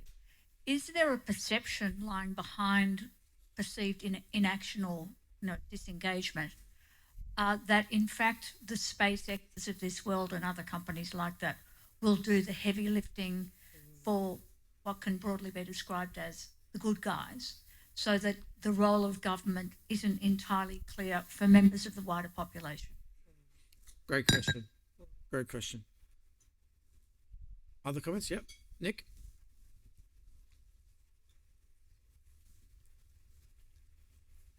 We there? Yep, we're there. Awesome. Thanks, Dave. Thanks, panel. We're from the Australian Criminal Intelligence Commission, specifically from our state-linked criminal proxy team. So excellent discussion up there. We're busy and we see serious and organised crime as a low-cost, often deniable, asymmetric platform that our adversaries use in current day. There was an earlier comment around it's not just about responding to, but shaping the grey zone. And so I'd be interested from the panel for some comments around less focus on responding and more on unconventional ways Australia can shape the grey zone. Thanks, Nick. And grey zone means activities beyond normal peacetime interaction amongst nation states, but short of overt kinetic engagement in conflict. So it's a very wide area. And then I think, Nick, implicit in your question is the hybrid element of combinations. I think our doctrine says dynamic and active combinations of military, criminal, and unconventional capability to achieve an influence. And that's what we're talking about here. Mike. Is this working? Yep. Yep. Oh, good. Thanks for great presentations. Really, really fantastic. And I certainly agree all three of these areas need to be front and centre in our national security architecture and what we're trying to do. Of course, a lot of the stuff, particularly in your area, Andrew, we know the United States does as well. You know, and Israel, assassinations, that's high on the cards at the moment, isn't it? You know, so we know that, you know, governments, our allies, you know, cause coups and change governments and all that sort of thing too. So it's not just one-sided, but both sides are doing it. So in terms of sovereignty, my question is, if we were more self-reliant, would we also be strengthened in our defence? Because to what extent might we be targeted because of our alliance, in other words? I mean, certainly we would be targeted for our US bases in Australia if the worst ever came. There's so much studies done on that they would be targeted. But these three areas I don't know about. Thank you. Yeah, great question. Other comments? Yeah.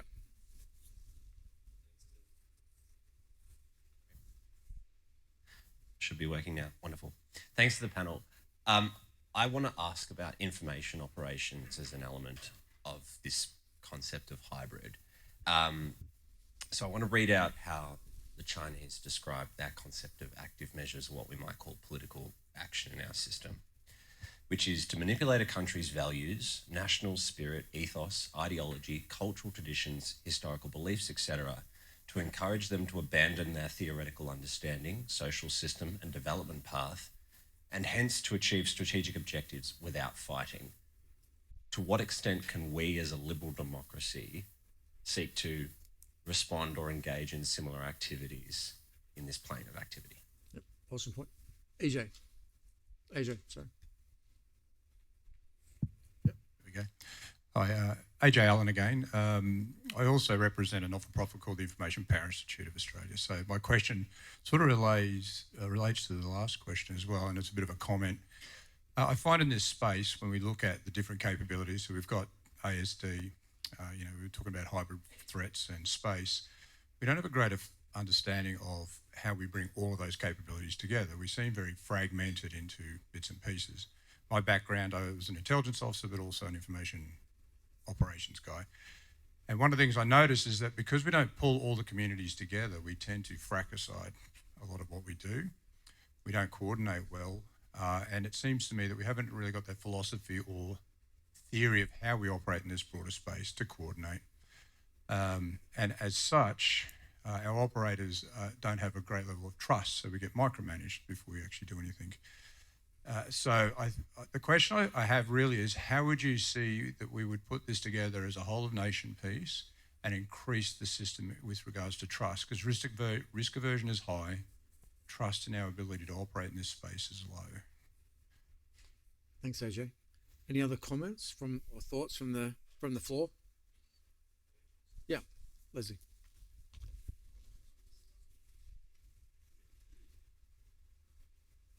Yep, I think they turned it on for you remotely. Yeah. Question mainly for Rachel. I too was a bit surprised at the lack of attention paid to Salt Typhoon. Yeah. On the other hand, I did see that here it was issued as advisory. In the US, there are press conferences, etc.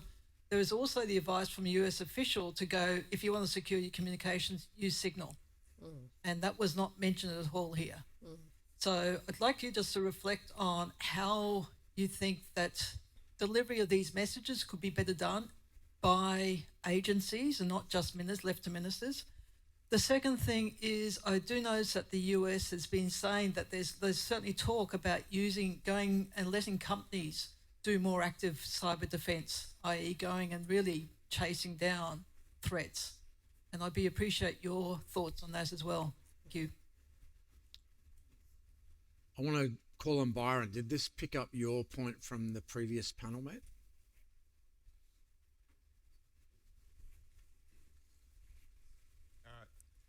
Check. Yeah, I think. Yeah, for me, it's a big question. Like, are we investing in the right things? Is what it comes down to. And I think it's similar to comments around. I spent a bit of time at Foreign Affairs under Peter's time there, and for me, the diplomacy side is obviously important as well. But obviously, it goes much deeper than the physical threats. And I'm here for the discussion on that. Yeah, great. And again, the information warfare piece that AJ and a couple of others have mentioned is really central to this. And one of the elements of Chinese cognitive domain operations is the recognition that it may occur instead of or ahead of a conventional or a kinetic operation. So it's not necessarily either or, it could be just the precursor to something else. And I think how this ties back to the previous panel is, what are we defending against? Are we defending against that proverbial Chinese amphibious task group turning up off of Darwin, or are we defending against something that might happen earlier in a different domain, out of space, in a variety of other environments? Might we already be in a criminal, hybrid, or intelligence war that shapes the start state for any future conflict if it did ever go into conventional kinetics? So we've got about 15 minutes or so. Let me throw back to you guys and we'll go in reverse order. George, would you like to pick up any of that and give us your reaction? Sure. I think just picking up on the comment around space companies, playing a big role in the perception of community. I think that space startups, are moving at a pace that is incredibly fast, right? Like the speed with which you can now conceptualize a future state and use artificial intelligence and, advanced manufacturing and even AI to design spacecraft and systems is so quick. What you would field in 9 months from now is completely different to what you would field in 3 months from now. But the speed of the system out there that's sort of buying this from a defence perspective is, not really up to the game of dealing with that sort of pace. Whereas I think our adversaries will be dealing with this sort of pace. I think in relation to shaping the grey zone, I think it's absolutely essential that we are doing manoeuvres in orbit that force our adversary to do manoeuvres in orbit, because that burns their fuel and degrades their capability and is expensive. If they've got free rein up there, they manoeuvre at will. If we're not sort of matching that manoeuvrability, then they've got dominance and learning things that we're not. So I think that's absolutely fundamental that we're doing that. I think the other comment that I've made is, not having been from the defence world until being involved in space machines companies, just the shock I have at the speed with which things move across nearly all of the allied countries. There's a clarity in respect of the threat, but there is just a palpable inaction in respect of the speed to move after it, even though everybody knows it's there and knows that there's a problem. So I think about that a lot. Is like, well, why is that so, and how come it's so hard to fix? Because I think here in Australia, there are so many great companies that are doing parts of a future systems of systems for space and how it integrates with cyber that we're not taking advantage of. So I think a lot about how we should be fixing that. Yeah, thanks, George. Yes, Mark. Yep. Thank you. Right, okay, great.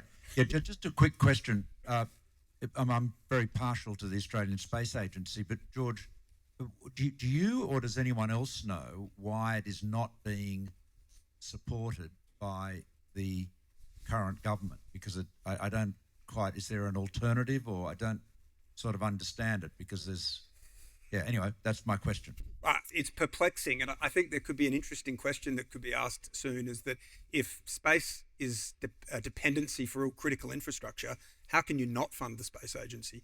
So I think that there is a real, that piece of work around the SOCI review is a real powerful thing to use as a lever to drive the government in respect of how it's funding the space agency, and therefore coordinating the space activities to get after what's needed for this country. Thanks, George. Andy? Yeah, I'll bring forward a comment I was going to use to wrap up the session in response to your question, Nick, of how do we go about engaging in competing in the grey zone. My take philosophically is there's a certain level of action-reaction dynamic here. The more that nations engage in subversion, the more other nations respond by strengthening their resilience, by, in some cases, developing resistance capabilities to protect their national sovereignty. And of course, the examples in this regard point to the Baltics in particular, and they offer useful ways in which we can think about these problems. Given Sam's out of the room, I'm going to exploit his absence by virtue of the echidna metaphor has deep historical roots. Switzerland was able to maintain its sovereignty and neutrality throughout World War II by presenting itself as the porcupine that could not be digested. That's been accepted as a model that could be used to deter by the Baltic states, hence the terminology of a hedgehog. When Sam has used the echidna strategy, oh, there you are, thank you, Sam. There's an aspect of, I think we also need, given we've been talking about sovereignty here today, all in an Australian context, to recognise that some 200 other countries also have a vested interest in their sovereignty. So I'm still doing it. So my point is that rather than considering just one echidna strategy for Australia, how do we consider many echidna strategies for our region? How do we support Brunei, Philippines, Taiwan, Vietnam, all of these countries that are likewise subjected to these grey zone activities and likewise trying to move in a direction of greater resilience to those threats? I think there's something in that that we should be unpacking. Thanks, Andy. Rachel? So I wanted to go to our ACIC colleagues. First of all, I think you guys do a power of work trying to protect our country from serious and organised crime. So thank you for what you do. And we see, and we particularly saw this at the beginning of the war between Russia and Ukraine, a cooperation between state-based actors and criminal groups. At one point in ASD, we'd counted 400 cyber criminal groups taking sides in the war.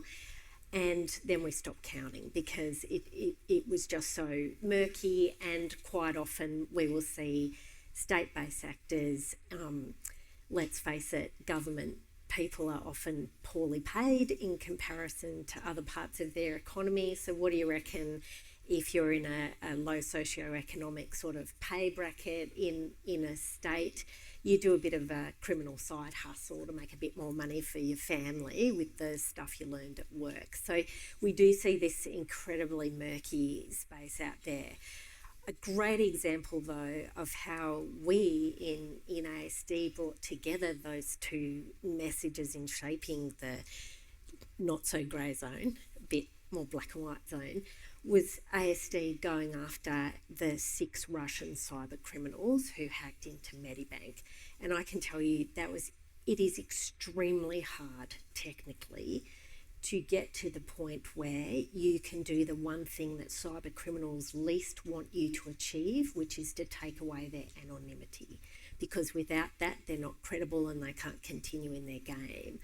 But ASD did that to the point where finally Russia, although it sanctions and turns a blind eye to the operation of serious and organised crime in its country, did actually end up with global pressure arresting those 6 criminals, and they are in a Russian jail.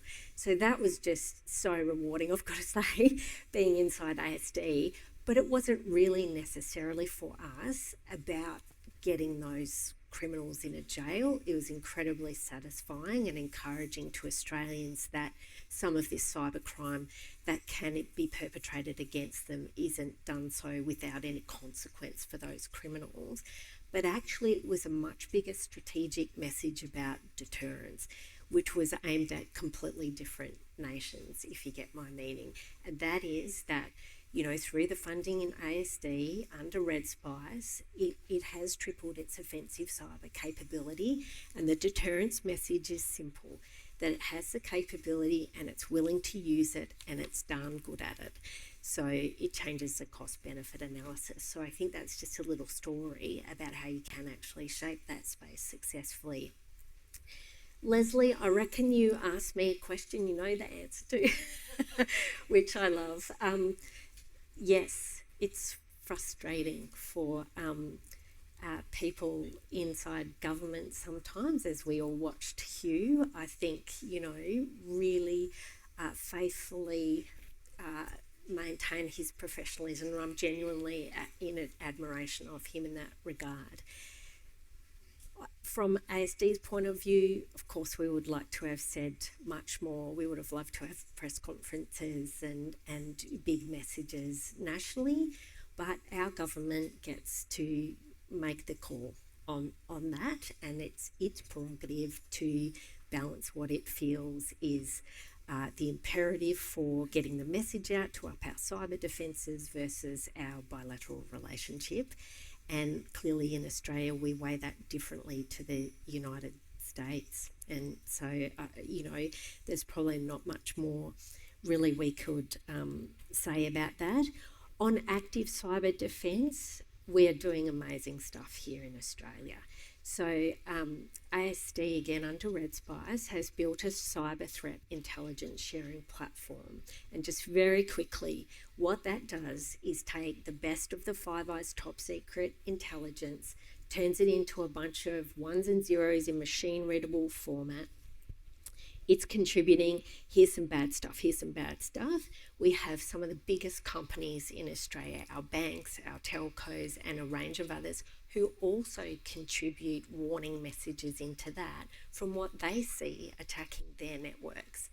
And if you want to, you can also be a recipient of that data and information, and you have two choices as the recipient. You can automatically trust it and auto-block, or you can trust it, look at it, and consider whether you want to block in the context of your commercial imperatives or service delivery. This is the only platform of its kind in the world. And we have this here in Australia, and it is genuinely a technical capability that sits at the absolute heart of what our government and our private sector are actually doing together, and they're doing it quietly without fanfare. So I'm very proud of the fact that we have that here in our country. Thanks, Rachel. We're back on track for time. I noticed that we had an extremely crowded discussion around AUKUS submarines and a somewhat quieter discussion around grey zone, hybrid, all those kinds of threats. We're thinking about that in the next panel after the break, when we come back to think about what is a grand strategy that's fit for purpose, because it does have to account for a whole variety of threats, including all the ones we just spent the last hour or so talking about. So with that, Malcolm, do you want to make a closing comment, or are you happy? Okay, so with that, let's take a break and back again after refreshments.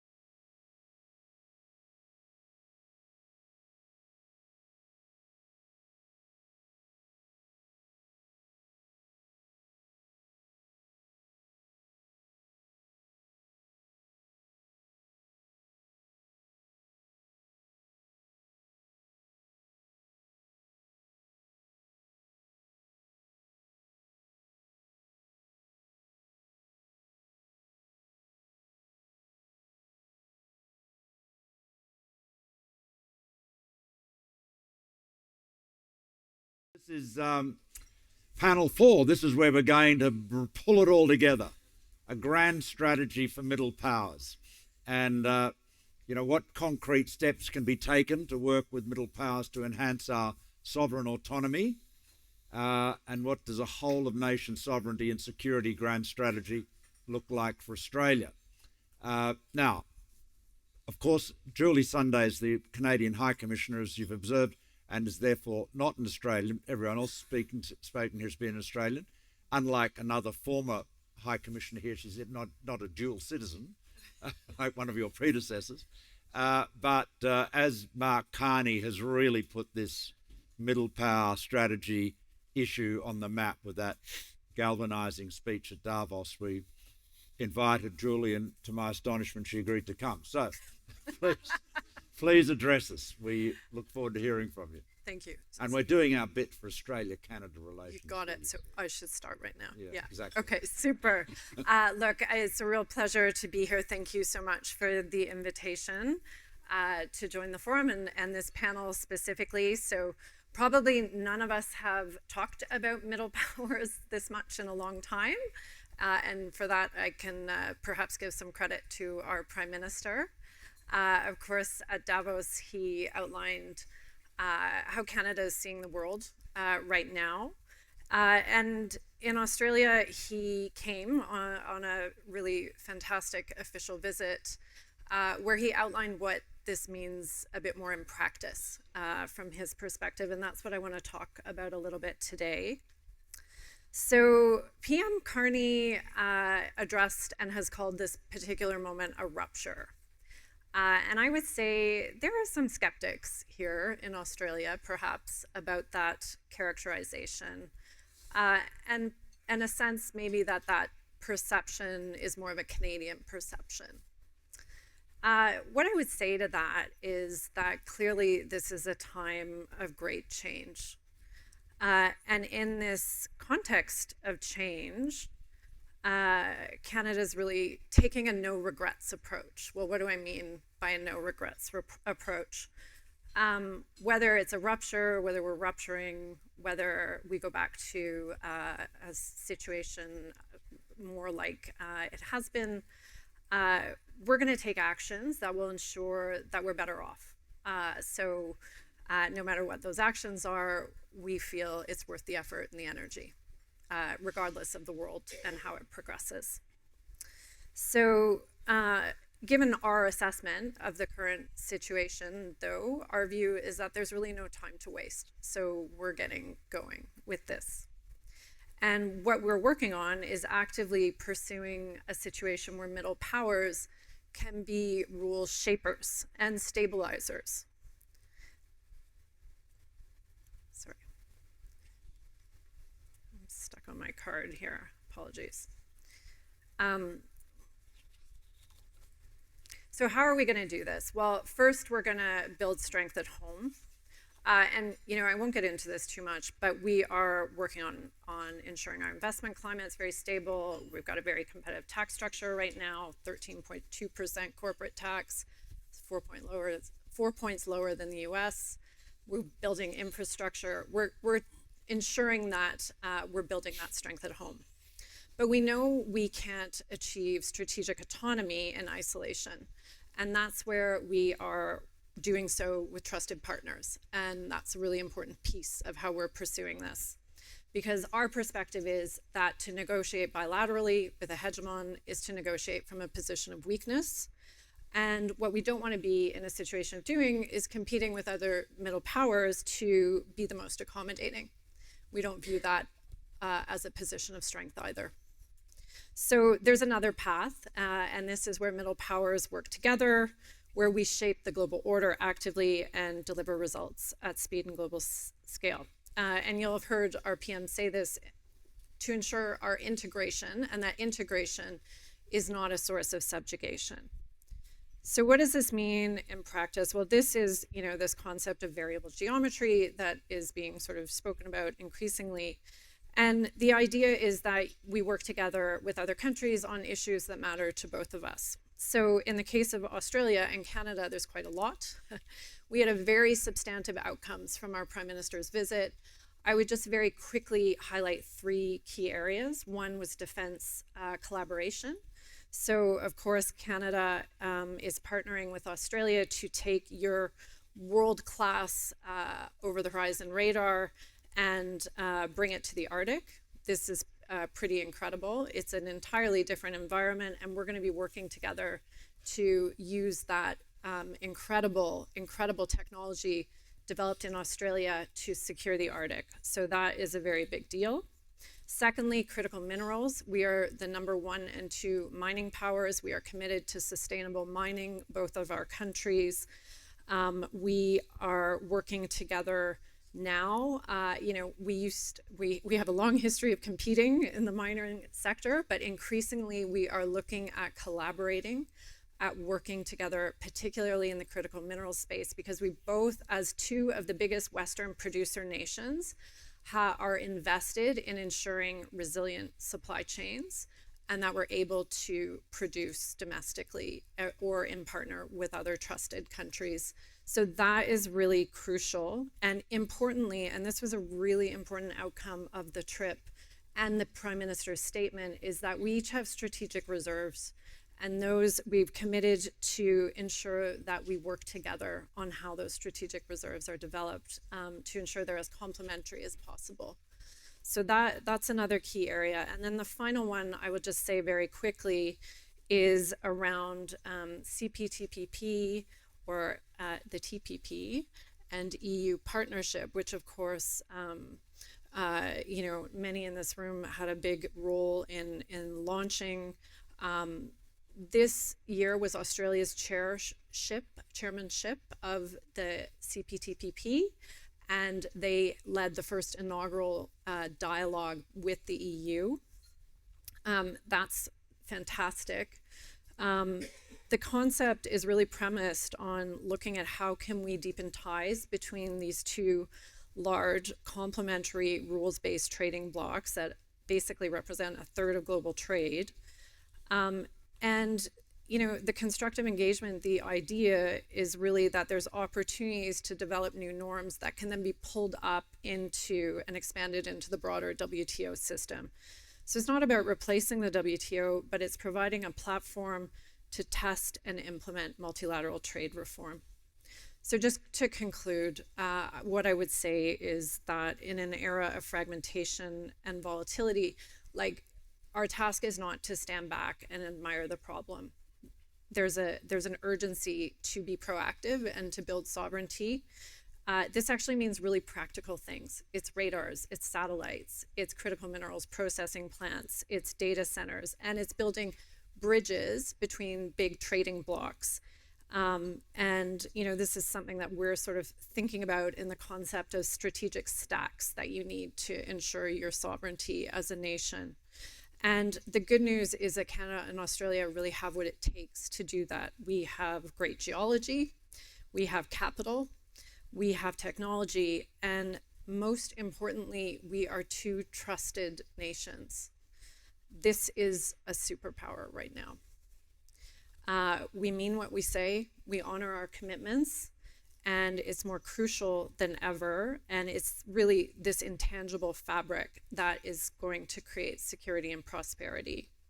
It allows investment to flow, companies to make long-term commitments. It has a real impact. So I'll just end with a statement PM Carney flagged during his Lowy address. He stated that Canada and Australia have built up brands of trust over a century of honoring our commitments and valuing our partnerships. And this is the strength that we together bring to these tumultuous times. Thank you. Well, thank you very much. Thank you. Next, Peter Varghese. Well, thank you very much, Malcolm, and thank you for pressing these issues onto the national agenda, because it's a conversation we very much need to have. I don't think grand strategy has been a kind of conspicuous feature of Australian strategic policy. But, we're a country which in the 1900s produced a political party that had socialism without doctrine. So I think in the 21st century, we can produce strategy without grandness. I really want to look at the question of what needs to change in the way that Australia approaches strategy and policy. Because if you look at the last 8 decades, I think there's been a very discernible Australian strategy which have been built on 3 pillars: the alliance, the region, and multilateralism. So the question is, how much needs to change within those 3 pillars to reflect what is a very different external environment? And my basic argument is that we will need substantial renovation, but we don't need demolition. Because I think we can achieve our objectives still within the broad framework of those 3 supporting pillars. So let me start with the alliance. And I think we need to move from a sacramental view of the alliance to a transactional view of the alliance. And maybe we can learn something from Donald Trump along the way. Let me put to you 4 things that we should be thinking about in relation to the alliance. The first is we need to abandon the fiction that the alliance is a guarantee of our security. It never was. It's not in the ANZUS Treaty. And yet, for political convenience, this is something which has been peddled by successive Australian governments. And it's a delusion, but it is not a folie à deux, as the psychiatrists say, because this was never a delusion that the Americans played to. So it is a bit like the UK's special relationship. It's only special in London.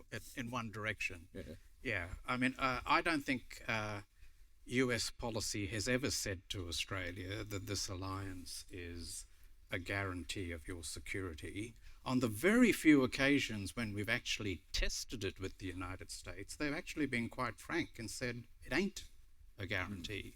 When Menzies raised it with Kennedy over Indonesia, that was the answer he got. So let's abandon the delusion. The second is, and it flows as a logical consequence from the first, we need to put flesh on the bones of defence self-reliance. And we've talked a lot about self-reliance today, and it is not self-sufficiency, to pick up a point that Hugh raised. And this is not a new concept. I mean, defence self-reliance within an alliance context has been the mainstay of articulated Australian strategic policy from about the late 1960s. But we have never matched the policy objective with our actions, and we've certainly never matched the policy objective with adequate funding. And we need to put flesh on what that concept means. The third is to recognise that US global primacy, for all the benefits it's delivered to Australia and to, I would argue, to the world more generally, is not a vital Australian interest. In other words, the US could lose its primacy and Australia will still survive. And yet I would argue that our defence policy, in practice, if not in articulation, has been premised on the maintenance of US global primacy being a vital Australian interest. And the problem with that is that it handcuffs you to American judgments about what it needs to do to protect its global primacy. And if you're sitting in Washington, those judgments may make a heck of a lot of sense. If you're sitting in Canberra, they may not always make sense. And we should not find ourselves in a position where we're handcuffed to a US strategy that may or may not suit Australia. And the fourth, and it's linked to the other 3, is that we need to walk back from this new version of forward defence. Sometime in the mid-1990s, we began a drift towards forward defence and therefore away from a Defence of Australia doctrine. AUKUS is a prime example of a forward defence frame of thinking. And for all the reasons that we discussed earlier this afternoon, I think we need to move away from it. Now, in some ways, what I'm arguing for, is that we are going to see a pattern across many parts of the world of US allies looking much more closely at strategic autonomy. In the past, strategic autonomy was one of those policies that were pursued by countries who were not allies of the United States, France being an honourable exception.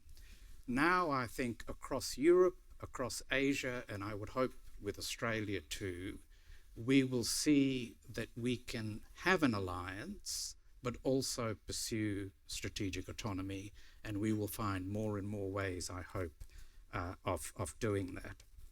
Now, none of this is going to come cheap, and I don't want to dwell on the cost of it, but I want to go back to the point that Sam made, which is the biggest barrier to Australia pursuing a credible form of strategic autonomy within an alliance structure is not so much financial, it's psychological.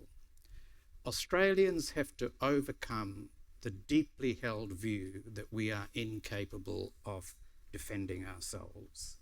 The Australian community believes we're incapable of defending ourselves. Successive Australian governments have believed that we're incapable of defending ourselves, even if our strategic planners have provided a framework for indicating the opposite. Unless you break through that psychological barrier, it'll be impossible for us to get to the form of defence self-reliance that we're going to need. So that's the alliance. Let me turn now to the region.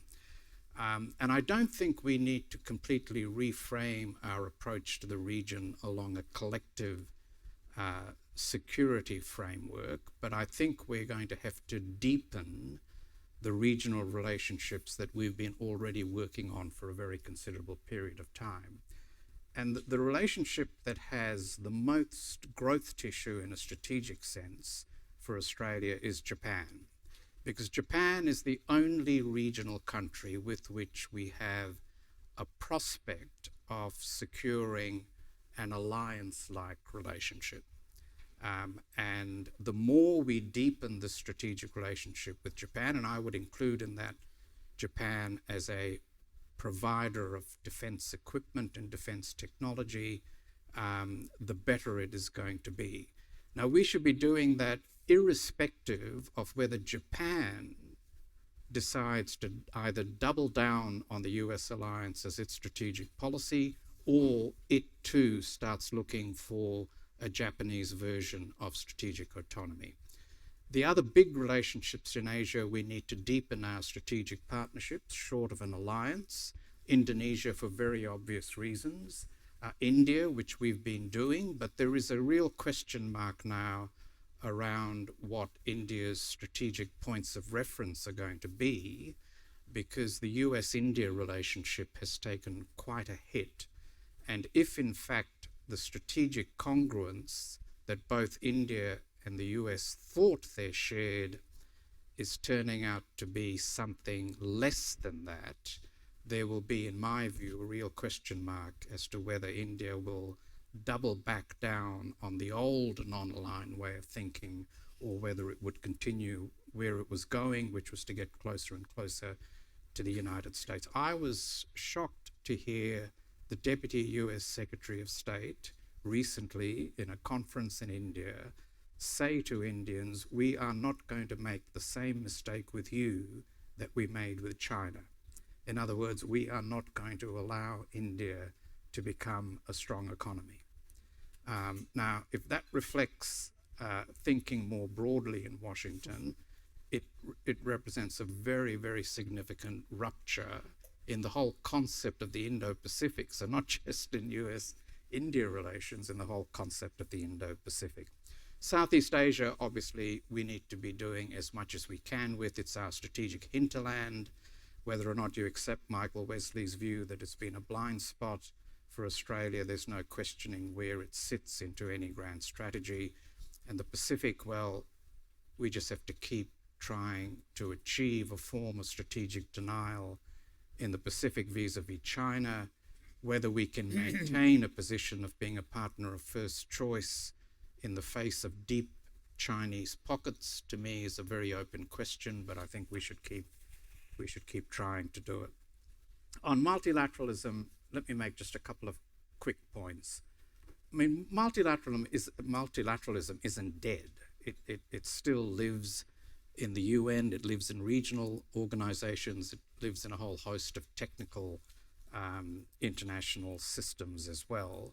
But global multilateralism as we've known it, the rules-based international order, the liberal international order, however you call it, I think that is pretty much dead and probably won't face a resurrection. So for Australia, I think the challenge here is how do you preserve as much of the multilateral furniture as you can, recognising we're not going back to the good old days. And I think we should be exploring arrangements that are regional plus. So in other words, things that are a bit bigger than regional but short of global. And the best platform for that, or the best example of that, is actually the CPTPP, where we can build something beyond the region. We already have with the UK in it. But we need to get over the idea of a geopolitical veto in these trade type agreements. Because in my view, geopolitical vetoes mean that you won't achieve either your trade objectives or your geopolitical objectives. And if we want to build something that is bigger than regional and short of global, we have to lift that restriction. Now, let me just say a couple of quick words about Mark Carney and the idea of middle power groupings. I mean, I think Prime Minister Carney's speech to Davos and subsequently repeated in a number of other areas was a very eloquent speech. I think at times his eloquence exceeded his analysis. And by that I mean, it is not the case that it was a fiction, that the rules-based international order was a fiction.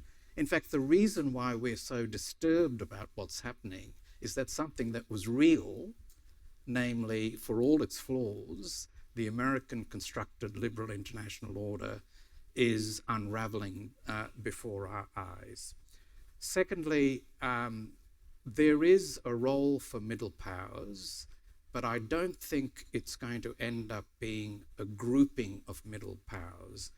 I think Prime Minister Carney's variable geometry is a better way of thinking about this, because variable geometry goes well beyond middle powers. I mean, it's powers that have common interests, and it's the old coalitions of the willing in a slightly different conceptual form, and that's something that I think we should be doing a lot more of. So I'll end by just saying this, that economic weakness is also a very big structural, strategic vulnerability for Australia. And we need to find a way to revive an economic reform agenda in this country if we are to have any hope of dealing with our strategic and other challenges. The old Washington consensus is dead. In my view, it succeeded economically, it failed politically. We need to find a new vocabulary in defense of an open economy. We need to concede, however hard that may be for those of us who believe fundamentally in market economies, that this new consensus will have a different mix between the state and the market. But find it we must. So I think, the future is going to be tough for us in many ways. We're not going to be a lonely country, but we're going to have to rely so much more on our own wits and capacity and vision if we're to make a living in the future. Thank you. Thank you very much, Peter. Michael Pizzullo. Thank you, Malcolm. I'm not going to debate the methodology issue and the question, because my starting point is that grand strategies are really things that are reserved for great powers and empires, and other powers are sub-imperial, to use Clinton Fernandez's idea about describing Australian strategy, but I'll run with the conceit and the fiction that Australia can afford to have a grand strategy when powers such as Australia are always going to be a strategy taker. We derive strategy choices from conditions that are largely set for us. To the extent that Australia's had a grand strategy, and I'm using that term loosely, we have been a sub-imperial power. We've been a sub-imperial power under the British era of maritime supremacy and in a sub-imperial power during the period of American strategic ascendancy. Being sub-imperial doesn't mean that you're subordinated in terms of all of your choices. In fact, I would argue that Australia in the past has had more autonomy, more strategic autonomy, going back to, I'll give a couple of examples in a moment, Deakin's decision to create the Royal Australian Navy. We've been more autonomous in the past than we are daring to be today. So, assuming that my premise is roughly right, that we're not a great power, we're not an imperial power, so we can't set strategic conditions either for others or particularly for ourselves. We've been an effective sub-imperial power where we've maximised autonomy and maximised our own sovereignty on a number of occasions. Deakin's far-sighted decision to push very hard against the Admiralty in London to create an Australian fleet in 1909 was foundational. The rapid acquisition of the Virginias of their day, the HMAS Australia, a battle cruiser, along with its escorting destroyers, essentially cleared the Pacific in 1914 of the German squadron. They scampered. The reason why the Germans withdrew their fleet from their stations in China and it gave us freedom of manoeuvre throughout the Pacific with our then Japanese allies was they were terrified of the range of the Australia's guns. The Admiralty choked on the very idea that Australia would get that capability, but in the end, Deakin's relentless pursuit, as well as raising the funds for it, prevailed. Billy Hughes in 1919, to the point of driving Wilson to distraction, where Wilson was trying to prevail upon Lloyd George to try to rein Hughes in, was adamant that Australia would be an imperial power of sorts after the First World War by dominating in the Pacific territories, especially in what was formerly German New Guinea, as well as having a joint mandate over Nauru. Why? Principally for strategic reasons. Again, to the irritation of Wilson and to the consternation of London. I would argue Menzies, Peter just touched on this very briefly, for all of his assumed subordination, principally to London but occasionally to Washington, exercised a high degree of strategic autonomy when in 1962 he raised with Jack Kennedy the potential application of ANZUS to confrontation with Sukarno's Indonesia. Kennedy rebuffed him and said, no, I need to think about the kind of relationship we want to have with Indonesia. You're on your own. Don't assume that ANZUS is applicable.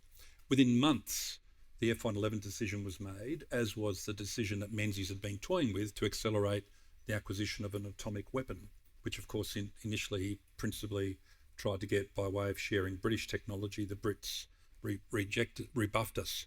Think about that. Australia pursuing a strategic bomber that could attack Indonesia with nuclear weapons, but within an alliance. What was unsovereign or unautonomous about that?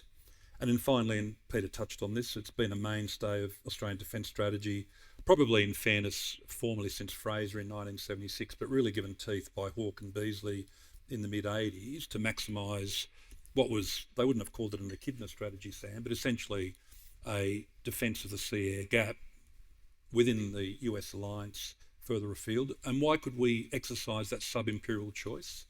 Because Soviet conventional capability could not easily range Australia at the time. So there was no need to think about the kind of longer range weapon systems that we're contemplating now that Sam would disagree with, but which I would probably argue for. I would contend, against that very brief history of Australian strategic autonomy, we are today less autonomous by conscious decisions that a number of governments have made, including the government that Malcolm made, but for very good reasons, because for the first time, outside of the contingency of 1942, we are setting ourselves up as an operating location for foreign military forces of one nation, to exercise combat power, to project combat power from Australia. Very different from what Menzies agreed in '63 when he agreed to the North West Cape naval communication station. You could argue that we were starting to become enmeshed in the US strategic system with Northwest Cape, almost split the Labor Party. Famously, Whitlam and Cornwall were excluded from the National Conference. The 36 Faceless Men jibe. There was one woman at that meeting, by the way, but the 36 Faceless Men was the National Executive in 1963 meeting at Kingston Hotel, just across the road here, deciding whether Labor would support Northwest Cape. Narungga, Pine Gap came along. But very different types of facilities, highly secret. You don't really know what they do. Very little is disclosed about them, but essentially plug us into American intelligence, surveillance and reconnaissance. We've been there for 60 years. What Gillard decided in 2011 with the Marines initially, and then Abbott formalised it in the treaty known as the Force Posture Treaty of 2014, was in giving a program the appearance of a real estate deal, in other words, facilities, we'll build longer tarmacs, fuel farms. What we actually entered into, in my view, in a way that potentially takes away from our autonomy and sovereignty, is to set up a operating location for Indo-PACOM to conduct a high-intensity campaign of combat operations against China, both into the Western Pacific, all the way through the South China Sea, up into Taiwan and potentially as far afield as Japan, as well as to strangle their trade and commerce in the Indian Ocean. And when those Virginias turn up, not the ones that we're seeking to buy that we may or may never get, according to Peter Briggs, but when the American Virginias turn up from 2027, which is less than 12 months away, and particularly when President Trump or possibly President Rubio or Vance decides to go forward with the Sea Launched Cruise Missile nuclear Tomahawk capability in those Virginias, we will have US nuclear warfighting capability based in Australia. Never at the height of the British Empire were major Royal Naval capital units ever based here. The closest they ever got was Singapore, famously. And with the exception of 1942 when MacArthur came down out of the Philippines, the Americans have never been based here with combat forces. So here is the actual grand strategic choice that we face. We can talk about autonomy, we can talk about middle power diplomacy with Canada and all sorts of other things. They're all very worthy things. But to go back to Peter's truck, we either back the truck now of US combat forces being embedded all through Australia, or, which I wouldn't recommend, by the way, my alternative is this. We insist on, as Japan has, as Korea has, and as the Philippines has, proper, appropriate alliance command and control arrangements, which would include operational planning control in relation to any combat operations that relate to the defence of Australia. And then that would reduce the space of contestation about strike operations from Australia conducted by the US, which would ultimately always have to be a sovereign decision on the day by the Australian government as to whether to allow that. Until we resolve that, everything else that has been discussed today and that we're about to discuss in this panel frankly becomes nugatory, because we are subordinating ourselves without a conscious design for what a treaty-level command and control system would look like on questions like who would command the defence of Australia. We don't need Douglas MacArthur. In the emergency of 1942, Curtin basically gave over command to him.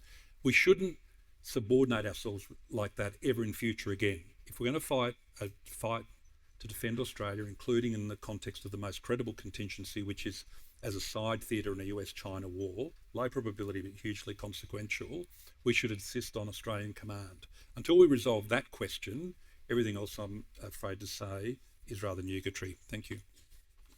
Well, thanks, Pez. Bass. Thanks, Malcolm.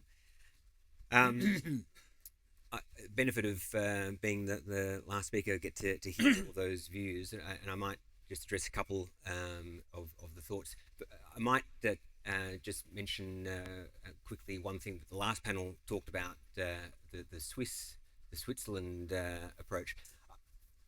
I'm a little bit more cynical of that because while they had a great military capability indeed, the reality is that the Nazis didn't carry out Operation Tannenbaum because they didn't think it was in their interests, given that Switzerland was taking Nazi gold in return for Swiss francs. and any invasion of Switzerland would have resulted in the rail network being blown up, which would have blocked Nazi Germany from Italy.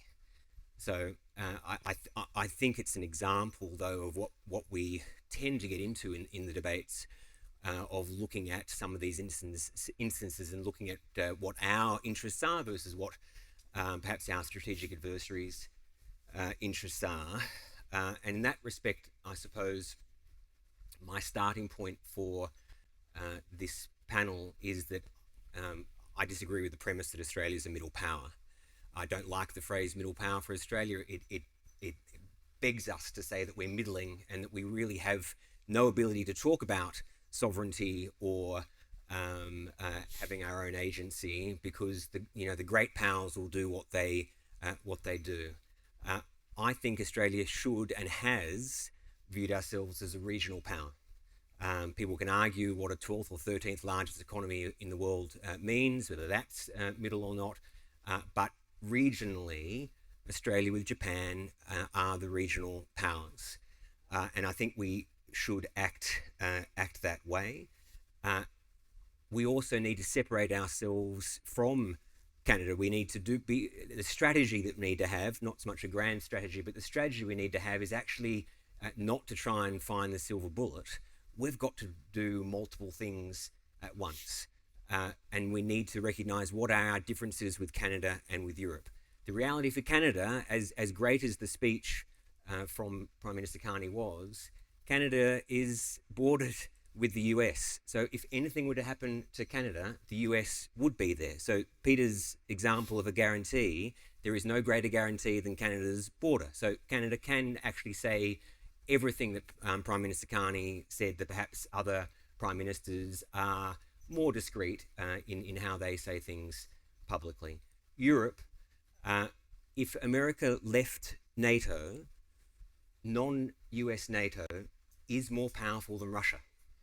So they could deter and defeat Russia if they wanted. Look at what they're able to do, obviously with great American support, but they've just provided materiel to Ukraine. Russia can't even defeat Ukraine. Russia has now been fighting Ukraine more than they were fighting the Nazis. Yet we are the ones who look at it, oh, look how powerful Russia is. From Australia's perspective, I don't believe there is a plan B. So there isn't a guarantee, Peter, but in my view, we actually need to help ourselves by proving that we are becoming as self-sufficient as possible, while understanding that we have a reliance on the alliance.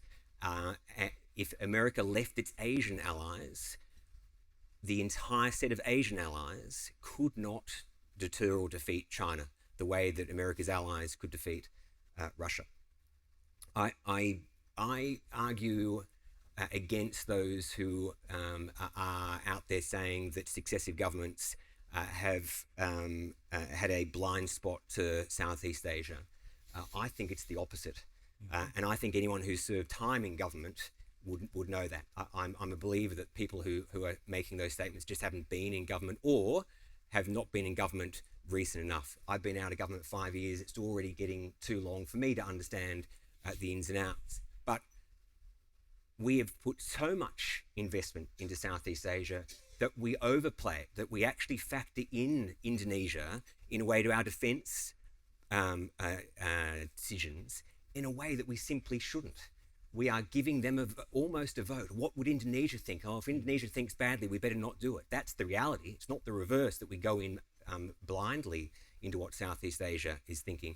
Yet what does Southeast Asia do? So the Philippines, on a daily basis, is getting hammered by China. How many of the Philippines' ASEAN partners have come out in support of the Philippines? Zero. It's been Australia, Japan, and the US. That should be a massive problem. It must be a signal that while we have to have great relationships with Southeast Asia, we need to factor in Southeast Asian views, but we are not going to deepen our relationships with Southeast Asia in the way that's going to help us militarily. We're just not. I think we need to recognise that we have been lucky. We were lucky with the UK. We were lucky with the US. throughout World War II and the Cold War. The US was the manufacturing powerhouse throughout all of that era. The problem that I think we need to look at now to get to our strategy is that right now we might not be on the most powerful side for the first time in history. Economically, no American ally was relying on the Soviet Union's economy. We are all relying on China's economy. Worse, in my view, is that no one looked to the Soviets for technological supremacy or to model Soviet tech. Maybe they won the initial part of the space race, but they were always a generation behind. They could steal, but they couldn't improve. China can steal and then they improve. And we are part of the strategy needs to be that we've got to respect them more than we do. We've got to stop saying that Western innovation and Western technology is just inherently better. If you have a look all the way back to 2000, Rachel Noble here, cyber. Bill Clinton, his final year, was asked on camera, what are we going to do? What are the Americans and American allies going to do in relation to China's malicious use of the internet, which had really just been everyone here probably like me, grown up on it, but it was just a couple of years old, the web. And Clinton laughed and actually said, good luck on camera to China, good luck. Yet in a few years, China was using the cyberspace to harm us. We didn't learn our lesson. Arab Spring came along. I was in the Intel community here. We all said, why were the despots why have they all fallen? Because social media is absolutely the greatest democratic tool ever created. No authoritarian regime is going to be able to control it. This is going to be great for all of us. Yet a few years later, we had Brexit, we had the 2016 US election, which we're still grappling with 10 years on. We didn't learn our lesson. 2011, on camera, Elon Musk is asked, what do you think about China competing with you on electric vehicles?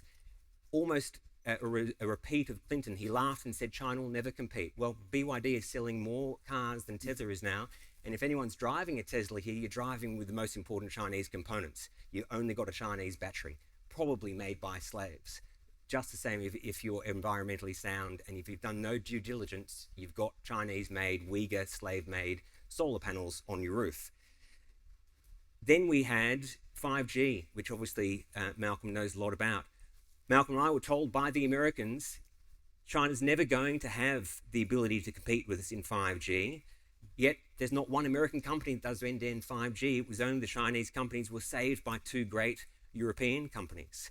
Then the Americans said to us, that's okay. Social media, again, is going to rule the world, and China will never be able, they might be able to manipulate and intrude in our social media, but they'll never be able to create social media. TikTok is the best social media platform in the entire world, used by more Americans than any other social media platform for their news. And then we said, but don't worry, AI is different. We're going to completely control AI. Well, then DeepSeek came out and shocked the world. We've got to stop being wrong in that regard. We've got to get ourselves together. And the strategy's got to be that we've got to work together. To go to Julie's point, we've got to stop competing with each other. The great part about, I think one of the greatest parts of the meeting last week was that instead of Australia and Canada competing on critical minerals, we're two powerhouses who have actually been competitors. We said, well, maybe we've got to work together. I think it's got to be two things at once. We have to double down on the alliance with the US, whether you like President Trump or not. We haven't liked presidents before. America has done bad things before. Other countries have also done bad things before. Don't forget the French were the ones who sold the nuclear research reactor to Iraq in the 1970s. We've all done bad things. We've got to stick with the alliance because it's in our interests at the same time as working with all our other like-mindeds. Okay, well, thank you very much. Just before we go, we've got lots of time, go first to the floor. Can I just make a historical point? And I nearly made it when Marigold was speaking. Is Marigold still here somewhere? Oh, there you are. Hi. Just about sovereignty and Britain. It's quite common to compare our current relationship with the United States with our relationship with Britain, say in the era you were talking about, Pez. And I always feel a bit uncomfortable about that. And Marigold was touching on this. I mean, Australia until sometime in really the 1950s or maybe even a bit later, did not see itself as an independent country. And certainly in the era you're talking about with Deakin and Billy Hughes, saw itself as part of Greater Britain. And there was and so the relationship with Britain was not, the little colonialist. And Canada is a bit the same, although you have, of course, the complication of Quebec, of course. But this was, Australians saw themselves as Britons in another hemisphere. And, Menzies said once the boundaries of Britain are not on the Kentish coast, but at Invercargill, bottom of New Zealand, and Cape York, top of Australia.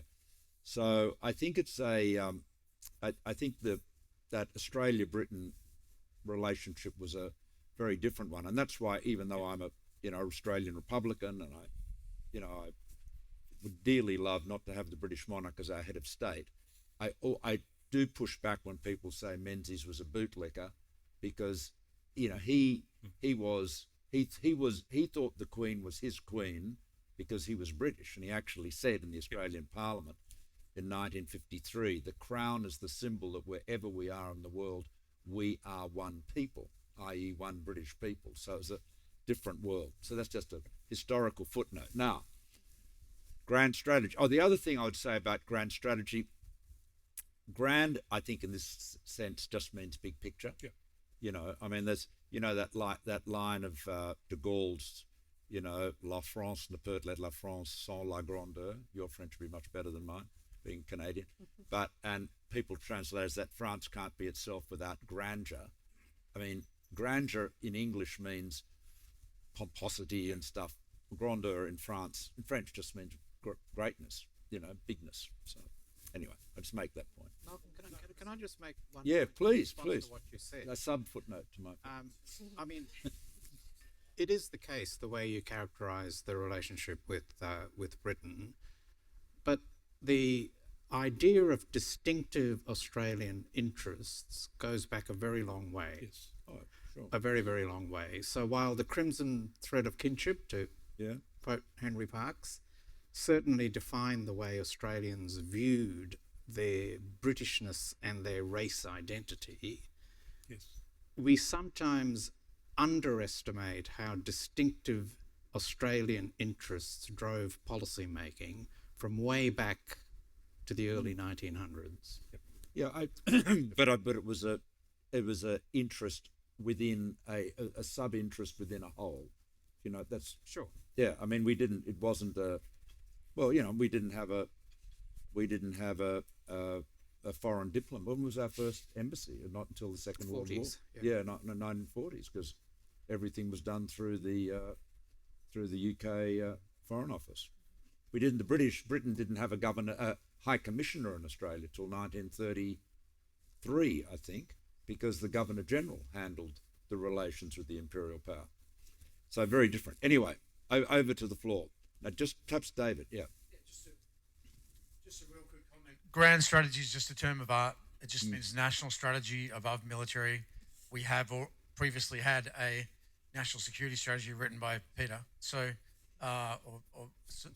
so we have had it. We're not trying to suggest that we can be something that we're not.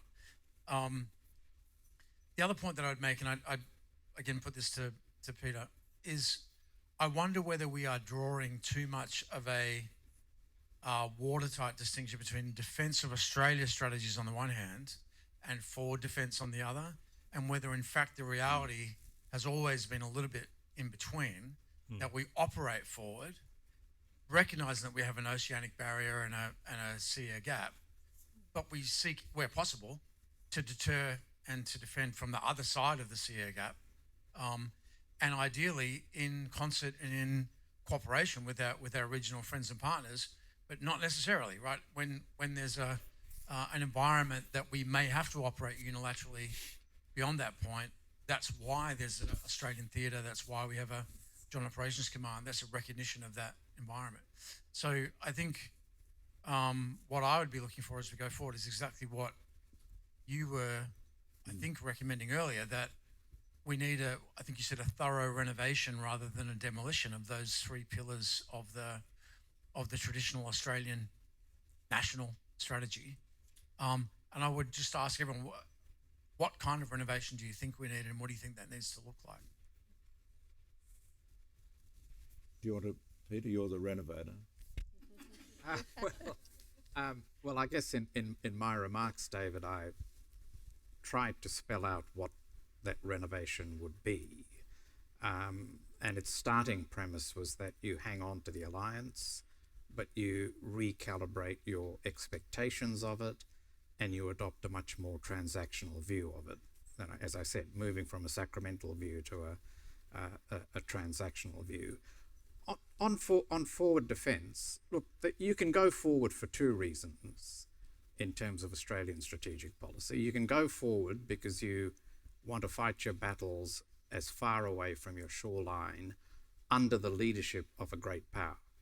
And that's traditionally been what Australian forward defence has been. Or, and this we're seeing this now articulated a bit more ourselves, you can go forward in order to fight your own battles, if I could put it that way, or to make your own defence acts. Now, you can make a case for the second form of forward defence. I think psychologically we're still very much in the first form of forward defence in our defence thinking. And then renovation in the region is what I was suggesting, that we look at a very different relationship with Japan and a much deeper relationship with others. Yeah, please.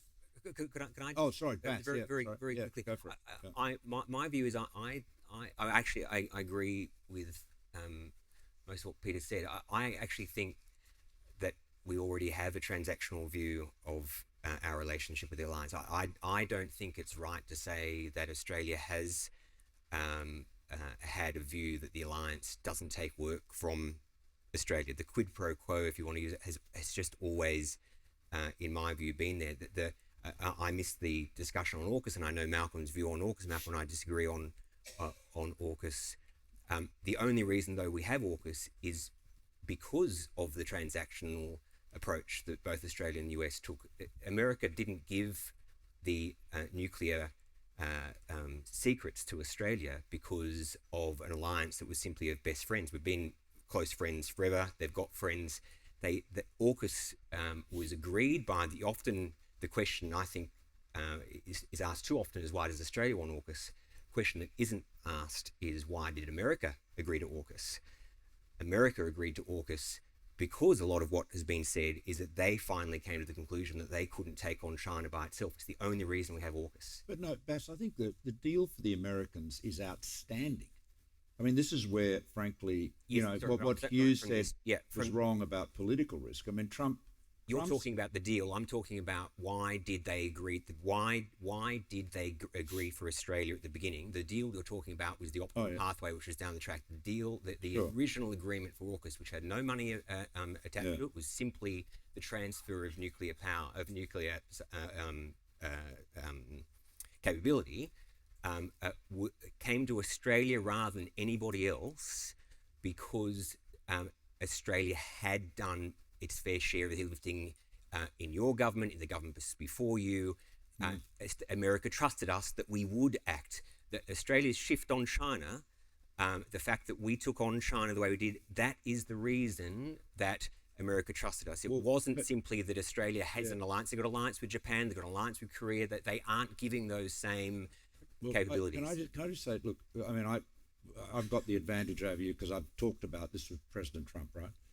Trump would have sold me being head of the Australian government at the time, Virginia-class submarines.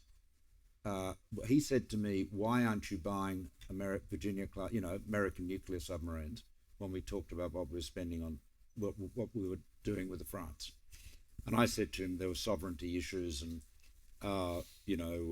because we didn't have a civilian nuclear industry, which was the view of the Defence Department at the time, as you remember. I mean, this idea that defence has always been hankering to get nuclear submarines is a myth, right? Maybe there were people in there that were, but certainly was not the advice given to my government. So, but it was quite the contrary advice, in fact. But But so I think the Americans would always have been ready to do a deal with us on nuclear submarines, assuming they were satisfied we could operate them and would pay for them. What AUKUS was about, it was presented to the Americans as a deal between Australia and Britain to build nuclear submarines together. And the Americans had to sign off about it. So Australia and Britain went to Washington together. And you know this. I mean, you were close to it. Yeah. Well, I mean, you know that. I mean,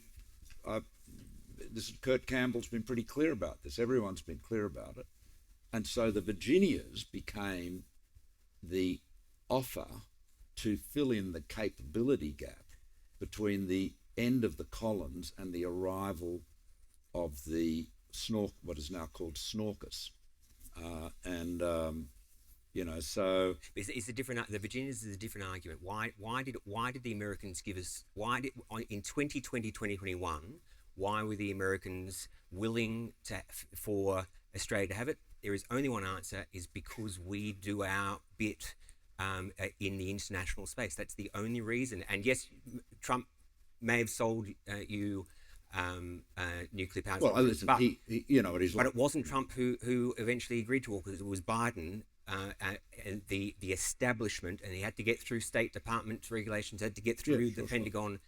I suppose all they are making, not arguing on the Virginias or anything like that, simply the case that from a transactional perspective, whether it be AUKUS or whether it's refugee deals or whether it's any other, Australia doesn't simply get from the Americans presence. America gives Australia capabilities because we are worthy of it. Well, and we're providing them with a base and a dockyard. That's transactional. Yeah, that's what I'm saying. It's always been transactional, and David summed that up very well at the beginning with that, those quotes from MacArthur and Curtin. And I mean, that's really the point that Peter's making. This is Julie's point as well, right? And yeah. Not to quote you, but I was in a NATO meeting last year where someone described the Americans under President Trump as transactional, and another NATO nation said they're not transactional. Transactional would be, we do our bit, you do your bit, we agree on a transaction, and then we follow through on that. The Americans currently are not transactional, they're whimsical, right? That was the term that this that's true. NATO. So let's say capricious, right, is a perhaps better English translation. And I think that's fundamental to this discussion, right? Can we actually rely on the pre-existing transactional relationship that we've always had, or are we in a new territory? Well, that's what Canada knows that better than anyone. They had a free trade agreement that Donald signed, and then later tore up. Well, I will say we continue to have we have one of the best tariff rates right now, right? Yeah. In objectively, but of course, CUSMA is being reviewed, and this will be a very important year to see how a trade agreement that has truly benefited all three countries that are party to it will Canada, US and Mexico. Yeah. Yeah, absolutely. Peter. Yeah, I just wanted to pick up Justin's point about why did the Americans agree to AUKUS. I don't think, Justin, it was because of a burden sharing agenda. I think they were more interested in our geography than they were in what we can contribute to their combined capability. I mean, from an American point of view, the most important bit of AUKUS is Henderson. Yes, but they could have our geography without giving us the nuclear secrets. Well, at the rate we give away our geography, you're probably right. Sure. So, Anthony Bubalo at the back. Thanks. I want to kind of come at a different angle. So every 6 months, you'll have often someone in this room, writing an op-ed saying we need a grand strategy, we need a national security strategy. And what concerns me about that is not so much the need for it, but the way it's actually done. Because we do have a history of writing strategies, defence strategies, that absorb an enormous amount of bureaucratic effort and that end up sitting collecting dust on a shelf, real or virtual. And that's not necessarily a failure of the drafters it's a failure often of the government or successive governments that come after in that. But I think more so, and illustrated by the conversation that we've had today, where, as many people have said, when you're talking about security, you are talking about different dimensions, not just military security, industry policy, national resilience, all those things. So the way I like to come at it is what we're really talking about is less strategy and more comprehensive statecraft. And what I mean by that is where a nation brings together as many resources, organisations, institutions as it can in the execution of national policy. Most typically in democracies, this happens in wartime, but it can happen in peacetime. And the need for it now is more than it was in the past, simply because governments lack the money and the competency to do everything, because things are changing quicker than they used to. And when we look at other nations in the world, there are countries, and typically non-democratic countries, that can pursue a comprehensive statecraft much more easily, simply because they can tell the non-government bits of the state simply to do as they're told. And that's not just China, that's a Saudi Arabia, that's a Singapore. So the challenge for us is, how do you actually develop a comprehensive statecraft in a way that's consistent with our institutions, with our democracy, with our culture? And that, for me, is the real challenge here. A lot has been said about the air-sea gap between Australia and the rest of the world. In many ways, the air-sea gap that we most have to deal with is the one between Canberra and the rest of the country. and I'm quite serious in that, because I see that now in my current role, where we deal a lot with corporates and we're trying to kind of bridge what is a very definite, discernible gap between government and corporates, and not laying the blame on either side, but where if you are going to, in a democratic Australian context, bring together national resources, you have to have that, you have to convene that conversation, and you have to convene practical projects on a regular basis. So for me, there's no point even talking about grand strategy or national security strategy unless you can do that. And we do that regularly now. There's, the whole of nation approaches are, it's the buzzword of the moment, but we still don't know how to do it. So unless we tackle that, then a lot of this, I think, is a bit pointless. Now, let me also say, Malcolm, I think what you've done this year and last year is a great thing. It's no small thing for a former Prime Minister to convene these kinds of conversations and to use their connections and convening power to do it. So having paid you a gratuitous compliment, let me also make a gratuitous suggestion. I could sense that was coming. When I look around the room, there is still too many of the usual suspects here. And I think the opportunity that's being missed in these kinds of conversations, whether in Canberra or moved elsewhere, is if we are going to talk in terms of security beyond just defence policy, we are going to be talking about industry policy, we are going to be talking about resilience, about building the capacity to store fuel or whatever, we need to bring more of those people into the conversation. It's hard to do it with the bureaucracy. This is a great forum and platform to do it. So there ends my gratuitous suggestion. So you think we should, have a broader discussion? I mean, I totally agree with that, but I think it's a broader discussion, but it's also bringing in people who are not part of this kind of conversation usually. And part of it is also around, you invite people, and I don't know who you invite, but when it says Sovereignty and Security Forum, it kind of self-selects. People go, well, okay, that's the kind of language that I understand and the topics that I understand. But I think it's actually, the value of this would be even higher if we were bringing other institutions, segments of our society into that kind of conversation. Well, we'll certainly work on that. And look, can I just say, I think the audience, I was going to say the crowd, that's a bit disrespectful, but the audience this year is, I think, more diverse and certainly younger on average than it was last year. So that's good. And we just, but look, one of the things we did last year, which we've repeated this year, is to keep it to about this size so we can have a conversation.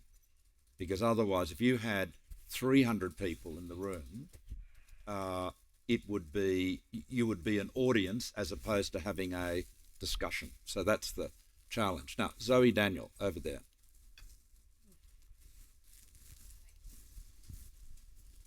Thank you, Malcolm, and thank you for the invitation. As one of those people who's not usually in the room, I just wanted to make some observations about the arc of the day, because I think it's been interesting to see where we started and where we've ended up. I think in my mind, the first session was what we should be doing.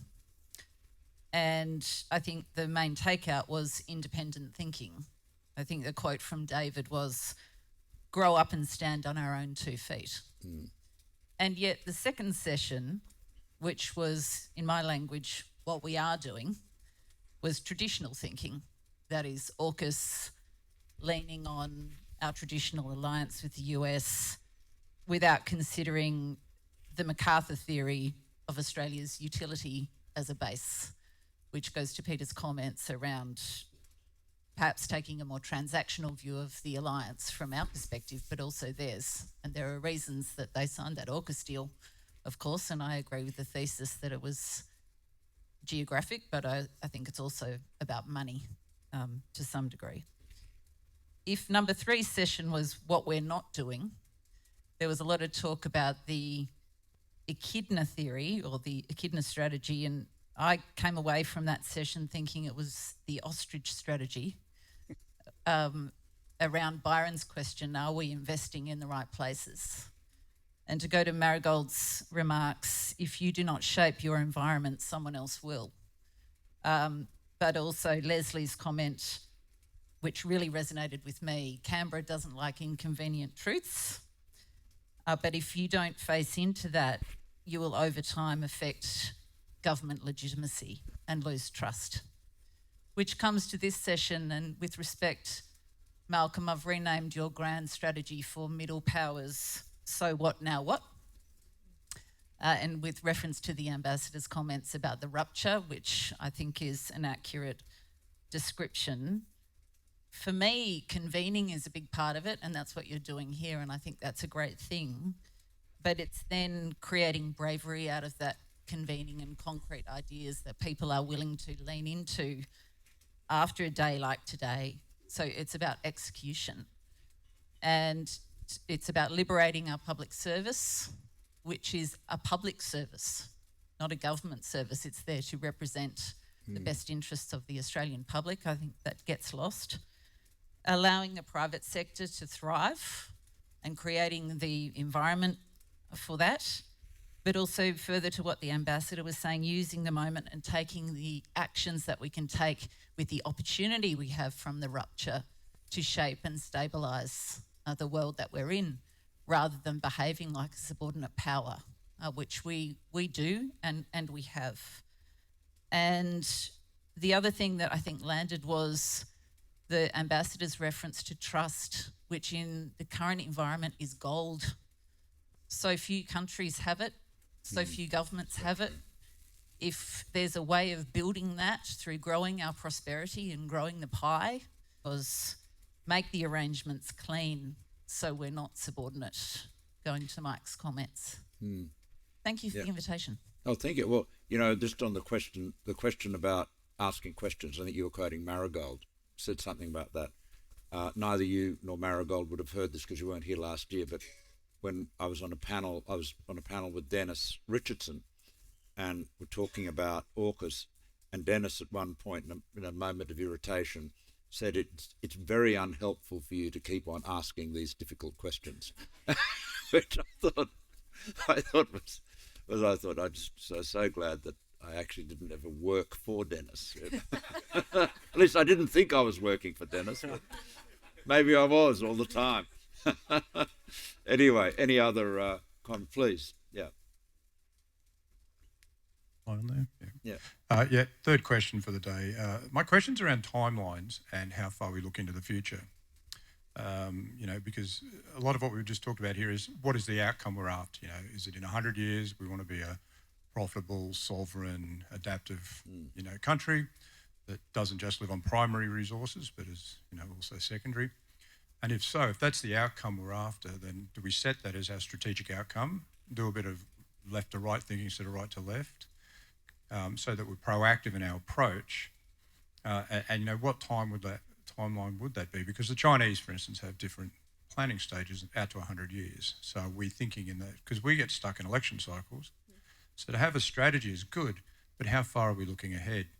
Because we talk about Clinton and the fact that he got the internet wrong with China and a few other bits and pieces. It's because they weren't really looking at the future and they weren't thinking far enough ahead, right? So how do we actually, you know, go from that sort of reactive cycle to that longer 100 years from now, so they're not surprised by things? Because one of the things that worries me is, you know, they say after oil and data, water is the thing that's going to control the world. Something else about Australia is it's a very big continent with a lot of resources and a very small population. And in a world where resources have become more scarce, how do we actually think about how we look after that into the future and protect ourselves at the same time? So my question is, how far ahead and in what way? Well, perhaps I should have a crack at that. Firstly, can I say everyone's beating up poor old Bill Clinton for getting the internet wrong. Many years ago, about 30 years ago, Sean Howard and Trevor Kennedy and I met with Kerry Packer trying to get him to invest in Aussie Mail. And he said he didn't believe in the internet, and as he sort of dismissed us, he said, "Oh, it's bloody internet. People will only use it for gambling and porn." And as we were sitting out, we got out onto the street. I remember Sean turned to me and he said, "Well, you know, even if he's right, it'd still be a good business, wouldn't it?" But anyway, he was. So thank heavens he didn't invest in it, because he didn't dilute us, and we did very well out of it. But yeah, it's very hard to predict the future. I think the critical thing, and you know, we're not as dirigiste, to use a French term, as the Chinese are, China is. But I think the critical thing is optionality. This is how I always thought about it in government, and that's, you know, national innovation strategy is a big part of my sort of personal view of the world. I think you've got to put yourself in the position where, recognising that uncertainty and unpredictability is a given, that you are going to be best able to deal with whatever the circumstances might be. You know, in other words, stay on the front foot and absolutely don't make rash assumptions, and hence my view, the importance of sovereignty, self-reliance, because the one thing you can at least assume is that you can rely on yourself. If you can't do that, then you give up, right? But so I think that optionality is the critical thing. But certainly, the electoral cycle is very tough. You know, when I started a number of big infrastructure projects during my time as Prime Minister, and knowing that not one of them would be, it was highly improbable that any of them would be finished by the time, while I was still PM, particularly given what the Liberal Party was like. But that's, you've got to think ahead like that. And I mean, you look at New South Wales. I mean, give credit to the former Liberal government there. I mean, Chris Minns has just been cutting ribbons on infrastructure projects started by his predecessors. But you've got to plan ahead. But you're right, the electoral cycle does make it hard. I don't know whether our colleagues have views on that. No? All right. Can I make 30 seconds on timeline? China in 2015, so privately they've been doing it since the first Iraq war, but 2015, they told us they had a made in China plan to take over tech supremacy by 2025, made in China 2025. Maybe apart from people like Rachel, no one read it. Policymakers definitely didn't read it. Policymakers ignored it, and they set about a task, and if they read it, electric vehicles, robotics, AI, it was all there. They told the whole world what they were doing. It's not as though it was secret. Iran, that is, regardless of what you think about the start of the war, Iran is holding us hostage with drone and missile technology. They wrote a roadmap in 2011 and told the entire world what they were going to do. our adversaries are telling us their plans. Yeah. And we are ignoring it at our own peril. And so we need to be aware of what they're doing, and we've got to set some plans of our own. Yeah, and Bass, I mean, what you say about electrification is very important. But I mean, just think about the way the US under President Trump has doubled down, rejected electrification, not banned it, but essentially rejected it, and doubled down on fossil fuels. And when you think of, where the way the world is going, the simplicity of electric motors, compared to internal combustion engines, all of the advantages of energy storage, particularly as it improves and improves, it's extraordinary, isn't it? So you do have long-range thinking in China, and quite the opposite, apparently, in Washington. Now, David. Oh, yes, and then Professor Guilford. Yeah. Can I just quickly pick up Malcolm's point earlier about infrastructure and long-term planning? I'm going to throw to Mike, but I'm going to talk for a second to give you a minute to get your thoughts together. When Mike was Secretary of Home Affairs, one of your flagship, really important projects was the National Resiliency Task Force. And it focused on, if you like, lower in the pyramid, but more important in the mobilisation base, issues around things like infrastructure and all the things we've been talking about today.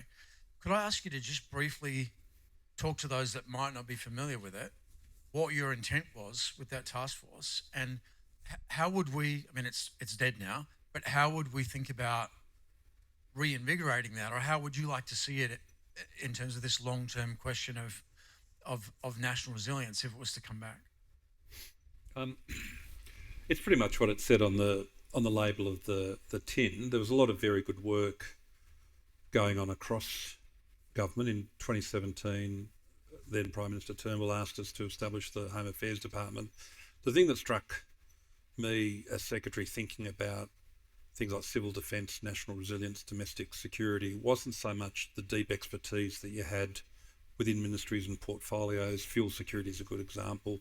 Pandemic planning, another example. Very, very deep expertise amongst the health practitioners, to the extent that you could get their vision out to the extent of their horizon. But what was that about?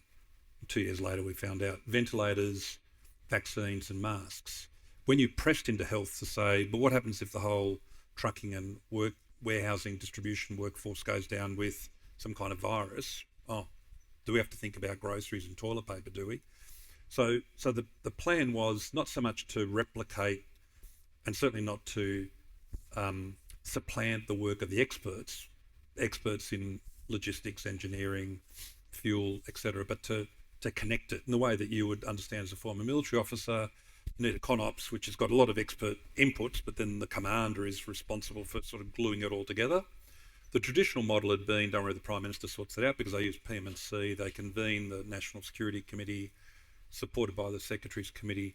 The problem with that approach is that PM&C itself is a very thin department, so you've got a choice. You either thicken that department, like really thicken it, and make it more like the Office of the Presidency, or, in keeping with the Westminster system, you say to one minister, as Malcolm did to, in this case, to one cabinet level minister, no, you're the coordinator.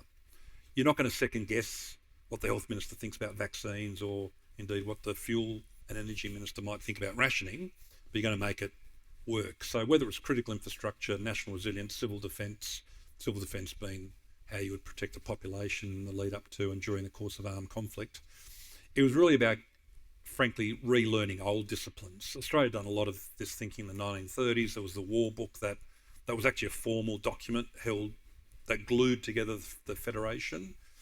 We had lost a lot of that with the end of the Cold War. Civil defence functions had broken down. States and territories had lost just about all of their emergency planning functions outside of climate and natural disasters. So it was really about almost relearning what we kind of knew almost intuitively 100 years ago in areas like civil defence and national mobilisation. And then as a footnote to that, I'm 2.5 years out of it, but just looking at this current fuel situation, it's not clear to me that they're using that mechanism in a sensible kind of way. It seems to be driven by policy and regulatory bureaucrats out of the energy department. They're looking at how many ships are going to turn up tomorrow, the knock-on consequences then to fertiliser and all the other things that we're starting to learn is really one of those national resilience questions. It's a systems question. You can map it. You can approach it like a military operation instead. And I don't know Ms. Harris from Bar of Soap. I'm not speaking critically about her, but she, just looking at her CV, seems to be a very sensible, well-accomplished policy and regulatory bureaucrat.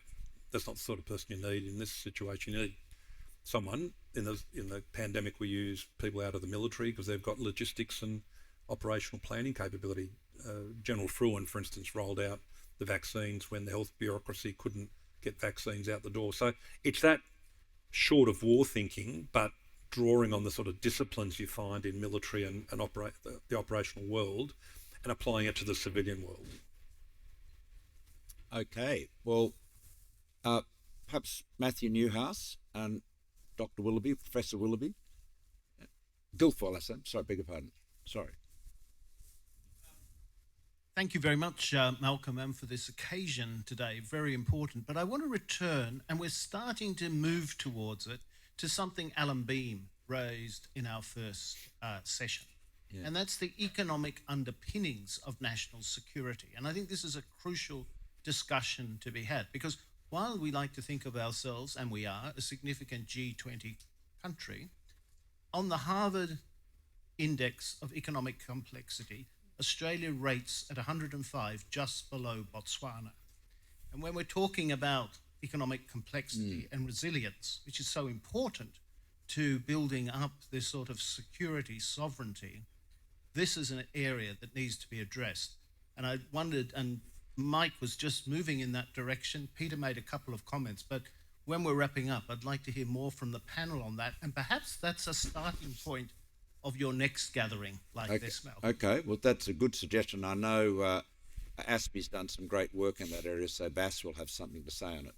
Please, sir. So just returning to the moment of rupture and a couple of comments that have been made about the future of a rules-based order. Middle powers need international order to prosper. Yep. And historically, over the course of Australia's existence as a country, that's been provided by international law backed by a benevolent hegemon, or at least a hegemon we found benevolent.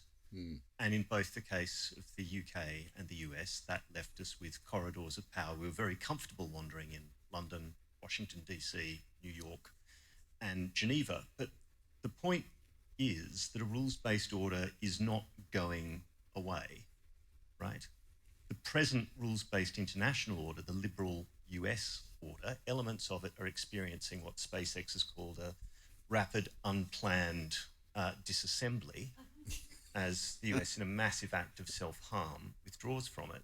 But China is actively attempting to reshape the rules. It doesn't want to ditch the system. And as the comment was made before, you shape your environment or it's shaped for you. So our approach has been, and without meaning it with any prejudice, the phrase was used before, what can we save of the furniture? That's a really flat-footed response, right? We need to be actively thinking. We need some sort of coordinated plan and coordination of interests around what we want the new order to look like. And that is not beyond us as a country. Doc Evatt made himself relatively unpopular at San Francisco, pushing the interests of a number of the smaller powers, and gained Australia a lot of trust and credibility among them thereby. China definitely sees the international legal space as a strategic domain of competition alongside the rest, and we can't take our eye off the ball and presume our job is just to save convenient bits of the furniture and otherwise enter bilateral deals where it suits us. Well, that's very well said, and I agree with that, and I think the TPP or CPTPP, which we kept going, notwithstanding the absence of the Americans, is a good example of that, and that's why Prime Minister Carney refers to it regularly. But look, I think Craig Stockings is going to give us a sort of his own resume of the day, but just before we do that, might just any of the your TPP sort of piece is really interesting, right? And actually Canada and Australia are very interesting members because now we had an agreement with the EU, you now have one. So, I mean, we can talk to both the TPP and the EU separately, but we are, using our convening power and our sort of efforts to promote a greater dialogue there with a view to looking at how do we build out these norms that then can kind of go into that space of whether it's, WTO reform, et cetera. It's a compelling amount of people, and it's a compelling number in terms of actual trade, and that's really significant. There's strength in that. I will just sort of say, I thought Peter's frame was really useful in terms of sort of framing up the alliance, the region, and the multilateral or rules-based system. I actually think you can apply that also in a Canadian context, in the sense that, of course, we continue to work and develop on our alliance with the US. It remains important. We have NORAD. We have a very structured, is one of the only binational military structures. It's still very, it's working extremely well. This is part of our purchase of over-the-horizon radar, is to bolster NORAD and our work in the Arctic. From a regional perspective, you could argue this is part of Canada deepening with Europe as a member of the SAFE partnership, working very closely with our Nordic partners in a more kind of concerted way around the Arctic. So that's another sort of interesting variable geometry piece that's emerged. And then finally, I would say this real focus on the multilateral rule-based order. So I think it's a very useful frame to come at and structure an analysis of the moment and the particular challenges in that moment, given the rapid pace of change. So anyways, thank you. Peter, should we go down the line? Do you want to make some final comments? Just 2 quick points. I very much agree with the sentiment that's been expressed by quite a few people that we really need a wide-angle lens when you're talking about security, because security is not achieved just through strategic policy. It's ultimately about the resilience of a society, and that has a security dimension, has an economic dimension, has a social cohesion dimension, a whole lot of other bits and pieces. So bringing all that together in terms of a national strategy, which we've discussed, is very important. Secondly, I'd just say in terms of writing a new order, yes, we all have agency, and Australia has a good track record historically in terms of contributing to the writing of rules, but you can't stray too far from the power gradient if you're in the business of rule writing, unless you're just happy with a performative outcome. So it's inescapable that if you want to have a replacement set of rules, you're going to have to get the big players attached to it. Fez. Just to pull a few threads together in terms of what ought to be done. David, I heard you on the ABC this morning. I think they were operating this morning. They weren't on strike this morning, so you struck me as being live. You're suggesting he wasn't being a scab. You didn't run a picket line. Your pyramid, I thought, and your question to me prompts this as well. I think two levels of the pyramid are relatively straightforward. They're hard work, but they're engineering exercises and diplomatic statecraft exercises. The base of the pyramid being the level of resilience, autonomy and independence you want in certain capabilities, whether it's refined fuel or pharmaceuticals, or things we just touched on.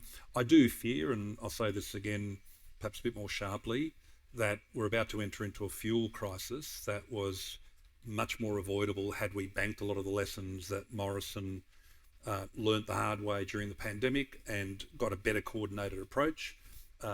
If we have to go through state and territory premiers doing their own rationing decisions because the government in Canberra says, no, it's a federation, we really have learnt nothing. So I fear that that's going to be our fate in the next 7, 10, 20 days, but anyway, we'll see.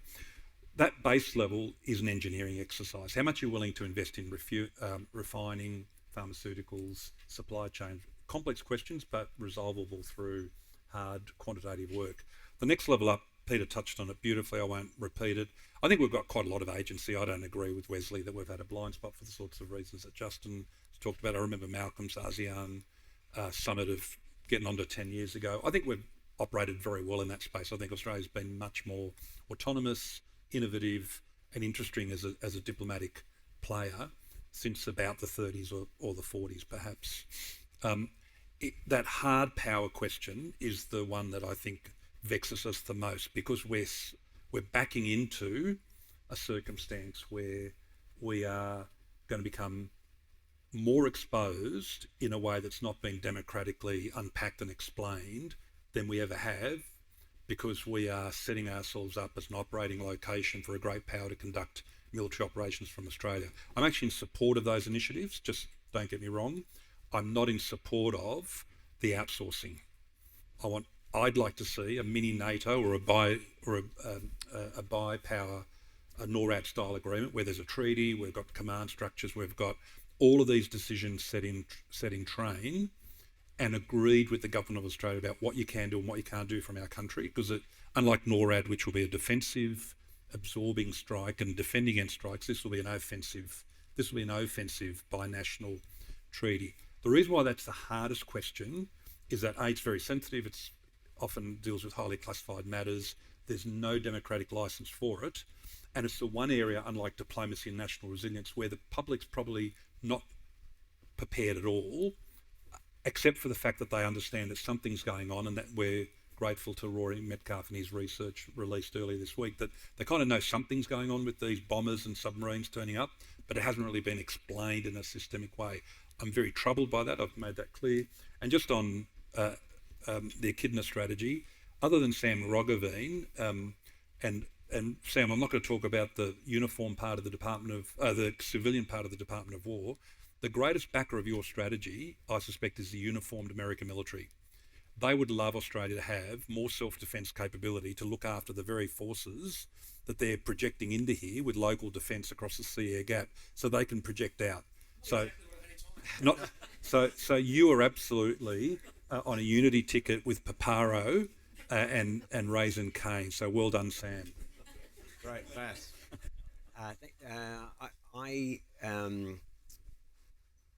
I agree with Mike in terms of we've got to learn our lessons. I think the lesson is we've got to learn our lessons. I think what we've constantly shown, Australia as a nation and the democracies since World War II, is we recover from a crisis better than anyone. But we often only wait until the crisis hits. So the lesson has got to be we've got to prepare. Mike mentioned Rory and the National Security College's work. I think that preparation helps make us more nationally resilient. I think that is important. I think we have to respect our strategic adversaries more than we perhaps do. To get to Matthew and Professor Guilfoyle's comments around economics underpinning national security, etc. Of course it does, but if you only work on economics and you don't have national security, then you don't have sovereignty, in my view. To give a former speech of yours a plug, in my view, talking about strategy, in my view, Australia's foreign policy strategy shifted publicly at Shangri-La in 2017. If you haven't read it, it's almost 10 years old, but it's still, in my view, the speech to read for what Australia was shifting onto, which was sovereignty, to get out of just how do we balance economics and security. The reference to Doc Evatt, Doc Evatt didn't take Soviet espionage seriously, not seriously enough. That should have been a lesson. Are we taking China's espionage and China's malicious activity seriously enough? Or are we saying collectively China's economic might is going to outweigh that? I'm, despite what I've said to you today, I'm glass half full, but we do have to constantly refrain from just saying if it makes you a buck, it's a good thing. rules. I agree that we do have a rules-based order. The question is whether it's our rules or someone else's rules, not just if it's not our rules, there are no rules. But we have to be, Peter's point is right, we can't, the great powers have to be involved, but we have to show our agency. A quick example to end on, Australia is a great advocate of multilateralism, and we should be proud of it.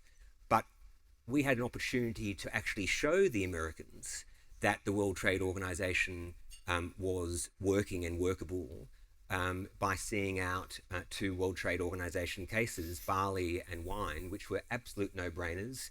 We were going to win, and just before the final public decision that was going to say that China had clearly breached international rules, we suspended and then gave up the cases to allow them to save face, and what would be argued if DFAT was in the room, that we then expedited the release, the lifting of sanctions. But that was treating economics and trade as a bilateral matter when it is not.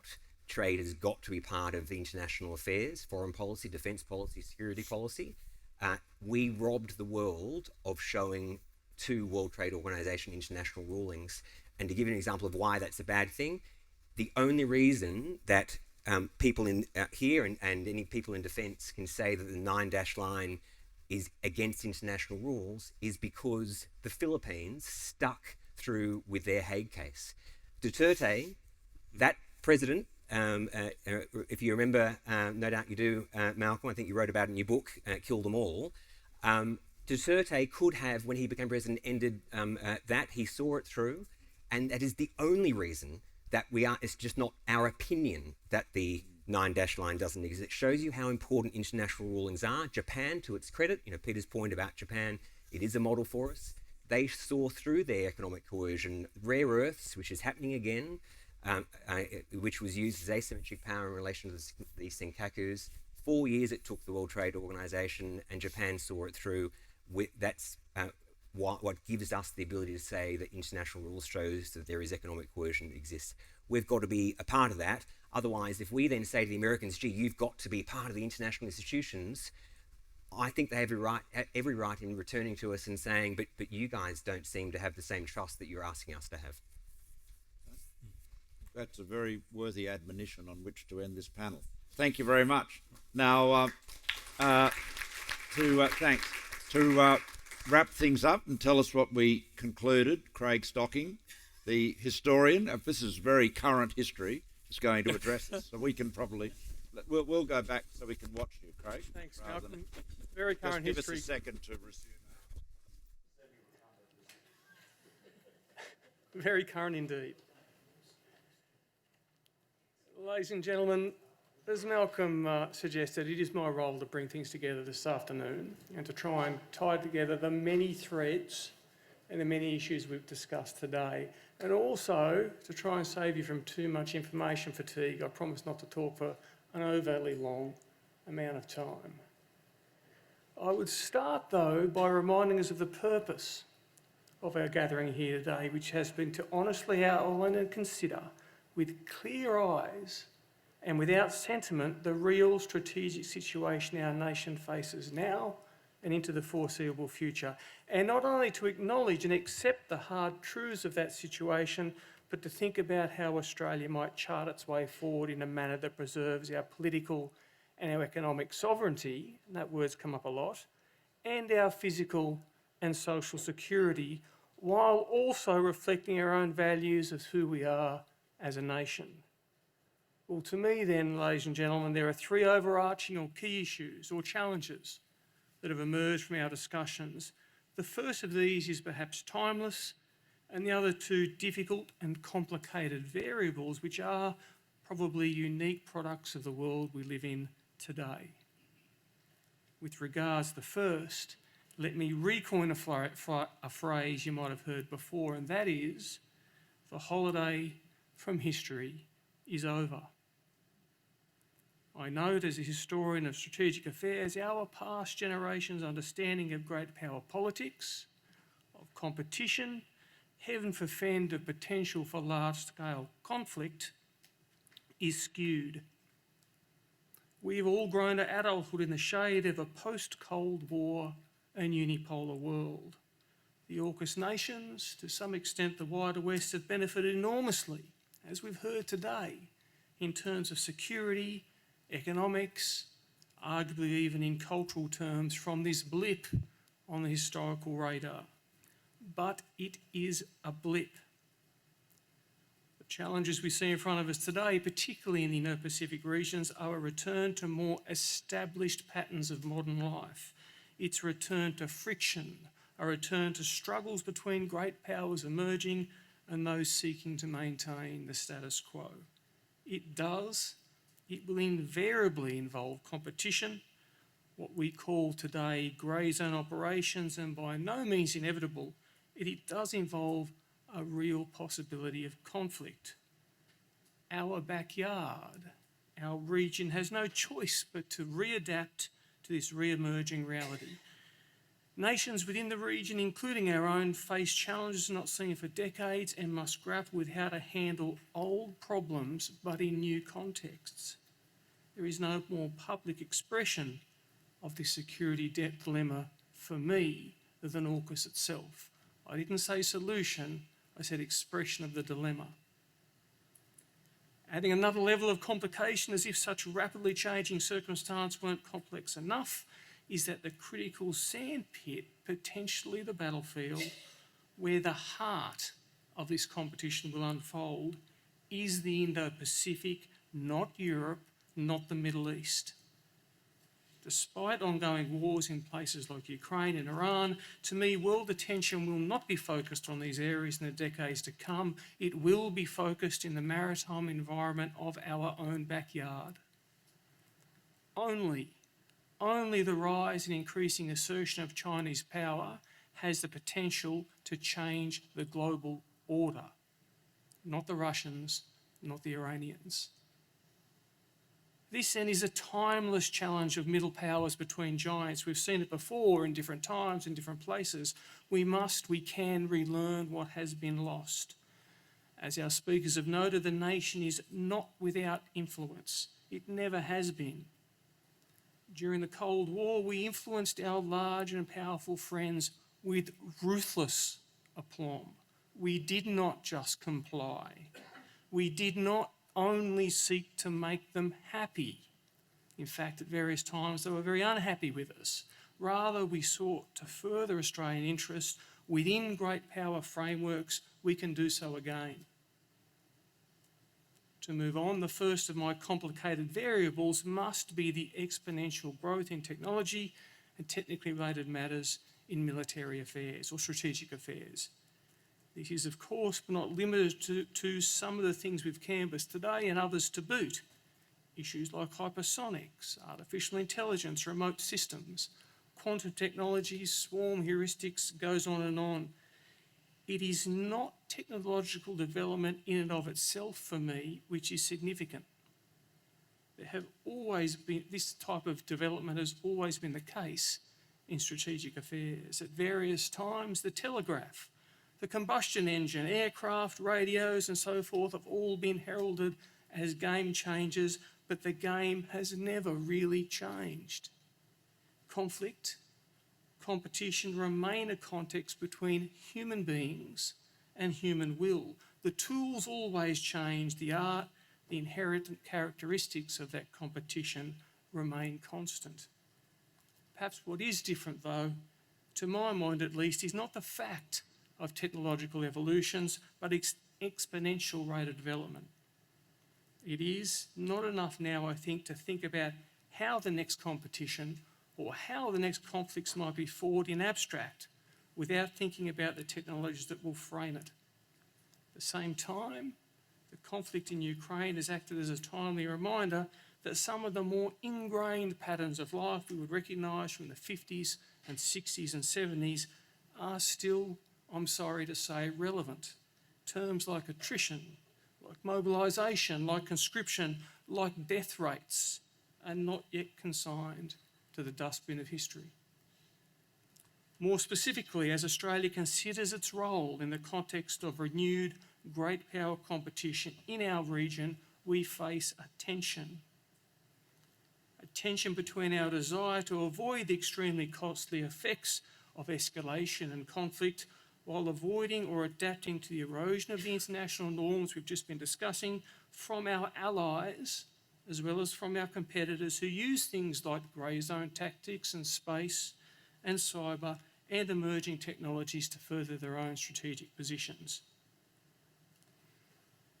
Technological advancement aside, the second complicated variable, and one that I think most about, and one that I've observed touched upon throughout the day, is the significance of cultural and identity politics on the strategic situation. Let's consider for a moment our social positioning during the Cold War, the last time Australia needed to manage a version, not the same, but a version of what we see unfolding today. Lines of cultural connection, of trust, of solidarity were reasonably clear for most Australians and their political leaders. We felt, by and large, in step with the West, as it were, what it represented, its institutions, and what we were striving to protect. Our senior allies waged their politics and their international affairs in a manner that suited Australian expectations. There was predictability. There was a broad agreement as to objectives and the policy-making pathways to achieve them.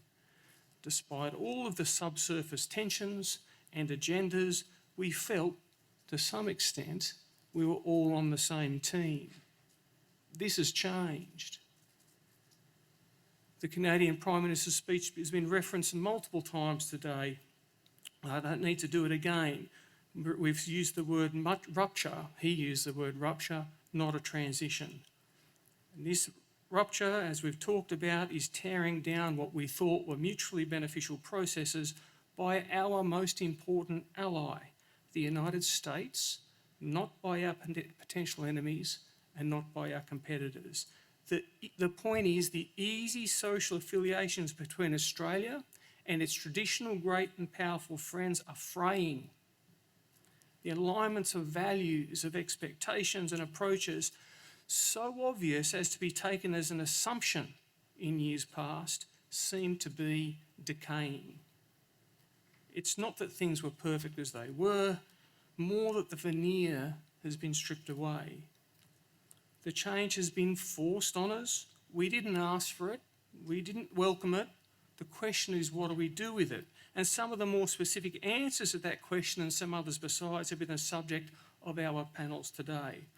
Just give me a moment, if you would, to recap some of the salient points. I'll start, Dave, with your address when we began the morning. You posited that President Trump, as a chaos agent, was also strategically irrelevant, that our relationship with the US is far deeper and broader and stronger than any transient politician.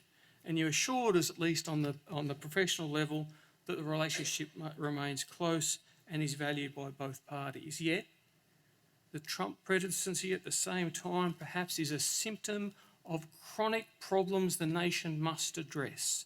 In your words, Dave, a generational, century-shaping set of circumstances that risk our way of life if not dealt with properly. The gift, I think was the term used of Trump, you don't hear that very often, was a wake-up call to grow up, stand on our own 2 feet and stop expecting anyone, least of all Uncle Sam, to come to our rescue. It's not personal, it's business, rather sovereign self-interest. We must stand on our own. So your challenge to the rest of our panels was to flesh out the how of that question. Going back to this morning, panel number 1, Defending Australia in 2026. Marigold, I was struck by that you made the point that we have never internalised the concept of sovereignty as something that might be lost in this country, given how easily perhaps it was granted in the first place. You posited the challenge of how we even understand the idea of sovereignty, how to defend it from a relatively weak position. Amy talked to us about how sovereignty and autonomy function within the regions and the focused efforts by China to achieve its own national autonomy on steroids in recent years, I think was the term. The idea that non-dependence on others is perhaps a key to security. Sam said, wrong, Ian said, sorry, gentlemen, that there is some dissonance between our security conversation and those are areas that underpin our security framework. We panic about food, for example, but not worry about issues like food networks. We react to symptoms without thinking about wider network implications. We expect and we need defence to be funded to the public, or at least to tell the public the risks of not having defence and its other activities funded to a sufficient amount. Sam, you told us that Trumpism will pass and not to be too hasty in our reactions, which brought some joy into otherwise dour conversations so far. But you also told us that the United States is not prepared to fight the next Cold War and possibly won't. It is unlikely to defend Australia from Chinese dominance if push comes to shove. We must then defer through the use of our geography as much as anything else. Deter, rather. I hope I didn't say defer. The second panel of the day was AUKUS 5 years on. Hugh talked about the assumption of ongoing stability in the world is false and disequilibrium will reign, a theme that's come back again and again to our conference today. He also noted in a very candid moment that we must pay attention, or more attention, to the material elements of national power. The ADF needs to reorient in this direction, is restructuring to meet these challenges. Well, I hope it is. AUKUS is a capability function, not a national strategy. Now, that's technically correct. That's the sort of agreement that it is. But how can it not frame or impinge upon or underpin our understandings of a national security strategy? Peter, there is no sovereign SSN capability even if the boats arise.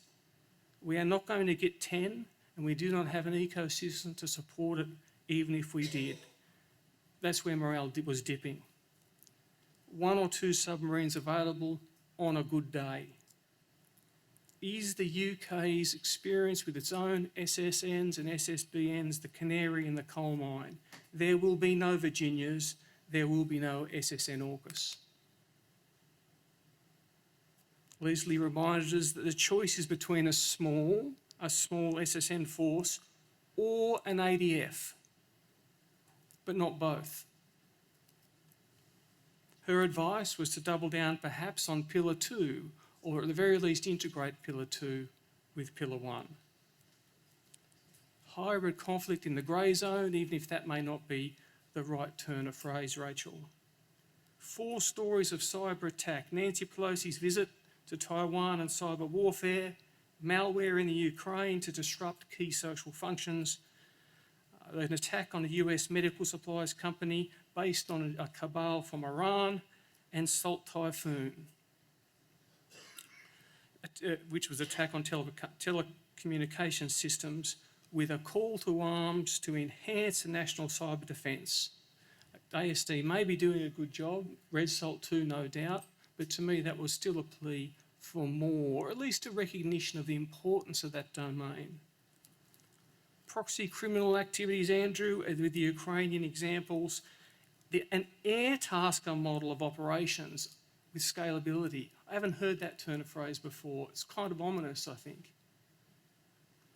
Standing in parallel with more established physical networks, as we've seen before, or that we understand within that paradigm anyway.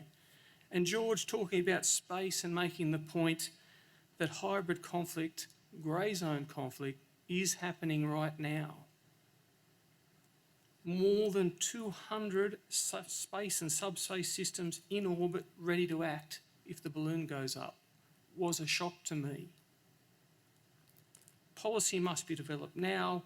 We must grow a degree of space self-reliance to ensure Australian sovereignty.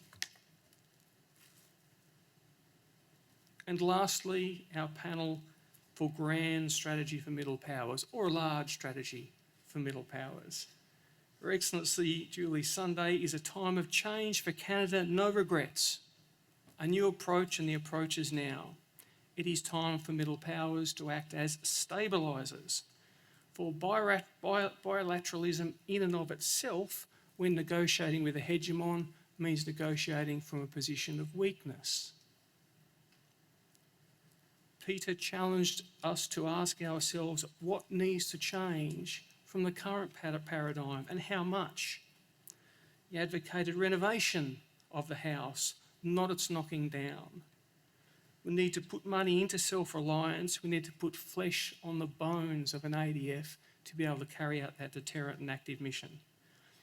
And a key question that I asked myself, is US primacy actually sacrosanct for Australia? Or can we do without it? And we must deepen our regional relationships, particularly, in Peter's view, with countries like Japan. Michael, Australian history as a sub-imperial power, you know, the colonial Queenslanders did invade New Guinea without without approval from London as well. We do have form here. More autonomy in the past than now, which is counterintuitive, but makes that point with historical examples to boot.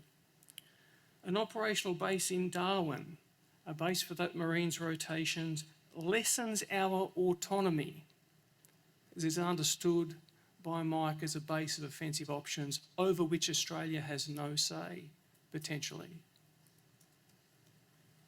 We then must enforce our own sovereign decision makings with the Americans as a precursor for any future military action should happen. Today, not once it is happening. And Justin killed the Swiss echidna. Urged us to think about Australia as a regional power, not talk to ourselves as a small or middle power as if we lack that agency. There is no plan B, there must be a US alliance. An alliance that can be strengthened, not weakened, however, by our own self-reliance and defence preparedness. You might be interested, you may not. This is a risky place when you put a historian in front of the microphone. This was actually what the Colonial Defence Committee asked us to do in 1885. Is exactly what was asked to do. But also from Justin, something that resonated for me is we might, for the first time in our young history as a nation, be on the weakest side of the argument. Let me conclude then. With all that we've covered, let me redirect you back again to the purpose of our forum today. That is, to widen the aperture of debate with regards to questions of security and of sovereignty for Australia. To introduce some new ideas and some emerging thinkers in this field, and to bring some of the key challenges the country faces into the light. As far as I'm concerned, ladies and gentlemen, this we've achieved through the considered remarks and the delving questions of the day. My thanks to all of the panellists, to Malcolm, to David, to all the support staff at UNSW and the Press Club, and most importantly, my thanks to you, the audience. Good afternoon.